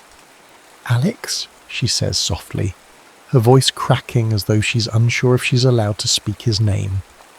Time seems to stutter. Kira, returning from the back, practically leaps to intercept Hazel. "Hey," Kira says in polite but guarded tones. "Long time no see. Do you need something? Coffee? A place to sit?" Hazel's cheeks flush. She steps closer to the counter, ignoring the curious stares of a few remaining customers. I saw the sign. The name was familiar. I had no idea this was your place, Kira." Her gaze flickers to Alex. "Or that you'd be here too." The room feels charged, like the moment before a pivotal note in a musical composition. A part of Alex wants to unravel every memory he's stored away, tell Hazel how proud he was of her successes, how gutted he was when she fell from grace, how her face in that newspaper last night reignited every feeling he'd tried to bury. But he stands there, measured silence forming a barrier. Kira, stepping up, tries to dissolve the tension with a business-like tone. "Welcome. If you'd like something, the menu's on the board. We also have fresh pastries." Hazel glances at the blackboard, though she seems more focused on Alex's face. She opens her mouth, closes it, and then tries again. "Actually, Could we talk? All of us, maybe? I know a lot has happened since forever." She gives a half laugh that lacks humour. "I just wanted to see you both. Maybe apologise." Kira folds her arms. "Apologise for what exactly?" Hazel's gaze drops to the floor. "For never being around, for shutting people out, especially after everything. You probably heard about the scandal. Nate Caldwell accused me of stealing a concerto from him. It wasn't true." Her voice tightens. "But no one believed me. I lost everything, my reputation, my bookings, sponsors, everything." A silence follows, broken only by the hiss of the espresso machine behind the counter. "I should have reached out sooner." Alex feels a pang of sympathy, then quickly reminds himself of Kira's warning. Hazel had always been too wrapped up in her own ambitions to notice the people who truly cared about her. But is it fair to blame her entirely? Or is this vulnerability genuine? Finally, he lets out a breath, and in a measured voice says, "It's been a while, Hazel. Let's grab a table." The three of them settle at a corner table by the window. Passers-by rush along the sidewalk outside, glimpsing the cafe's interior without understanding the emotional undercurrents swirling in that small space. Hazel fiddles with her fraying jacket sleeve as though searching for the right words. "I'm sorry to just barge in like this," she begins again. "I know I have no right to ask for help after everything that's happened, but the truth is, I don't know if I can play violin the way I used to. I can't trust my own instincts anymore. Everyone's eyes are on me, waiting for me to fail again." Kira's expression softens just a fraction. "What do you want from us?" Hazel looks directly at Alex, and he feels his heart skip. "Back in school, you wrote a piece for me once," she says, her voice tender. "You might not remember," he interrupts. "Of course I remember. I remember every piece I've ever composed." She nods, looking grateful for a moment of connection. It was unlike anything else. "I felt a sincerity in your notes that I never felt in any other composition. After what I've been through, I want to feel that again. I need to rediscover why I love Maldik. I was hoping maybe you could compose something new for me. It's the only way I know how to start over." A jolt of conflicting emotions grips Alex. Part of him bristles at the idea. Why should he cater to Hazel's request now, after years of quiet neglect? But another part of him, the composer who thrives on raw emotion, can't ignore the stirring of inspiration. The guard dog in his mind barks that this is dangerous, that he'll be hurt again. Yet the flicker of hope in Hazel's eyes is undeniable. "You're asking a lot," Alex manages to say. Hazel lowers her gaze.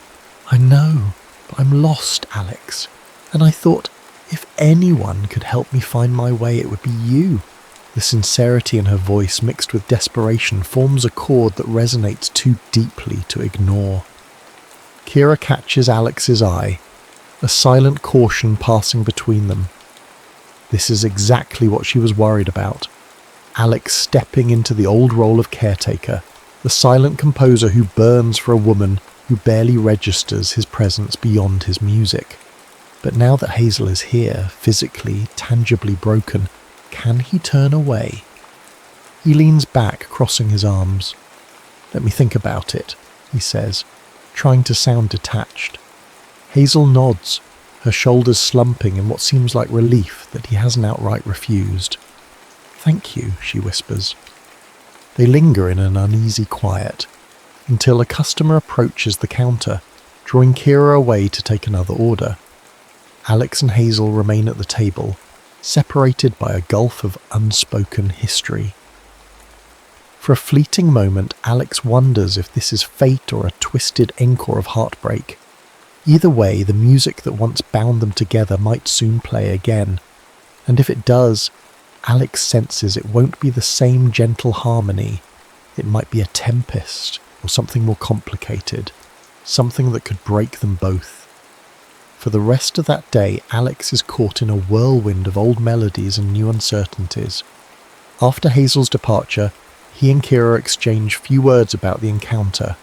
She simply hands him a cloth to wipe down the counters, eyes narrowed in a stern, silent message. "I'm watching you. Don't get in over your head." That night, Alex heads home with a restless surge of creativity swirling within. The second he enters his apartment, he sits at his baby grand.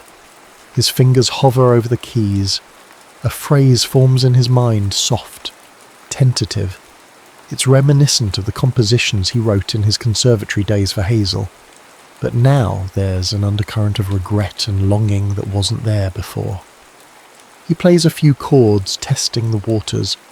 An image flashes in his mind of Hazel in the cafe, her coat too big, her eyes rimmed with fatigue. He remembers how vibrant she used to be, standing tall on stage, commanding the spotlight with her violin's brilliance. Now, that bright energy seems dimmed by betrayal and scandal. The tabloids can be vicious, especially when a revered figure falls from grace. Accusations of plagiarism are a hard stain to remove, even when you're innocent. Alex shuts his eyes, letting the notes speak.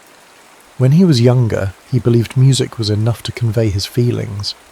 But he never found the courage to tell Hazel directly, "Hey, I love you. This composition is a testament to how you captivate my entire being." She never guessed, or if she did, she brushed it aside, too focused on her own ambitions. He wonders, is it masochistic to compose something new for her? Probably, but the thought of turning her away feels worse. He can't deny the electric thrill that runs through him at the notion of creating a piece worthy of resurrecting her spirit. Late into the night, he scrawls ideas onto staff paper. Half-formed melodies, eerie chord progressions, a shift to a major key that hints at hope. By the time he looks at the clock, it's nearly 2 a.m. He rubs his tired eyes and forces himself to bed, mind racing with chord structures and harmonic layers. Over the next several days, Hazel and Alex meet in his small Brooklyn apartment. They sit across from each other, a battered coffee table between them strewn with his handwritten sheets. Hazel traces the notes with her fingertips, as though they're braille revealing secrets. "I don't know if I can do these justice," she confesses one afternoon, setting the pages aside. She glances around at the cluttered living space. Alex's apartment is modest, but the stacks of music carry a certain magic, as if each page vase vibrates with potential. "I haven't performed in months, and when I do try to play, I get in my own head. My technique is shaky, my confidence is shot." Alex finds her vulnerability unsettling. The Hazel he recalls was proud, sometimes to a fault, certain of her abilities. This Hazel seems humanized by pain. A small voice in his mind warns him that heartbreak often paves the way to manipulative apologies, but he can't help feeling sympathy. "You'll get it back," he says gently. "If you want to, that is. But it'll take practice and patience." She gives him a weary smile. "Thanks for not sugarcoating it." Then she shifts her gaze. "I'm curious, Alex. Why did you even agree to help me? You could have refused, told me to figure it out on my own." The question lingers, thickening the air. He could mention that maybe it's because he spent years tethered to her without her noticing, or that Kira's protective stance only half deters him from diving headlong into a new composition for the woman who once spurred his greatest pieces. Instead, he offers a careful truth. "Because I understand what it's like to love music to the point that you can't let it die, no matter how many times it betrays you." A flicker of recognition crosses her face. She nods, as though she senses the deeper layers in his words. But before either can elaborate, Kira strides in carrying a paper bag of groceries. She's been dropping by regularly, partly to keep them fed and partly, Alex suspects, to ensure he isn't blindly falling into old patterns. "I've got fresh vegetables and some pasta," Kira announces. "Thought I'd whip up lunch." She sets the bag on the kitchen counter, pausing to look at Hazel. "You look tired. Are you resting enough?"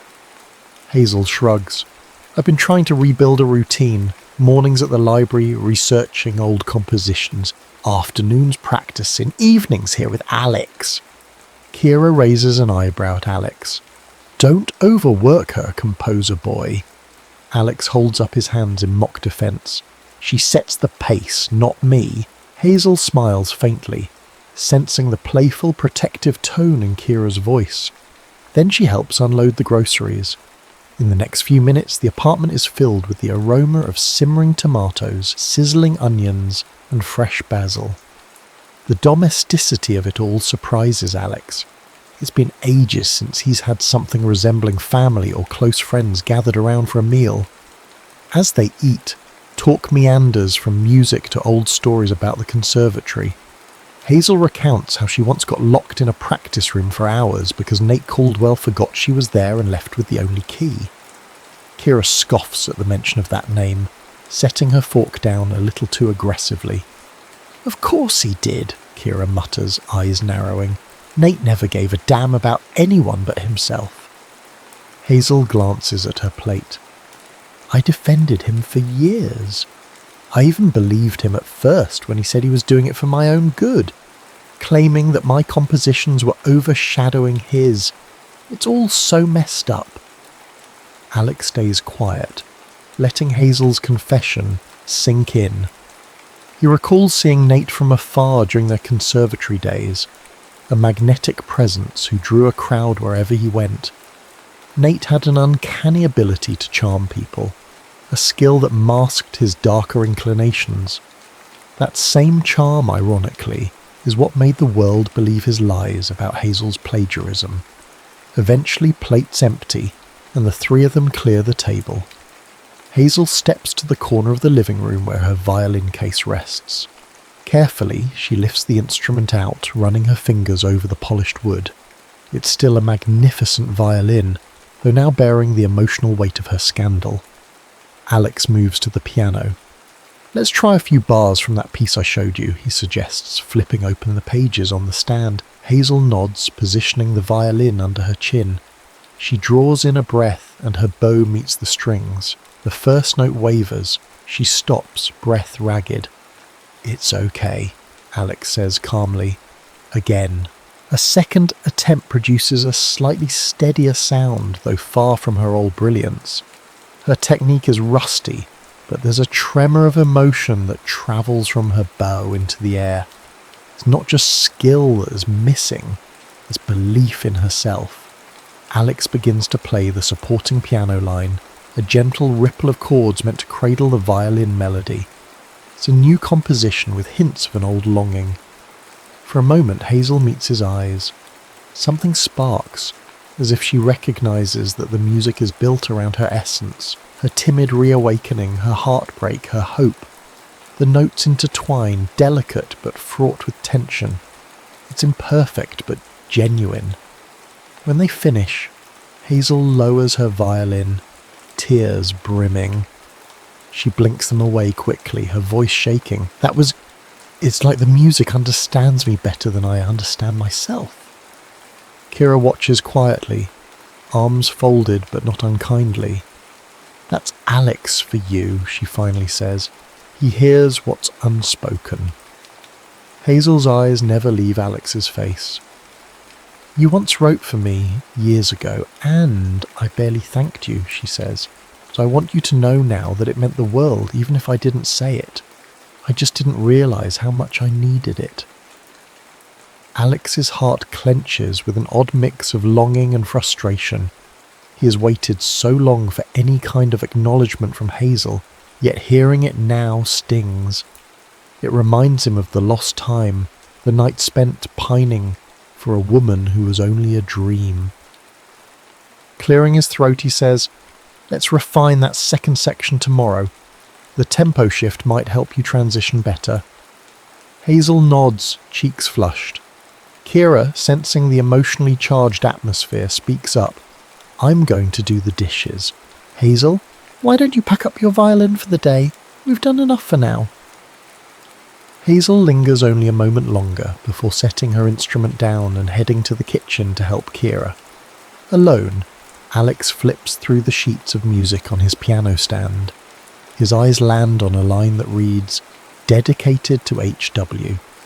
It's an echo of the secret dedications he made back in school, though he never had the courage to show them to her. In the kitchen, he hears the murmur of Hazel and Kira's voices. They're talking quietly, maybe about him or maybe about the scandal. He wonders if Hazel is telling Kira about the heartbreak she endured with Nate, or the raw guilt she carries for not noticing Alex's devotion all those years ago. He wonders if Kira is cautioning Hazel not to hurt him again. He closes the music folder, pressing down gently on the pages as though sealing them into his own heart. Despite his caution, he's already invested. Too much. His walls are crumbling and the music of her presence is slipping in once more. He can't help but think, if this collaboration heals Hazel, what will it do to him? Will he finally find closure? Or is he walking straight into heartbreak for a second time? As he sits there, the lingering resonance of their duet still vibrating through the apartment, one truth emerges. Though he spent years composing in the shadows, a flicker of light has found him. And as dangerous as it might be to step into that brightness again, he knows that sometimes music is worth the risk. Tension curls like a wary cat in the corners of Alex's apartment. Though Hazel is determined to rebuild her career, she struggles under the weight of public disapproval, which she experiences even in small ways, side glances from strangers on the subway, or hushed whispers when someone recognizes her on the street. Each new day at Alex's apartment, she tackles the violin with increasing rigor. Bit by bit, her confidence emerges, but so does a new emotion, a deepening awareness of Alex. One evening, after Kira has locked up the cafe and left Alex and Hazel alone to rehearse, Hazel notices an old spiral-bound notebook on the piano bench. Its edges are frayed, the cover faded. Without thinking, she picks it up and flips through the pages. Her breath catches. The dates go back nearly a decade. each composition titled with cryptic phrases: Moonlight Before Dawn, The Red Scarf Elegy, Her Heart's Allegro. The margins are filled with half-erased doodles, sometimes a single initial, H. The dedication lines read differently, for HW or simply for her. It's as if the entire notebook is an ode to a mysterious muse. She glances at Alex, who's busy in the small kitchenette, washing a couple of mugs. Music from a local jazz station filters through a tinny radio on the counter. She wonders if she should ask permission to read further, but the curiosity is too strong. She turns the page. The notes swirl off the staff lines, raw and polished, but brimming with a fervour she recognises from their earliest rehearsals at the conservatory. In each melody she senses a confession, like love letters etched in music. Her mind whirls back to fleeting memories. The way Alex would watch her from across the practice room. The flush on his face whenever she praised his compositions. Could it be? Hazel snaps the notebook shut when Alex walks in, concern etched on his features. "Where did you find that?" he asks, drying his hands on a dish towel. She holds it out, cheeks burning. "It was on the bench. Alex, these pieces, you wrote them for me, didn't you?" His silence is answer enough. Slowly he sets the towel aside, tension in his jaw. That was a long time ago. Her hands tremble. "Why didn't you ever tell me?" Alex's gaze falls to the floor. "You never asked, and you never seemed interested in anything that wasn't about your own spotlight." She flinches as though struck. "That's not fair. I didn't know. I was focused," he finishes. "Driven. You were unstoppable, Hazel. I admired that, but you never looked back." For a moment neither speaks. The radio crackles out a lonely saxophone line, punctuating the silence. Finally, Hazel musters the courage to meet his eyes. "I see that now. I was young and foolish. I was so consumed with being the best that I didn't stop to see who was right beside me." Alex exhales, running a hand over the piano's worn finish. "Why are we talking about the past? It can't be changed." She clutches the notebook to her chest. "Because it matters to me," she confesses, voice quavering. "I thought nobody understood me or my passion, but all this time you were writing for me, fueling me, loving me through your music, and I never even thanked you." A storm brews in Alex's dark eyes. Pain, longing, frustration. "Don't read too much into it," he says, though his tone betrays him. "I was just a naive composer in love with an idea." "An idea?" Hazel echoes, feeling her throat tighten. "Or was it Mercy?" He's silent for a long beat, then quietly responds, "I don't know anymore." She sets the notebook down gently, returning it to him like something fragile. "For what it's worth, those pieces are some of the most beautiful I've ever seen. I wish I could have heard them played. Maybe one day I still can." Alex avoids her gaze, gathering the notebook and tucking it away. "We should call it a night." The next morning Hazel confides in Kira. They meet at the cafe before opening, in that in-between time when the city is just waking. Hazel sits on a stool near the counter, arms resting on her violin case. She looks pensive, as if she hasn't slept. Kira pours them both a cup of strong coffee, ignoring Hazel's mention that she's more of a tea person these days. "Trust me, you need the caffeine," Kira jokes softly. "Now spill. What's going on in that head of yours?" Hazel hesitates, then sighs. "I found a notebook of Alex's compositions from years ago. All of them. They're dedicated to me. I had no clue he felt so strongly. My mind is reeling." Kira's expression is guarded, though not entirely surprised. "I warned him not to get hurt again. He's been carrying this torch for so long." Hazel lets out a broken laugh. "I never meant to be so blind. I was just so caught up in my career, in Nate, in everything. And now that I see the depth of Alex's devotion, I feel..." She searches for the right word. guilty, and more than that, something else I can't quite put my finger on, like I'm seeing Alex for the first time, but it's too late. Kira sets her coffee mug down. It's not too late if you're sincere, but you need to figure out if what you feel is truly for him or for the music he creates. Hazel grips her mug, the warmth seeping into her hands. I wish I knew how to separate the two. I keep hearing his compositions in my head, and they fill me with this emotion I can't describe. Is it him I love, or the music? It's all so tangled. Untangle it, Kira says firmly. Or at least try.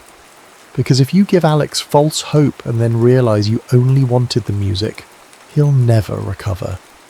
The gravity of Kira's words sinks in. Zil nods, her eyes clouded with worry. Thank you, she whispers. I know you're just trying to protect him. And maybe protect you too, Kira replies softly. She stands, finishing her coffee in one gulp, because heartbreak in any direction cuts deep. Across the city, rumblings of a major gala at Carnegie Hall start making their way through the classical music grapevine. It's an annual fundraiser featuring top-tier musicians, and rumour has it the organisers are desperate for a headlining performer with a fresh story. Hazel's scandal, ironically, makes her a compelling choice. A potential comeback could grab headlines and sell tickets. That afternoon, the call comes in. An invitation to Hazel Warner to perform at the prestigious event. She's startled by the sudden opportunity. They want me, she blurts into the phone, after everything that happened. We believe in second chances, the event coordinator says diplomatically. This could be a triumphant return, and frankly, it's good for publicity. That last line stings, but Hazel forces a grateful tone.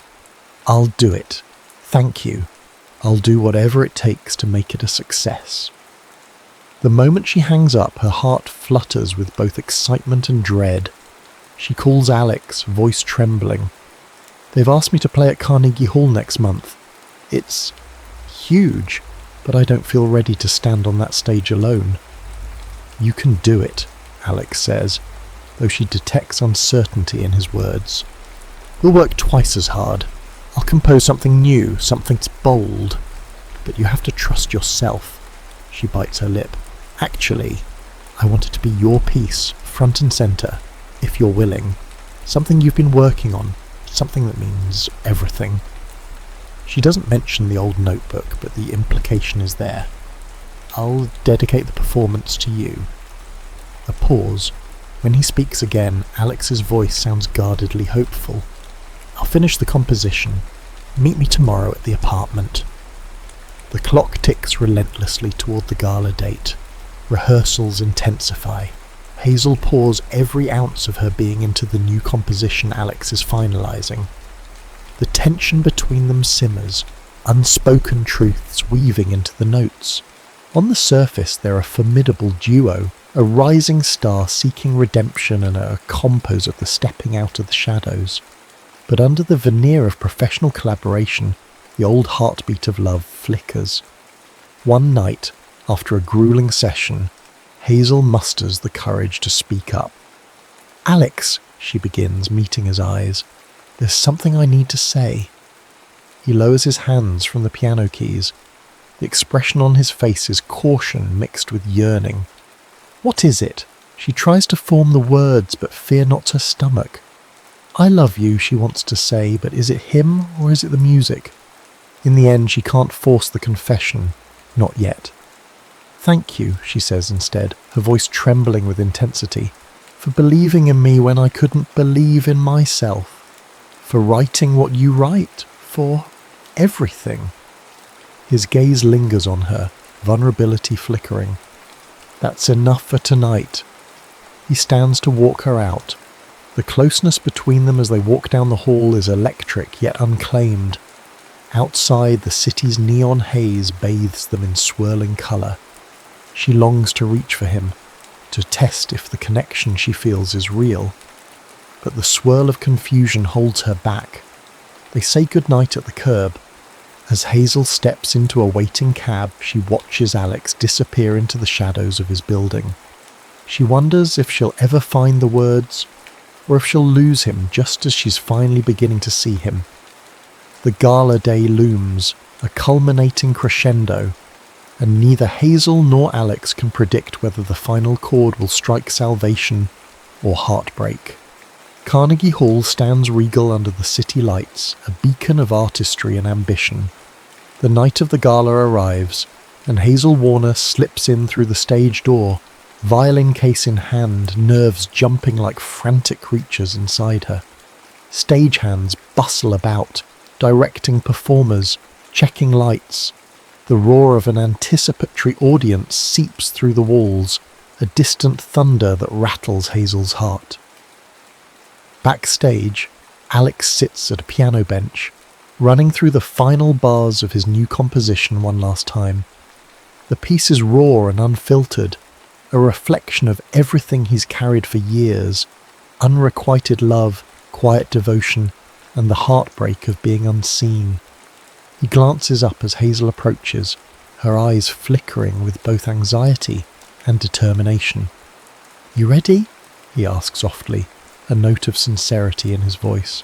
She exhales. "Ready as I'll ever be. I want to play your music perfectly, not just to prove something to the world, but to show you that I hear you. Finally." He nods, swallowing hard.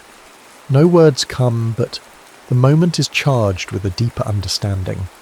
They step onto the stage together. The hall's grand interior dazzles with chandeliers and plush red seats packed to capacity. Reporters, critics, and patrons crane their necks. The entire room crackles with the tension of this high-stakes performance. Hazel stands under the spotlight, violin at her chin. Alex takes his seat at the Steinway Grand. A hush settles, a collective inhale. Then, with a single nod, Hazel draws her bow across the strings, and the first note emerges, a trembling whisper that blossoms into a forceful lament. The composition sweeps from a plaintive melody to a fierce crescendo, each movement telling a story of regret, devotion, and redemption. As they play, Hazel feels the music flowing through her like a second heartbeat. She catches Alex's eye in fleeting moments, sensing that the lines between them, between composer and muse, between two hearts separated for too long, are dissolving. Midway through the performance, the emotion surges. The violin's cry echoes with raw intensity, and the audience leans in as though catching a confession. Hazel's vision blurs with tears she refuses to shed. She channels every ounce of feeling into the bow, her body trembling with the piece's climax. Alex's piano supports, guides, and complements every note, no longer just an accompaniment, but a duet of souls. When the final chord resolves, the silence is almost unbearable. Then thunderous applause erupts, sweeping the hall. Hazel lowers her violin, chest heaving. She searches for Alex amid the standing ovation, finds him gazing at her with a mix of awe and heartbreak. For a fleeting second she wants to run to him, to fling her arms around him and say everything she's kept locked inside, but the curtain call pulls them both into formal bows. They step forward, and the applause crescendos, cameras flashing like frenzied fireflies. Backstage afterward, the chaos is immediate. Congratulations, interview requests, critics fawning. Hazel stumbles through it, her mind spinning. She wants to find Alex, but he's swallowed up by the crowd, ushered away by well-wishers. Someone thrusts a microphone at her, demanding a statement. Another tries to take her photograph. Over the din, she hears a familiar, contemptuous voice. "So you found a new composer to sponge off, have you?" The voice stops her cold. Nate Caldwell, her ex-fiancé, emerges from the throng. His tailored suit and polished shoes shine under the harsh backstage lights. His smile is razor-sharp. "Brilliant performance, Hazel. almost had me convinced you wrote that piece yourself." Hazel's blood runs cold. "I never claimed to write it," she hisses, stepping closer to keep the conversation private. "Alex composed it, as anyone who bothered to read the program would know." Nate chuckles, low and menacing. "Ah, but they'll still talk. Word around is that your dear Alex has been inspired by your old ideas. Maybe you fed him your scraps, then let him do the grunt work. I wonder which story the tabloids will run with." She clenches her teeth. "You can't poison this Nate. Not this time." He raises an eyebrow. "Watch me." Before he can say more, Kira arrives, practically shoving him aside. "Move!" she snaps, her voice low. Then she turns to Hazel, ignoring Nate's predatory grin. "You okay?" Hazel's heart pounds. A swirl of anger and fear grips her. "I need to find Alex," she mutters. Kira nods, leading Hazel away from Nate's spiteful presence. They wind down a backstage corridor, where a few straggling stagehands and performers congratulate Hazel. She politely nods but keeps moving, scanning for Alex. She spots him near a side exit, slipping away from the throng. Adrenaline surging, she rushes to him, catching his arm before he can disappear outside. He turns, surprise flickering across his face. "Hazel," she breathes heavily. "What are you doing? Everyone's looking for you. There's a million congratulations to be had." The words tumble out, breathless. "I needed air," he explains, glancing toward the exit. "It's overwhelming." Hazel studies him for a moment. "Is this about me? Or the composition? Or everything we haven't said?" Alex's shoulders sag. A weary vulnerability. "Part of me never believed this would happen," he admits. "You, on stage, playing my music. Applauded by so many people who once overlooked me. It's surreal." She places her violin case on the floor and steps closer. "Then let it be real. Let this be the moment you finally acknowledge how extraordinary you are."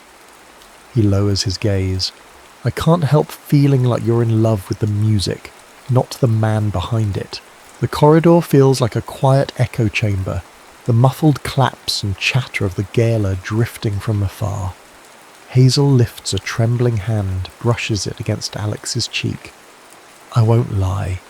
The music is a part of you, and it's what first spoke to me, even before I had the sense to listen.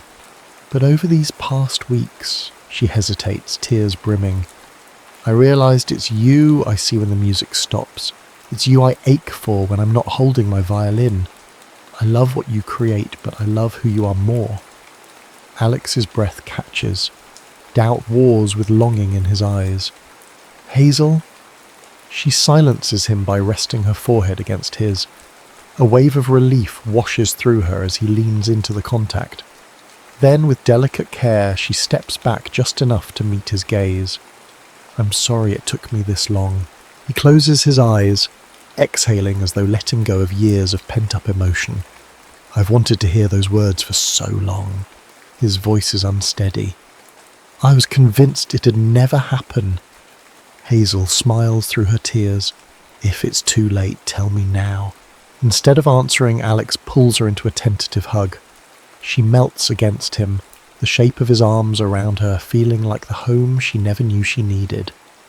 The distant sound of applause continues behind them, but here, in this quiet hallway, they share a different symphony, a duet of hearts finally in tune. Kira appears at the end of the corridor, noticing their embrace. She steps back, a soft smile curving her lips. Quietly she slips away, letting them have their moment. Years later, Hazel Warner and Alex Peterson sit side by side in a high-ceilinged concert hall in Vienna. The stage is set for a performance, with spectators chatting excitedly in hushed tones. Hazel holds her violin, leaning into Alex with effortless intimacy. Their world tours have garnered both of them acclaim. Alex, once an overlooked pianist, is now recognised as a brilliant composer in his own right. Hazel, once disgraced, has risen from the ashes with the authenticity that only heartbreak and redemption can bring. A journalist from a European music magazine takes a seat beside them for a brief interview, flipping through her notes. She looks at Hazel. You're known worldwide for your electrifying performances, but in your own words, what inspires you the most? Hazel glances at Alex, a gentle laugh escaping her. I used to think I played music for the entire world's approval, but I realise now I was always playing for him. She squeezes Alex's hand. Once I understood that, everything changed. The journalist turns to Alex. And you, Mr. Peterson? What's it like to compose for such a celebrated violinist, and to share more than just a stage? He offers a thoughtful smile. It's like having your heart walking around outside your body, weaving your notes into magic. There's nothing quite like it. The journalist jots down a few more comments, then leaves them with a warm goodbye. As the audience begins to fill in, Hazel and Alex steal a final moment of quiet. She leans her head on his shoulder. They step onto the stage together, a married couple now, and an even stronger musical partnership. The lights dim and a hush falls over the audience. Alex takes his seat at the piano. Hazel positions the violin beneath her chin, meeting his eyes with a look that says, I hear you, always. The first note resonates through the hall, and it's clear to everyone listening that this music is born of two hearts that once ran parallel, never touching. Now, at last, they converge in perfect harmony, and somewhere in the quiet corners of their souls they remember the years of distance, the heartbreak, the unspoken dedications. For them, the journey wasn't just about reclaiming a career or proving a tabloid wrong. It was about finally discovering that what they truly needed was to recognise the love that had been in front of them all along. Patient, unwavering, ready to be embraced. They play on, each measure speaking of second chances and the beauty that comes from letting yourself be seen, not just in the glow of the stage lights, but in the silent dawn of everyday life. And as the music swells to its final chord, one truth stands above all else. Some compositions are written not just for the world, but for the one who finally hears your heart.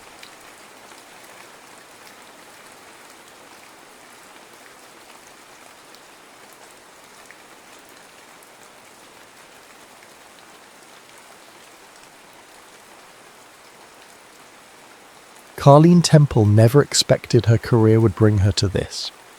Sitting behind the wheel of her rust-dusted SUV, she peered out at the winding mountain road ahead. A swirl of wind carried flurries of snow across her windshield, creating a hypnotic dance of white that threatened to lead her astray.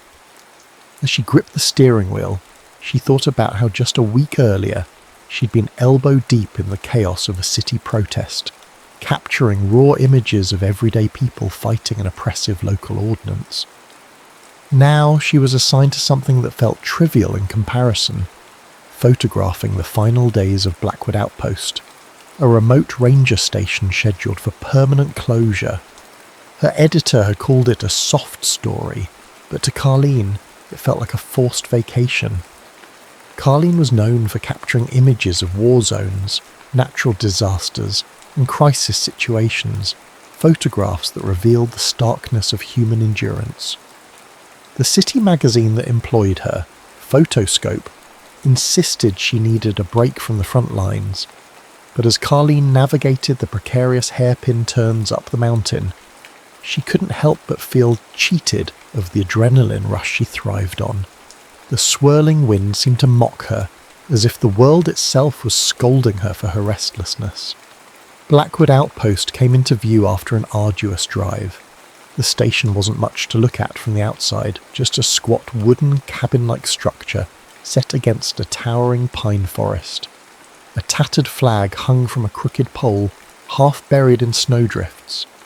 The ground was thick with fresh powder that shimmered under the afternoon sun. There was an unnerving quiet here, the kind of hush that only deep wilderness could conjure. Carleen stepped out of her SUV, feet crunching in the snow, and surveyed the area with a detached eye. She was here for pictures, after all. She hauled her camera bag and a small duffel into the outpost main office. brushing off snow from her parka as she stepped inside. The warmth and sudden darkness of the cabin interior made her eyes blink rapidly in adjustment.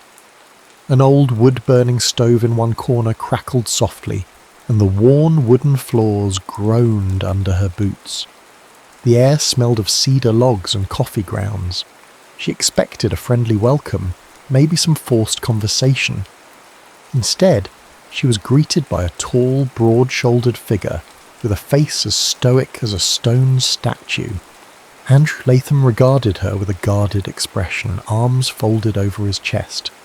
He looked to be in his early 40s, though the lines on his face hinted at a deeper world weariness. His ranger uniform was slightly rumpled, the sleeves rolled up to reveal forearms corded with muscle, a testament to someone who'd spent more time climbing rocky inclines than pushing pencils. "I'm Andrew," he said, voice gruff but measured. "You must be Carleen Temple, the photographer." There was no handshake, no grin. Carleen nodded. "That's me. I'm here to capture the station's last days, apparently." Andrew's eyes flitted across the camera case and the duffel bag. "Been told. You'll want to take a quick look around before it gets dark. This place doesn't have much in the way of artificial light once the sun goes down." The tension was immediate, almost tangible. Carleen could tell he was reluctant to play the role of a helpful guide. She pressed her lips together, the dryness of the heated air chapping them more than she cared to admit. She could sense her own impatience flaring. She set aside her bag and began taking in the small details that often escape the casual observer. The station walls were lined with wildlife identification charts, old black and white photos of the outpost's earlier days, and a logbook that looked ancient enough to be a museum piece. Andrew hovered nearby, arms still folded. She tried to break the silence. "So, how long have you been up here on your own?" His gaze flickered to one of the older photographs on the wall, a group shot of park rangers from decades ago, all smiling confidently. "Few years, give or take." "That's quite a stint," Carleen remarked, trying for something like conversation. "You must really love the quiet." He let out a non-committal sound. "It has its advantages." The day dragged on. Carleen snapped a few preliminary shots, the outpost's exterior, the frozen trees, the battered sign that read Blackwood Outpost, Est 1912. The biting cold stung her cheeks, but she pushed on, determined to make the best of this assignment. She told herself she might even find a hidden gem of a story here. She just needed to be open to it. By late afternoon, her hands were shaking from the cold, and she found Andrew in the station office flipping through a pile of outdated inspection forms. She asked a few questions about the station's history, but received only clipped answers. He was neither hostile nor welcoming, just distant. With the sun dipping behind the mountains, Carleen decided she would head back down, find lodging at a nearby town, and return tomorrow. She was, after all, just passing through. Collect some atmospheric shots, do a short piece on the closure. What more was there? Fate had other plans. As she stepped outside to load her gear, the wind intensified. The world went from gently drifting snow to a violent swirl of frost and ice in minutes. Visibility plummeted. Carleen's SUV, barely visible under a coat of rapidly accumulating snow, refused to start. Each turn of the key resulted in a sickly sputter. She popped the hood, but the engine was beyond her ability to fix in sub-zero conditions, especially under a raging wind. She swore under her breath, cursing the suddenness of the blizzard and her own unpreparedness. Andrew appeared behind her, brow furrowed. "You're not getting anywhere in this storm. The roads close fast when it hits." "I have to get down," she insisted, more from frustration than reason. Her teeth chattered involuntarily. "I can't just—" "You can't just freeze out here," he cut in, voice raised to be heard over the howling wind. "You can stay the night in the outpost. There's a spare cot in the back room." Carleen hesitated, pride warring with common sense. It was a no-brainer, really. She nodded, hooking her camera bag over her shoulder, and trudged back inside. Andrew followed, shutting the door firmly behind them. Within moments, the storm's roar was muffled, replaced by the steady crackle of the wood stove. There they stood, two strangers forced by circumstance into sharing the cramped warmth of an old ranger station on a night when the world outside seemed intent on burying everything in a blanket of white. Carleen exhaled, a slow breath that felt thick with resignation. She had no idea how long the storm would last or what the night might bring, but she knew one thing for sure. She was stuck here with Andrew Latham, a man whose silence felt like its own kind of storm. For the first time, she wondered if there was more than just the station's closure to capture. Maybe, behind the stoic gaze of the ranger, lay a story as vast and unsettling as the wilderness itself. Morning arrived with a terrifying hush, the kind of hush that tells you the world outside is no friendlier than it was the night before. Through the frost-laced window, Carleen could see the unending expanse of white blanketing every surface. Trees stood like silent sentinels, burdened by the overnight snowfall. The wind had momentarily calmed, but the storm hadn't truly passed. Its presence loomed as a threat, ready to gather strength again at any moment. Inside the outpost's modest office-cum-living area, Carleen woke up on a narrow cot. Stiff-limbed and bleary-eyed, she wondered if she'd ever been this aware of her own breathing. She'd spent much of the night listening to the wind batter the walls, half expecting them to cave in. Surviving war zones had rarely shaken her confidence, but something about nature's unrelenting force humbled her in ways she hadn't anticipated. She smelled coffee, a faint but welcoming aroma. Andrew stood by the small kitchenette, pouring a dark brew into two mismatched mugs. He placed one on a makeshift table, then cleared his throat. It's not the fancy stuff, but it's hot. Carleen approached, hands outstretched towards the mug. That's all I need right now. Her voice was low, gravelly from lack of sleep. They sipped in silence, the only sound of the occasional crackling of logs in the stove. The radio set on a nearby shelf offered nothing but static. Andrew tried different frequencies, each resulting in the same harsh hiss. "So, the radio's not picking up any weather updates, Mrs., he said finally, as if she needed more confirmation that they were stuck. "No telling how long we'll be cut off." Carleen nodded. She was used to unpredictable conditions, but typically in crowded cities with flickering neon lights, not in the austere solitude of these mountains. She peered outside again. How do you usually pass the time when you're snowed in like this? Andrew shrugged. Routine, mostly. Tending to the building, keeping the stove going, reading old wildlife reports. There was a pause. I've never really had to pass the time with someone else here. Despite her reluctance, Carleen felt a surge of curiosity. Never. He looked away. Not in a few years. They left it at that. Daylight hours trickled by. Carleen busied herself by inventorying the station's artifacts, taking pictures of logbooks, old trail maps, and the well-worn paths just outside. She thought about the article she was supposed to write, how her editor wanted something rustic and warm. The magazine had asked her to depict the closure of Blackwood Outpost as a nostalgic moment, a piece of history fading into memory. But as she captured images of the battered station in the thick of a merciless winter, she struggled to spin it in a cosy, sentimental light. Meanwhile, Andrew busied himself checking the generator, clearing snow from the outpost's roof to prevent collapse, and making sure the stove stayed fed. He seemed restless with her presence, not hostile, just unaccustomed to sharing his space. At midday, they huddled over a simple meal of canned soup. Carleen tried to spark conversation. Ever had to rescue anyone up here before? Hikers? Campers? He gave her a pointed look. A few. People get reckless when they underestimate the wilderness. They think a few warm layers and pull on their phone can save them from a storm. She caught the implied admonition. Hey, I wasn't reckless. I just didn't know the storm would roll in so fast. Andrew offered a half shrug that bordered on an apology. Came in quicker than usual. The mountains can have that effect, weather changes in the blink of an eye. Carleen sighed and stared at her soup. She couldn't help but feel judged, as if her presence disrupted something precious to him.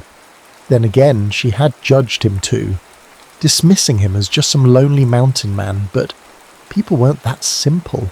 Perhaps, she thought, there was more to Andrew than meets the eye. The afternoon blurred into a suffocating quiet. Carleen found herself pacing the cramped living space, the walls feeling closer every moment. Her frustration built like static electricity in the air. She was used to chaos, to movement, to the pulse of city life. Here, time slowed to a crawl, the hours marked only by stoking a fire or refilling a mug of coffee. By evening she felt her nerves fray. Andrew noticed.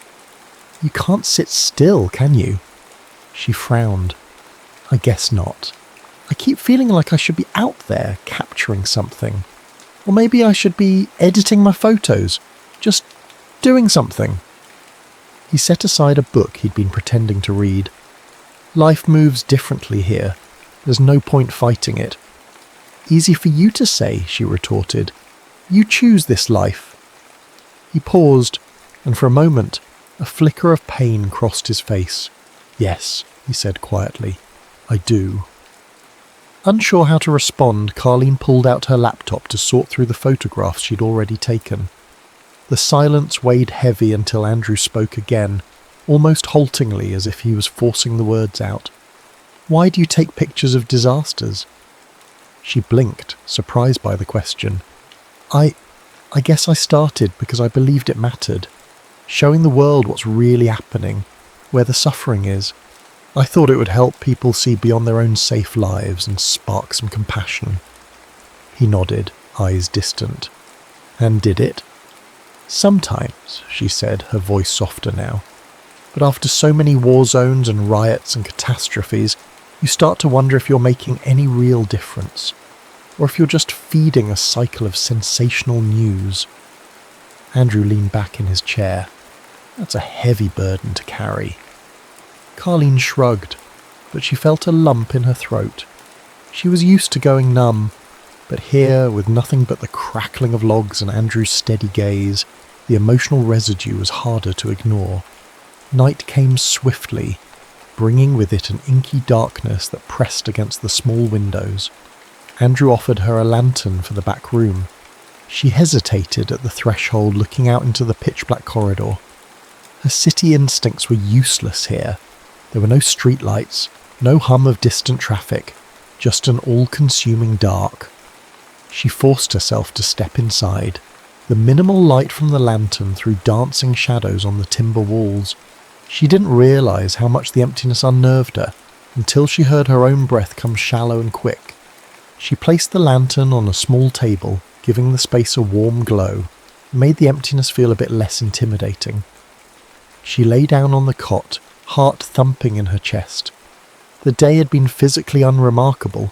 Few steps in the snow, some photos, mostly waiting out the storm, but emotionally she felt exhausted. And she knew part of that exhaustion came from Andrew's presence. A calm presence, but one laden with locked-up memories, and she suspected sorrow. She sensed it in his posture, in his careful choice of words. Her phone had no reception, and she couldn't distract herself by scrolling or texting, with nothing but the distant crackle of the wood stove to keep her company. She let her mind wander. It drifted to the stories she'd covered, the heartbreak of families torn apart by conflict, the blank stares of people rendered homeless by disaster.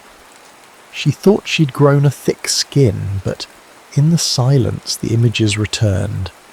At some point she must have dozed off because she jolted awake to the faint creak of the cabin walls.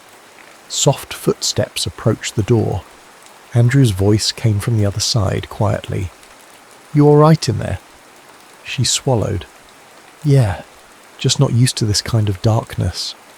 His silence suggested understanding. If you need anything, I'll be in the office. Thanks. came out more grateful than she intended.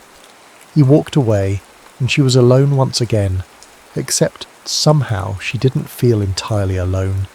The knowledge that someone else was under this roof, a man she barely knew but who seemed to carry his own weight of life's tragedies, offered a strange kind of solace. Her eyes fluttered shut and she fell back into an uneasy sleep, lulled by the flicker of the lantern and the relentless hush of the snowfall outside. When dawn broke the next day, there was a lull in the storm. A pale sun hovered above the ridge, illuminating the world in a cold silver glow. Outside the outpost, thick snowdrifts stretched in every direction, but at least the furious wind had stilled for the moment. Carleen bundled up and stepped out gingerly. She needed air, space, something to push back against the claustrophobia that had settled in her bones. Andrew stood by the outpost's small porch, already shoveling a path to the propane shed.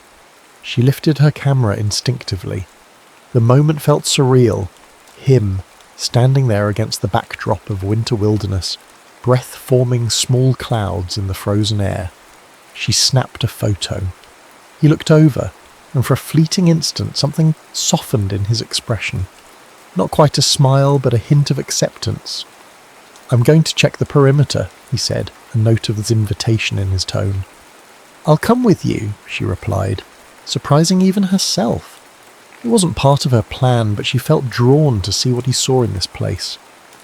Together they trudged through the snow-covered trails where trees lined the path like silent guardians. Andrew showed her the natural wonders often missed by the untrained eye. Tracks from a rabbit or fox, patches of hoarfrost that looked like delicate crystals on the bark of ancient pines. He pointed out a small half-frozen creek that still gurgled beneath a thin sheet of ice. "This is all going to be gone soon," he remarked quietly, gesturing to the outpost behind them. "They're decommissioning the station, and after that no ranger will maintain these trails." Carleen knelt to capture a shot of the creek, the lens reflecting the ephemeral beauty of water under ice. "Seems a shame. It's so untouched." He nodded. "That's why it's important.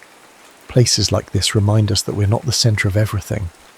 She heard the underlying reverence in his voice. He wasn't just a ranger doing a job. This was personal. Andrew cared deeply about preserving the wilderness. She found herself intrigued by the idea of a man who would choose the solitude of these mountains over the comfort of city life. They returned to the outpost by noon, rosy-cheeked and surprisingly content. The mutual antagonism had lessened. Something like camaraderie was taking its place. Carleen felt it in the easy silence they shared, the simple togetherness of preparing lunch. Instant noodles in chip bowls, steam fogging the cold cabin air. That evening, Andrew retrieved a bottle of whiskey from a battered cabinet. "Emergency stash," he said with a small grin that barely reached his eyes. "Figure this qualifies as an emergency. You up for a drink?" They sat near the stove, flames dancing on the logs, the heat pushing back the chill. The whiskey burned Carleen's throat, but it also loosened the tension in her shoulders. She found herself talking more than she intended, about her life in the city, her earliest experiences as a photographer, the hopes she once had about making a real impact with her images.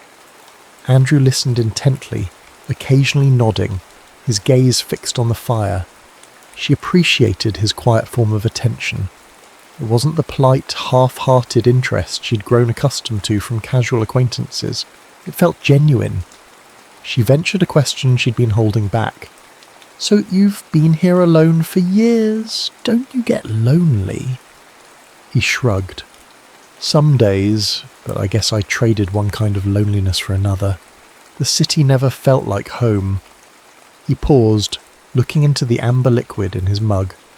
"Sometimes, though, the silence can be deafening." "What made you stay?" His grip tightened around the mug. "I lost someone," he admitted, eyes downcast. "The details don't matter much, but after that people felt too close, too chaotic. The mountains were quiet. I needed quiet." She felt her chest tighten.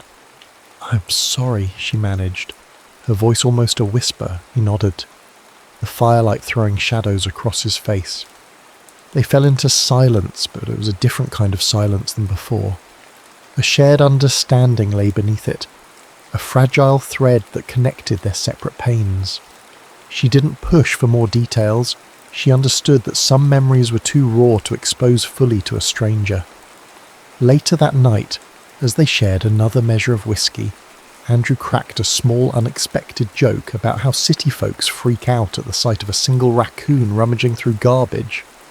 Carleen laughed, truly laughed, for the first time in what felt like ages. The tension that had hung between them seemed to dissipate, replaced by a cautious warmth. She studied his face in the flickering light.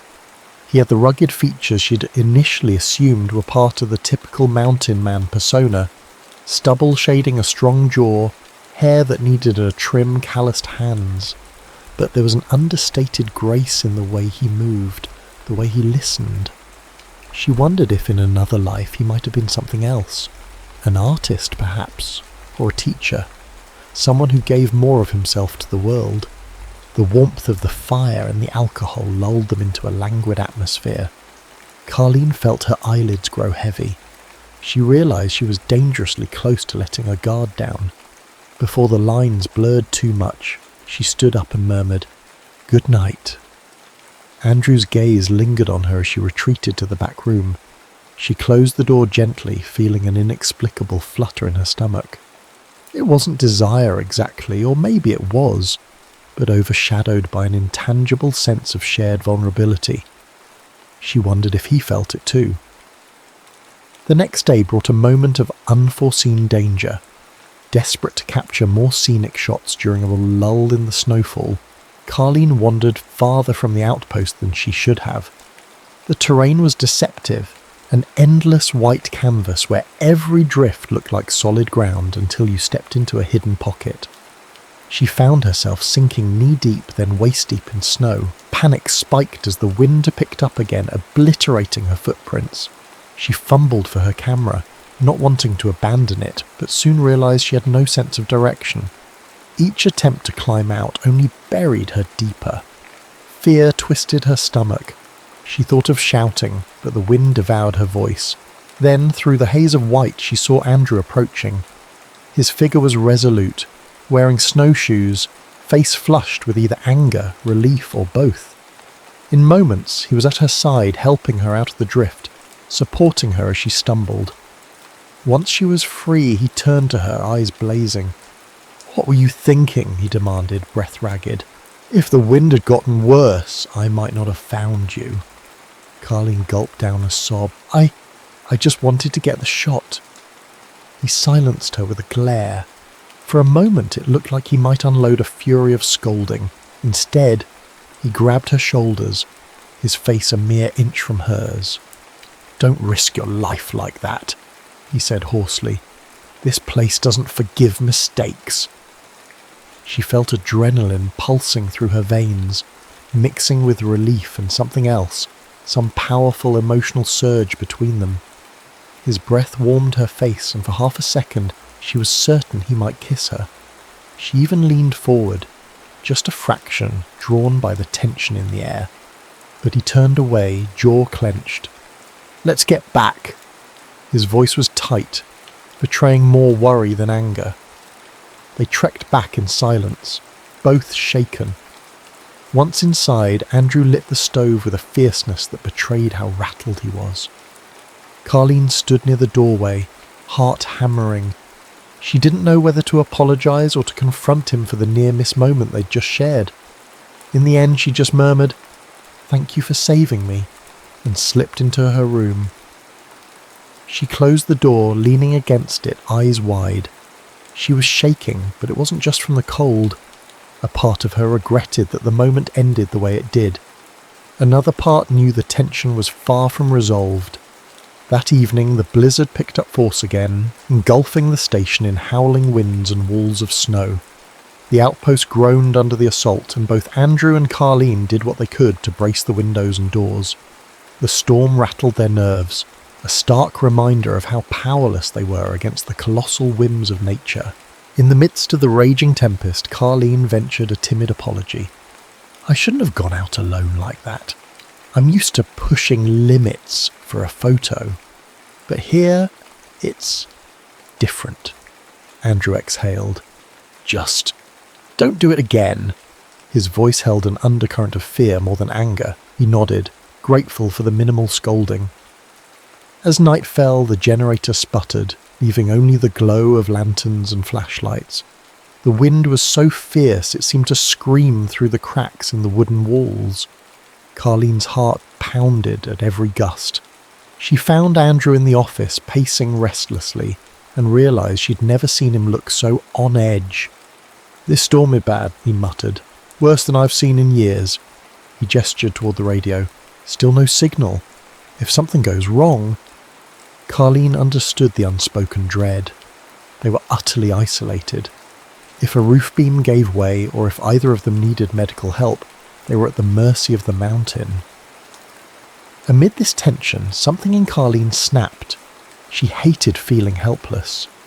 Memories from her photo assignments flooded back, the terror of being pinned down in a war zone, the anguish of photographing wounded civilians when she couldn't help them. Emotions swirled like the storm outside until she broke down in front of Andrew, tears glistening in the lantern light. "I'm sorry," she said in a trembling whisper. I'm tired of watching disasters happen and feeling like all I do is document them. I thought I'd come here and find something gentle for once, but even nature can be brutal." Andrew looked torn, sympathy warring with his own internal guard. Slowly he placed a hand on her shoulder. "It's okay," he said, voice quiet. "You're human, Carleen. You don't have to hold it all together every minute." She let out a shaky breath. The cabin's dim light cast elongated shadows on the walls, turning the moment into something more intimate than she expected. She looked up at him, noticing the flicker of his eyelashes, the tension in his jaw, the lines that sorrow had etched into his brow. Before she knew it, her arms slipped around him, seeking warmth, seeking comfort. He stiffened for a heartbeat, then relaxed, folding her into an embrace that felt both awkward and profoundly comforting.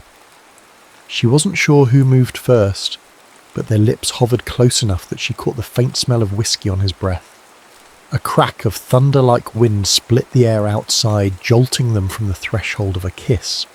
They broke apart, each rattled not just by the storm, but by the intensity of the moment. In the ensuing silence, Andrew cleared his throat. "I need to check the roof," he mumbled, stepping away hastily. Carleen stood there, heart pounding, half dazed. She knew then that their fragile equilibrium was shattered. They'd crossed a boundary, though they hadn't followed through. The almost kiss lingered, electric and unresolved, like a cord left hanging in the air. Hours later, with the storm still raging, Andrew returned from his checks. Wet snow clung to his jacket and hair. Carleen handed him a towel. He murmured thanks and sat down on a battered wooden chair. His face was etched with fatigue. She watched him quietly, uncertain whether to speak of the near kiss or bury it. But that night had other revelations in store. As the storm rattled the door, Andrew began to talk, haltingly, as though dredging up words from a dark well. He spoke of his fiancée, Helen, who had shared his love of the outdoors. They'd been hiking in these very mountains when an unexpected avalanche swept through a pass. He was ahead and she was behind, out of sight. By the time he realised what had happened, it was too late. "I tried to dig her out," he said, voice thick with memory. "But you can't outrun an avalanche. It moves faster than you'd believe." He swallowed hard, eyes distant. "She died by the time search and rescue arrived. His voice cracked. "I couldn't save her." Carleen felt in tears she didn't know she had left. "Andrew," she began, words failing to encompass the enormity of his grief. He pushed on, as though needing to purge himself of the narrative. After that, the city felt unbearable. People offered their condolences. They tried to empathize, but no one could reach me. I just wanted quiet, so I came here. She reached for his hand, their fingers intertwining. "I'm so sorry." The phrase felt inadequate, but it was all she had. They sat like that for a while, sharing a moment of raw vulnerability that eclipsed any differences they had. In that moment, the storm outside seemed to mirror the turmoil in their hearts, wild, relentless, and destructive. And yet, within the chaotic swirl, they found the faintest glimmer of solace in each other's presence. Eventually Andrew withdrew his hand, gently but firmly. "We should get some rest," he said, voice laced with sorrow. "Who knows what tomorrow brings?" Carleen nodded. She stood, paused, then leaned down and pressed a light kiss to his temple. It was a tentative offering of comfort, not passion. Andrew closed his eyes, accepting the gesture. Then she moved away, leaving him alone with the storm and his memories. Morning dawned, cold and eerily still. The storm clouds had departed, leaving a pristine white world in their wake. Outside, the glistening snowdrifts were both beautiful and treacherous. Andrew managed to get the radio working well enough to hear a faint broadcast. Rescue crews were starting to clear the roads. They should be able to reach Blackwood Outpost within a day or two. Carleen found herself torn. Relief flickered. She could return to normal life soon. But a heavier emotion weighed in her chest. The realization that this strange interlude of forced closeness might be coming to an end. Would she go back to the city and pretend this connection never happened? Did Andrew even want her to stay? The day passed in an awkward dance around each other, both keenly aware of the unresolved tension. When the rescue crew finally radioed in, confirming they'd arrived the next morning, Carleen felt her stomach drop. Andrew's gaze flicked to her and then away, as though bracing himself for a goodbye. That night the air was thick with unspoken words. Over a meal of canned stew they avoided direct eye contact. Carleen tried to lighten the mood.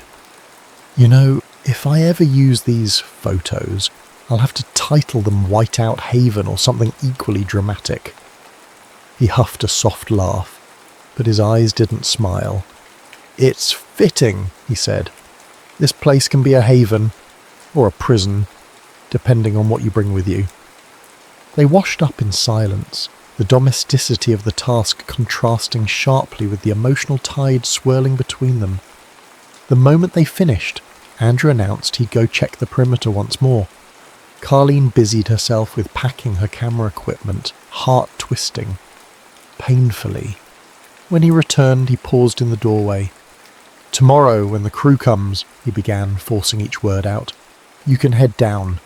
There's a town about an hour away if the roads are clear, where you can catch a bus or stay at a motel." She bit her lip.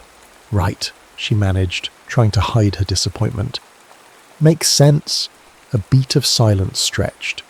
She wanted to say something, anything that might change the trajectory of this farewell, but the words were tangled in her throat. Andrew offered a tight nod and disappeared into the back room, leaving Carleen alone in the flickering lamplight, wondering if she was about to walk away from something more profound than a fleeting attraction. Morning came with a flutter of helicopter blades overhead. The rescue team had cleared a narrow path along the main road, enough for an SUV to make it down the mountain. The men who arrived were efficient and brisk, their faces lined from the cold but relieved to find Andrew and Carleen uninjured. They offered hot coffee and a direct route back to civilization. Carleen stood outside the outpost, gear packed, heart heavy.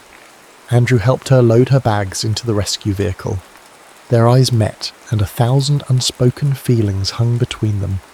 She wanted to reach for him, to say something that could shatter the distance forming again, but fear of rejection, of clinging to something that might not be real, held her back.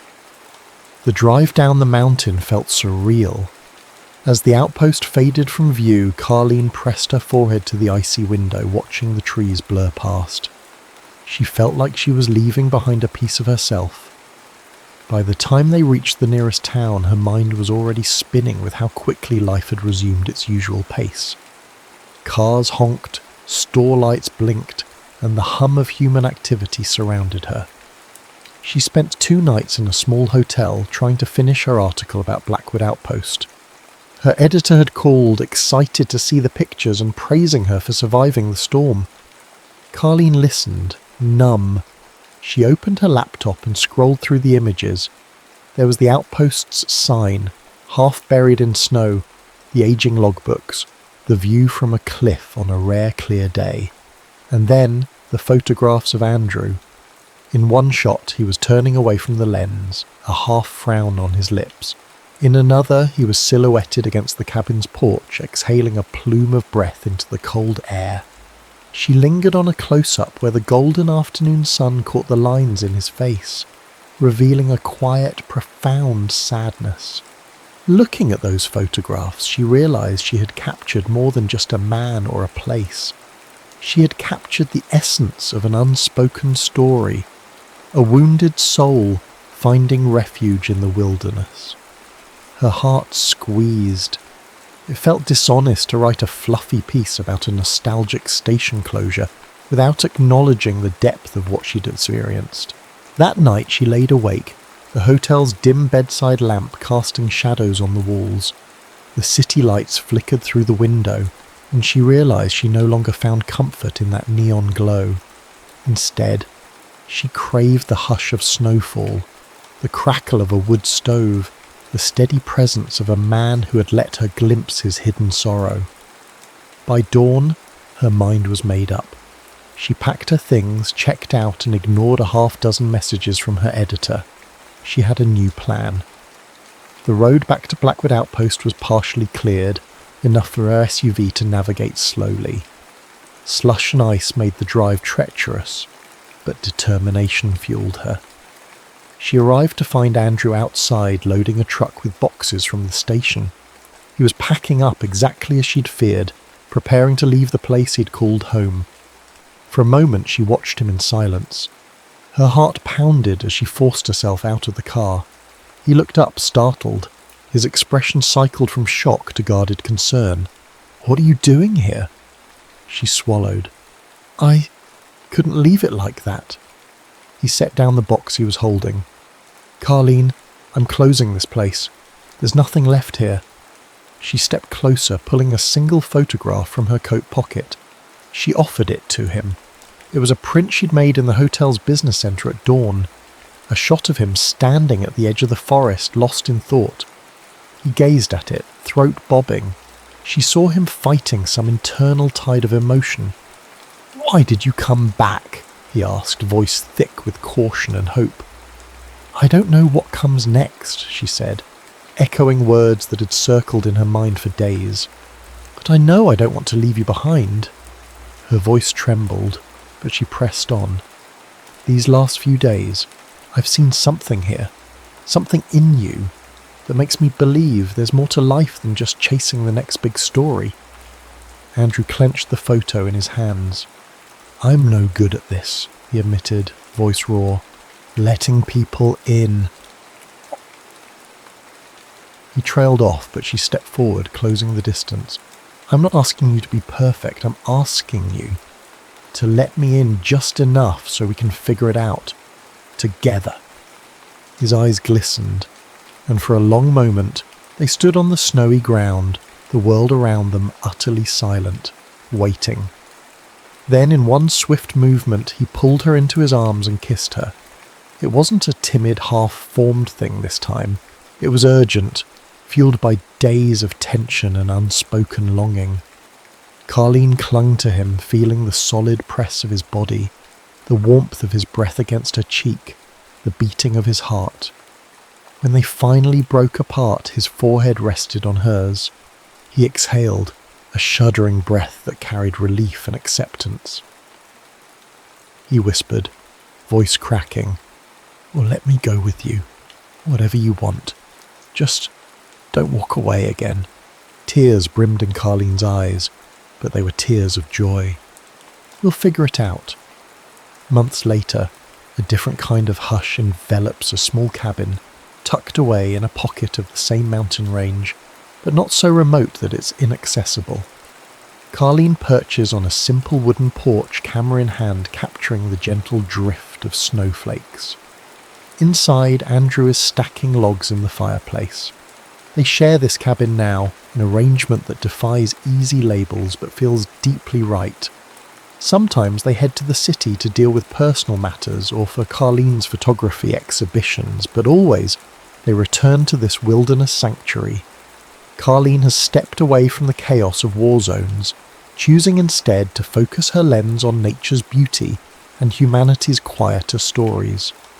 She still cares about documenting truth and hardship, but she's learned there's a healing power in highlighting resilience and grace.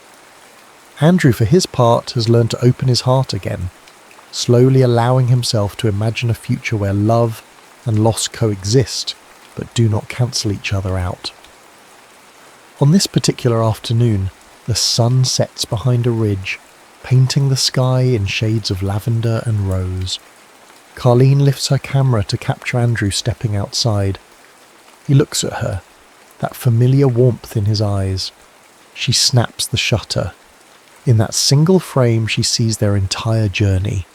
The storm that first trapped them, the emotional barriers they broke through, the fragile bond that blossomed into something that feels like home. She lowers the camera and smiles at him. He returns the smile, small but certain. Somewhere in the distance the wind rustles through snow-laden pines. It's a soft, almost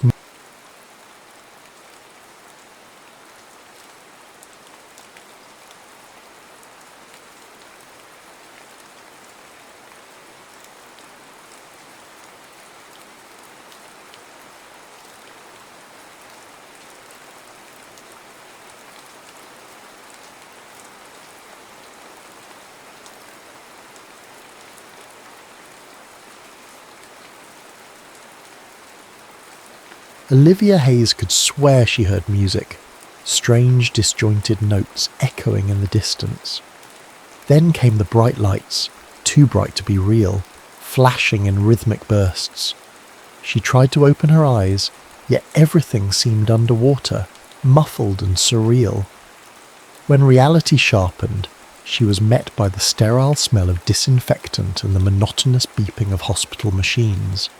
A doctor's gentle voice coaxed her from the fog. "Olivia, can you hear me?" She nodded slowly, head pounding. She became aware of how dry her throat felt, how parched her lips were.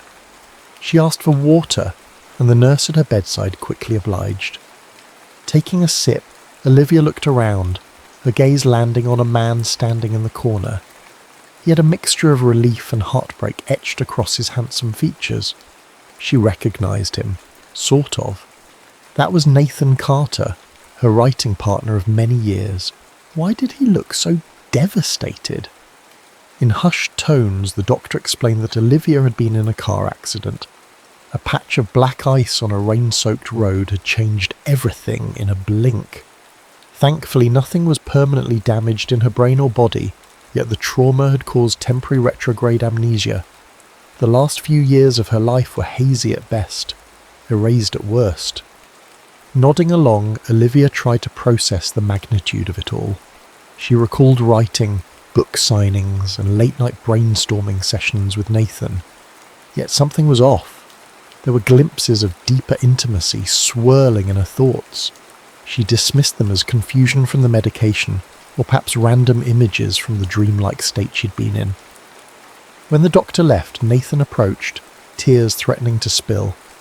"Olivia," he whispered, holding her hand. "I'm so glad you're awake." His gesture seemed more intimate than casual colleagues would share. He squeezed her hand as though she were everything he'd ever needed in this life. But she only remembered him as a trusted friend and collaborator, not someone she'd share such a significant bond with.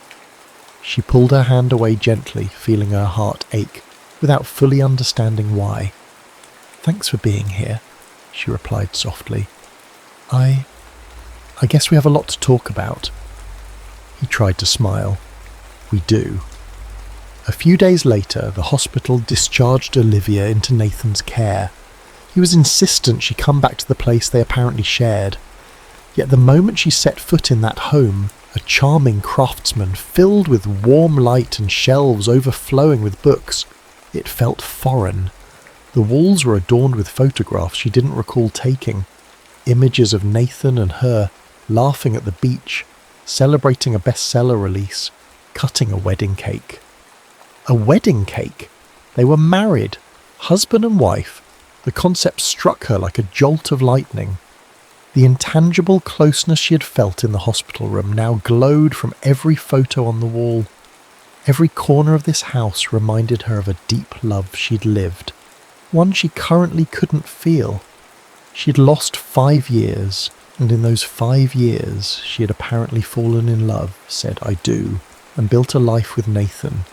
She wasn't prepared to stay there. Overwhelmed and feeling almost like a trespasser in what should be her sanctuary, Olivia asked if she could stay elsewhere while she recuperated. Nathan's face fell, but he respected her decision, offering to arrange a short-term rental for her, or even a hotel if she preferred. She chose the safety of a hotel room, a neutral space that wouldn't barrage her with memories she couldn't quite grasp. Nathan helped her settle in, brought her groceries, made sure she had everything she needed, like a doting husband would. Yet every time she saw hope sparkle in his eyes, she felt like she was letting him down. She wanted to recall the past. She wanted to feel that rush of emotion, that bond that, according to everyone else, was so powerful. But it wasn't there, at least not in a way she could name. The entire situation weighed on her heart, and ironically, she felt guilty that she didn't return his obvious adoration. One evening, Nathan stopped by with dinner. Thai takeout from a little place Olivia once loved but no longer remembered. He handed her the noodles with a wistful smile, then set 2 cups of jasmine tea on the small table by the hotel window. Rain drizzled outside, painting the glass in tiny silver streaks. "Liv," he began, using the nickname that used to roll so naturally off his tongue. "I have an idea." She noticed the tension in his jaw. He clearly had rehearsed this moment, probably terrified she'd dismiss him. She sipped her tea, gave a curt nod for him to continue. "You and we're novelists. We've built our lives around writing romance stories." He paused, measuring her reaction. "What if we co-write a new story? A love story about a woman who forgets everything, including her love." She blinked, feeling a current of unspoken meaning. "That sounds interesting, but why now?" Nathan's gaze flickered to the window where the reflection of the two of them blurred in the rainy glass. Because maybe telling a story that parallels what you're going through could help. You might not remember the details yet, but you still know how to create a narrative, how to fill in the blanks of a character's heart. Olivia found her curiosity piqued. She wasn't sure if this was some covert strategy for him to jog her memory, or truly just a creative exercise. Yet it was something to hold on to, something that made her feel useful again, rather than simply a patient living in a void of recollection. After all, writing had been her life's purpose long before she even knew Nathan. If there was one skill she trusted within herself, amnesia or not, it was storytelling. "All right, let's do it," she said, her voice steadier than she felt. She offered a small smile. "But if this is going to be a serious project, let's approach it like we always do. Outlines, character arcs, all of it." Relief flooded Nathan's features, and a genuine grin replaced the lines of worry. "Deal." He left shortly after, promising to return the next day with notebooks, sticky notes, and the outline they'd begin together. She said goodbye, not missing the longing in his eyes when she didn't invite him to stay. When the door closed, Olivia sank onto the bed, the soft hum of the air conditioner filling the space. Her gaze drifted to the half-eaten Thai food, suddenly unappetizing. Part of her felt excitement at the thought of writing again, while another part recognised that even if the story they wrote was fiction, it was probably truer to her life than she could imagine. She had no idea how far into her own past this project might take her, but in her heart, a tiny seed of hope took root. Maybe, just maybe, she could learn to love him again, or at least discover why she once did. The next morning, Olivia woke early in the hotel's crisp white sheets, an unfamiliar ceiling greeting her. She stared at the subtle pattern of the wallpaper, letting her mind wander. Though the doctor called her amnesia temporary, no one could predict how or when her memories might return. She had to live each day in uncertainty, straddling the line between the known and unknown. Still, if there was one thing she was sure of, it was her passion for writing. So when Nathan knocked on her door promptly at 9, she welcomed him in with a mix of caution and genuine anticipation. He had an almost boyish grin on his face, arms loaded with notebooks, pens, coloured markers, tools of their trade. His eyes lit up when she ushered him to a small coffee table and poured them each a cup of freshly brewed coffee. "What are we calling this new project?" she asked, flipping open a blank notebook. He cleared his throat, fiddling with the corner of a sticky note. "How about something abstract to start, like Memories Echo or Pieces of Us?" Olivia jotted down the suggestions. Her creative gears began turning unencumbered by the gaps in her memory. "I like the theme of rewriting, maybe. The love we rewrote?" Nathan's face brightened, an expression so hopeful it made her chest tighten. She had no idea that the title she casually tossed out was, in fact, an echo of his deepest dream, to rewrite their love story in real life. They started outlining. Nathan gently guided Olivia to scenes that were suspiciously detailed. How the female protagonist first locked eyes with the male lead in a dusty old bookstore. How he'd found a rare edition of her favourite novel and presented it to her. How they'd spent long nights writing side by side until they fell asleep with pages scattered around them. Olivia found herself drawn to these moments, curious as to why they felt so genuine, as if she could almost remember the smell of old paper and the warmth of a steaming mug in her hand. As they moved through the plot, Nathan would occasionally ask, "Does any of this ring a bell? Any sense of déjà vu?" She'd close her eyes, trying to summon something besides static, but it remained elusive, more sensation than solid recollection. And yet, paradoxically, her affection for the male lead they were crafting blossomed. She saw the character's unwavering devotion, his gentle humour, and the subtle gestures that spoke volumes. While Olivia told herself she was simply building a fictional hero, she couldn't deny she was weaving in more of Nathan's essence than she realised. By lunchtime, their table was strewn with coloured tabs and scribbled notes. Olivia's stomach growled, and Nathan, ever attuned to her needs, suggested they pick up sandwiches from the deli around the corner. Walking there under a mild sun, Olivia was struck by how effortlessly she and Nathan navigated conversation. It felt familiar. So many things about him felt easy. The way he matched her pace, the way he listened, the way his eyes crinkled at the corners whenever she made a wry comment. Despite the ocean of lost memories between them, the present moment felt like a gentle tide pulling them closer. They ate at a small park bench.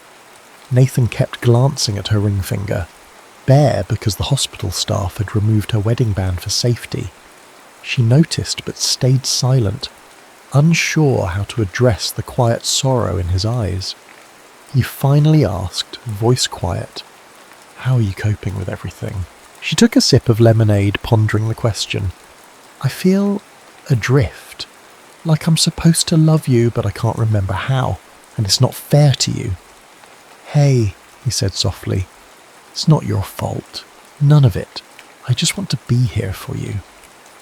In that moment, beneath the leafy shade, she found herself wishing she had the memories that would make saying "I love you" second nature. But for now, all she could offer him was the uncertain present. Later that week, as they worked on their novel in Nathan's study, the same cosy office he insisted she use any time she felt comfortable, Olivia noticed a small wooden box tucked away on a higher shelf. It seemed unassuming, but something about the worn edges and the faint smell of old paper piqued her curiosity. When Nathan stepped away to answer a phone call, she reached for it. Inside, she discovered a stack of letters tied together with a blue ribbon. Each letter was addressed to Nathan Carter, and they were written in an elegant script she instinctively recognised as her own handwriting. Her heart thudded. These were love letters, some typed, some scrawled in pen. She flipped through them, glimpsing lines like, "You're the best part of my every day," and "Even if I forget everything, promise me you'll remind me of us." She stopped at that line, reading it again and again. "Even if I forget everything, promise me you'll remind me of us." Had she somehow predicted her own fate? Or maybe it was just a metaphorical expression.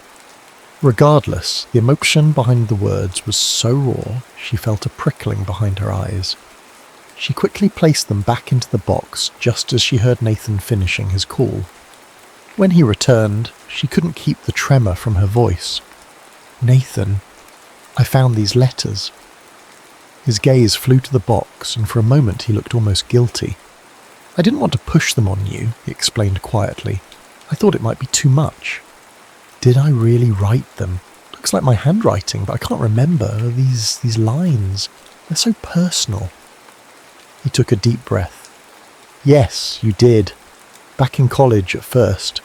Then throughout the years. You loved writing letters, even when we saw each other every day."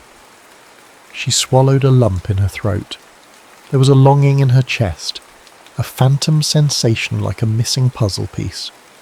"They're beautiful," she whispered. "I just don't know how to process them." Nathan stepped closer, resting his hand atop the box. "Whenever you're ready to read them all, I'll be here." His voice caught. "Liv, if you never remember, that's okay. I just want you to know how it felt when you wrote them, that you always believed in us." She nodded, tears slipping down her cheeks. So much love on these pages, so many hopes, and she was the author of it all, yet it felt like reading a diary of someone else's life. Overwhelmed, she closed the lid, promising herself she would dig deeper when her heart could handle it. They wrapped up their writing session soon after. Olivia left feeling both closer to and more distant from Nathan than ever. The knowledge of those letters warmed her soul, but it also highlighted the painful chasm between the woman she once was and the woman she was now. Driving back to her hotel, she thought about the line from one of those letters. "Even if I forget everything, promise me you'll remind me of us." She wondered if that version of herself had foreseen a day when love wouldn't feel so effortless, when memory would need to be rekindled like a dwindling flame. Perhaps she had always known that love can slip through the cracks of time, but it can also be rediscovered, if only one holds on to hope. The weekend arrived with a flurry of obligations surrounding their newly released novel, an event that Olivia had helped plan before the accident, though she had no memory of it. Nathan suggested she skip it if it felt too overwhelming, but she insisted on going. She might not remember writing this particular novel, but she still valued her career and readers. The bookstore hosting the event was a familiar haunt, or so she was told. It had polished hardwood floors and walls lined with shelves that reached the ceiling. A cosy reading nook featured plush chairs and a small stage at the back. Stepping inside felt like being in the presence of countless stories waiting to be shared. A place that had once been her second home. Nathan escorted her in, carefully guiding her through the small crowd of fans who recognised her immediately. She wore a polite smile, fielding praises about the book she couldn't quite recall writing. Nathan, ever attuned, tried to steer the conversations gently, knowing how disorienting this could be. Eventually the microphone was passed to them for a short Q&A. Nathan took the lead, explaining that Olivia had been through a personal challenge that might limit her engagement. One devoted reader raised her hand and asked a question that struck Olivia to the core. Your characters' love stories always feel so authentic and deep. Can you tell us about the real-life inspiration for such emotional depth? Nathan hesitated, staring at Olivia for a moment. She felt her chest tighten, aware that she was expected to say something but uncertain what. Before she could muster a reply, Nathan spoke, his voice softer than usual, but resonating with unmistakable sincerity. Every love story we write is real, he began, and I mean that in the sense that these stories come from moments lived, moments of pain, joy and resilience. Olivia and I, we've shared an incredible journey, both professionally and personally. He paused, his eyes searching hers as if seeking permission to reveal more. She gave a tiny nod, her pulse pounding. I think the best way to answer, Nathan continued, is to say that life has a way of weaving fiction and reality together until you can't see the seams. Sometimes you live a story so powerful it pours onto the page. Even when you're not sure you can hold on to it, it finds a way to be told. The small crowd listened intently, a hush descending in the space. Olivia felt a subtle trembling in her stomach. Then, to her horror, tears sprang to her eyes. She hurried off the small stage, ignoring sympathetic looks and hushed whispers. Nathan caught up with her near the store's back exit. "Olivia! I need air!" she choked out, pushing the door open and stepping onto the sidewalk. She drew in a deep breath, leaning against a brick wall. "I'm sorry, He shook his head. "Don't apologise." She glanced up at him, tears still clinging to her lashes. "All this time I thought maybe you were exaggerating our love, or that it was a typical romance I could read in any novel. But it's real. And I don't know how to handle that because I can't feel it the way I should." Nathan wrapped his arms around her, hesitating for a moment before he pulled her close. She didn't resist. She let the warmth of his body ground her. There in the back alley, amid the faint chatter of the bookstore and the hum of distant traffic, she realised something important. Love stories aren't always about what has been felt, but what could still be felt if given the chance. But that realisation also brought the panic.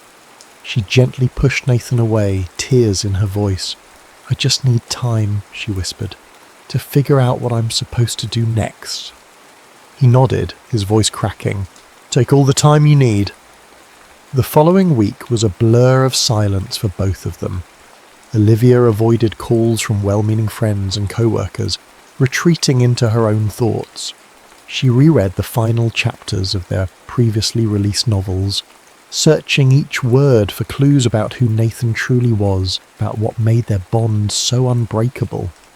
Her heart tightened with every heartfelt scene, every carefully crafted page, as if she was reading a prophecy about her own life. Eventually she called him. The conversation was brief but pointed. "Meet me at the park near my hotel?" she asked. "Of course, he said, voice brimming with cautious hope. They met at dusk. The sky was painted in lavender and rose hues. The lights in the park flickered on as the sun dipped below the horizon. Olivia wore a long coat, hugging it tightly around her, as though shielding herself from more than just the autumn chill. "I read our novels," she said, breaking the awkward silence. "All of them, front to back." Nathan swallowed, hands in his pockets. "Yeah?" "Yes. And I notice a pattern. The heroines are always so deeply loved, and they love in return fiercely. I used to think we just had a knack for capturing the romance people crave, but now I see it was our story. Yours and mine, wasn't it?" He nodded, a ghost of a smile on his face. "We never wrote a single scene that wasn't somehow grounded in reality. Even the heartbreaks had roots in our real arguments and misunderstandings. But the happy endings, those were ours too." Olivia glanced away, tears making the world glisten. "I wish I could remember all those moments, but so far nothing has clicked. I know how disappointed you must be, waiting for me to snap out of it. I'm not disappointed. I'm just sad for what you lost." His eyes reflected a quiet torment. But sadness and disappointment aren't the same thing. I still have hope. She took a step closer, closing the distance. What if I never remember? What if this is who I am now? A woman with half a life missing. Nathan exhaled shakily. Then I'll choose you in this new life. Even if you don't remember me, I'll learn who you are today. If it means I have to fall in love with you all over again, I'm ready to do that. His words burst something inside her, some final barrier. She let out a sob and he caught her in his arms. The two of them stood there under the dim glow of a street lamp holding each other. There wasn't an immediate spark of old passion, nor did her memory flood back, but she felt a trembling undercurrent of possibility. Eventually, they sat on a park bench, the quiet hum of nighttime offering a gentle lullaby. She told him she needed a fresh start. She couldn't flip a switch and be the old Olivia, but maybe she didn't have to. Maybe a second chance romance doesn't require the same first love. It can grow from a new seed, nurtured by the memories he shares and the experiences they create anew. Nathan nodded, tears glistening in his own eyes. Where do we start? She thought of the boxes of letters, the half-finished chapters, the countless photos of a life shared. We start with the story we're writing together. Let's keep writing it. But this time I want you to tell me more. Not just fictional scenes, but the real ones that inspired them. Show me the bookstore where we had our first date, the coffee shop we practically lived in during final edits, the spot where we said I do. His face lit with a combination of relief and ardour. I'll do it. But remember what the doctor said, no forcing or pressuring. We do this at your pace. She placed her hand on his, a fragile smile forming. Thank you for choosing me, even like this. Under the canopy of stars they made a pact. They would finish the novel that mirrored their lost love, but with one major tweak. It would end with the heroine choosing to love the hero again, memory or no memory, and forging a new beginning. Olivia didn't promise to magically recall the past, but she promised to be present and open to whatever seeds of emotion blossomed. In a sense, they were rewriting both a fictional story and the real one unfolding between them. As they walked away from the park that night, side by side, Olivia felt an unspoken warmth flicker inside her. Love isn't always about remembering every detail. Sometimes it's about standing at the edge of the unknown and trusting the hand you hold beside you.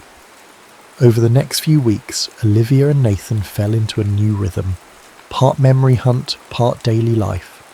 They met each morning to write. Pages upon pages came forth, detailing a heroine who had lost her past and a hero determined to guide her back to love. Yet this fictional couple's journey was intricately entwined with Olivia and Nathan's real struggles.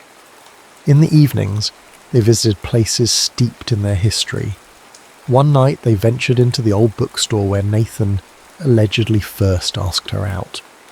The place smelled of aged paper and faint vanilla from a candle behind the counter. Olivia wandered among the shelves, intrigued by the hidden alcoves, the books stacked haphazardly along wooden ladders.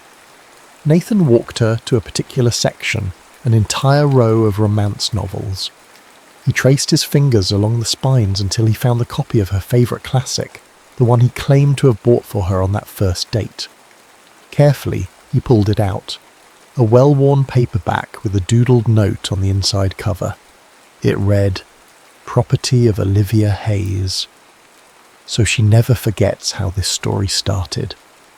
She felt a tingle at those last words. She brushed a fingertip across the ink, half expecting her brain to spark with recognition. Instead, it stayed quiet, but her heart swelled. The trust and devotion behind that message echoed through her, reminding her that the past might be lost, but she was free to embrace the tenderness of the present. Afterward, they grabbed coffee at a nearby cafe. The barista recognised them and asked how they were doing, mentioning it had been a while since he'd seen Mr. and Mrs. Carter. Olivia felt a flutter in her chest at being addressed that way. She wasn't quite comfortable wearing the identity of Mrs. Carter yet, but there was a small sense of warmth in hearing it all the same. When they got back to her hotel, Nathan hesitated at the threshold. She caught his hand before he could leave. "Would you like to come in for a while?" she asked, voice soft. It was the first time she'd invited him in since the accident.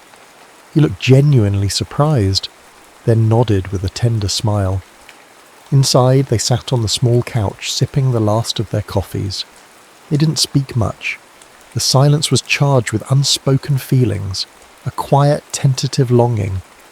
Eventually Nathan left, both of them knowing that progress could come in tiny steps, not leaps. Yet Olivia felt proud of herself and the gentle sense of closeness they had shared. Days bled into weeks, and each new place Nathan revealed, whether it was the restaurant where they celebrated their first bestseller, or the park where they once fed ducks while brainstorming plot twists, became another piece in a jigsaw puzzle Olivia was struggling to solve. She might not have recognised the images forming, but she felt the emotional resonance. Amid this, she discovered an unfinished manuscript on Nathan's laptop. She accidentally opened it while searching for a file. It was titled Epilogue Unpublished, and curiosity made her read on. It was written from the perspective of a man who had once loved a woman with his entire being, only for her to lose every memory of him. The man confesses in heartbreak that he'd love her forever, even if she never found her way back to him. Because he writes, "Love isn't memory, it's a choice." She read that line again, tears blurring her vision. It was the heartbreak and devotion that mirrored precisely what Nathan had been living. The last line of the epilogue read, "Even if tomorrow never brings her memories back, today I choose to love her. And if she ever wonders why, I'll show her our story until she believes it's hers too." Shaken, Olivia quietly closed the file. That night, she barely slept. She could practically feel Nathan's heart beating through each word. She pictured him in the solitude of his study, typing those lines through tears, uncertain if she'd ever return to him. It tore her up inside because now she finally grasped the depth of his sacrifice, loving someone who might never reciprocate in the same way again. The next day, Nathan asked if she would join him for a walk in the place where they had exchanged their wedding vows. She agreed, even though her nerves danced in her stomach at the thought of standing in a spot so profoundly meaningful. She dressed in a simple sweater and jeans, not sure what to expect or if she'd be struck by a lightning bolt of memory. They drove a short distance out of the city, arriving at a quaint garden with a small gazebo in the centre. The surrounding trees were ablaze with autumn colour, leaves drifting like confetti in the breeze. Nathan led her to the gazebo's entrance and paused, his gaze flickering across the wooden floorboards as if searching for the ghosts of a memory.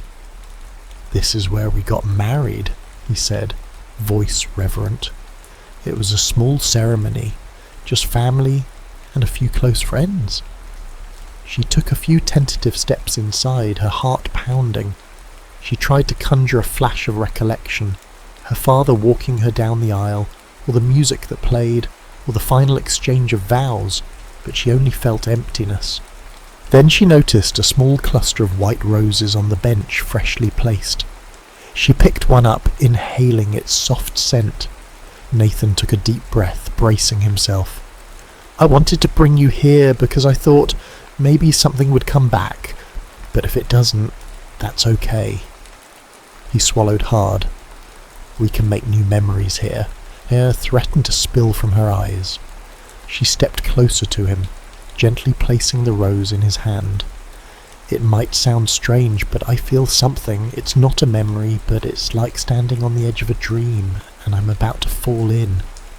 He brushed a thumb across her cheek, wiping away a stray tear. "If you fall, I'll catch you." She gave him a trembling smile. "I know you will." It was then she realised that even if her brain refused to produce images of that day, Her heart recognised its significance. She felt a stirring, an echo of devotion, a flutter of possibility, the sense of home standing beside him. She understood that she might never recover every detail of their vows, but she could forge a new promise, one that respected the past but was forged in the present. Nathan knelt down on one knee, not with a ring, since she already had one, but with his heart bared. "Olivia Hayes-Ske," he said, voice trembling. "I promised you once that I'd love you in all seasons of life. This autumn, I'm asking you to let me love you again, even if you don't fully remember why you said yes the first time." Her breath caught, tears rolling freely now. She knelt beside him, taking his hands in hers. "I might not remember the past," she said softly, "but I know what I feel now, and I choose you, Nathan Carter." He pulled her into an embrace, and for a moment, time ceased to exist. There was no before or after, only the possibility of two hearts beating in unison. They left the garden that day feeling lighter, as though they'd taken a giant leap across a treacherous gap. For Olivia, it was a promise renewed. For Nathan, it was the grand gesture he'd been praying for, a second chance to hold the woman he loved, no matter which pieces of her memory remained lost. Emboldened by her decision, Olivia returned to Nathan's home that evening. This time, she came carrying a small suitcase. Nathan, hearing the front door, hurried to greet her.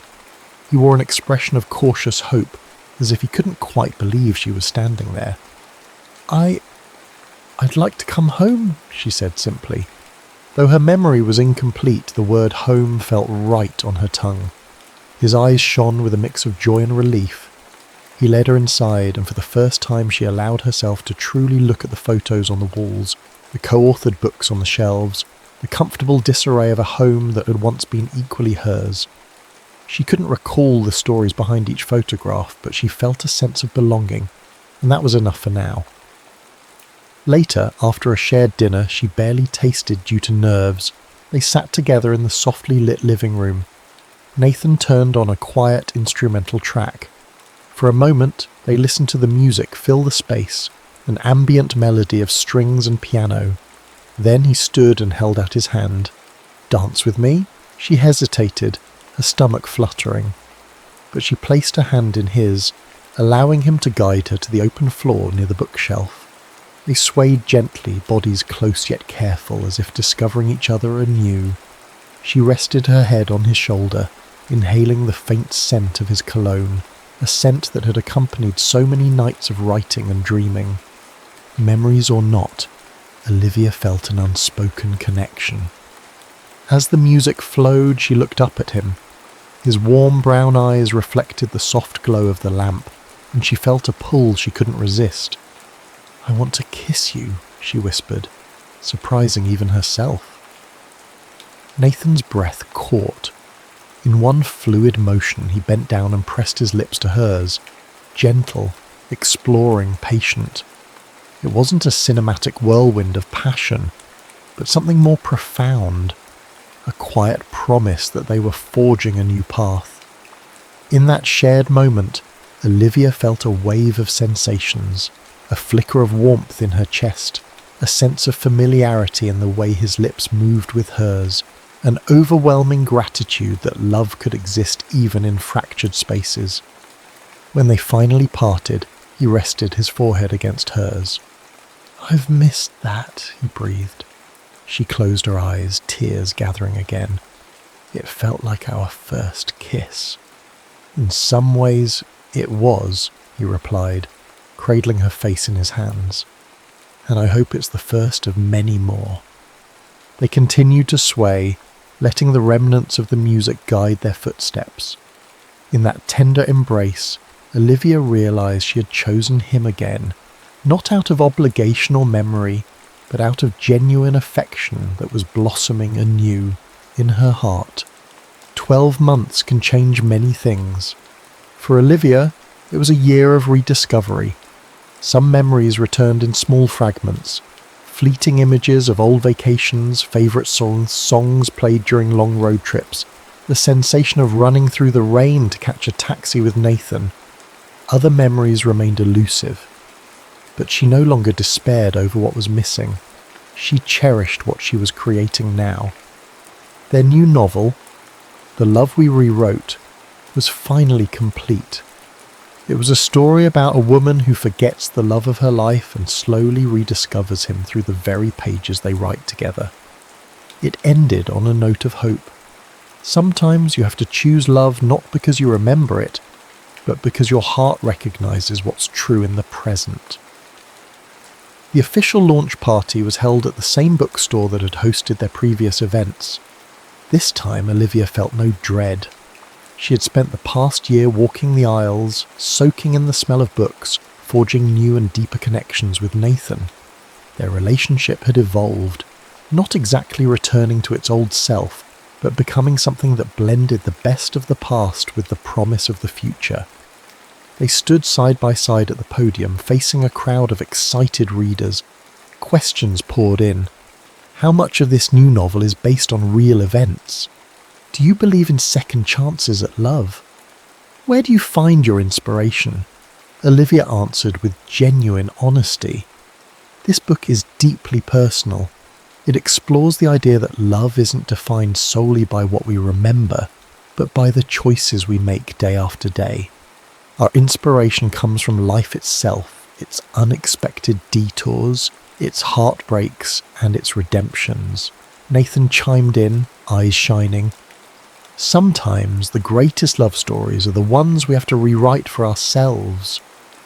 Their audience applauded, perhaps unaware of just how literal that statement was. When the Q&A ended, fans lined up for signed copies. Olivia and Nathan scrawled their names and short personal notes on each title page, exchanging grateful smiles with every reader. This was more than just a promotional event. It was a testament to the journey they'd undertaken together, both on and off the page. Eventually the crowd thinned.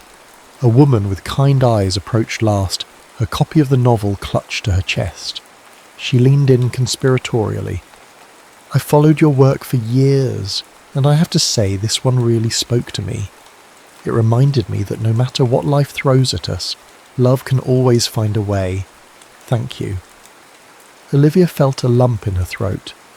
"Thank you for reading," she managed, her voice thick with emotion. Nathan squeezed her hand under the table, a silent affirmation that he felt it too.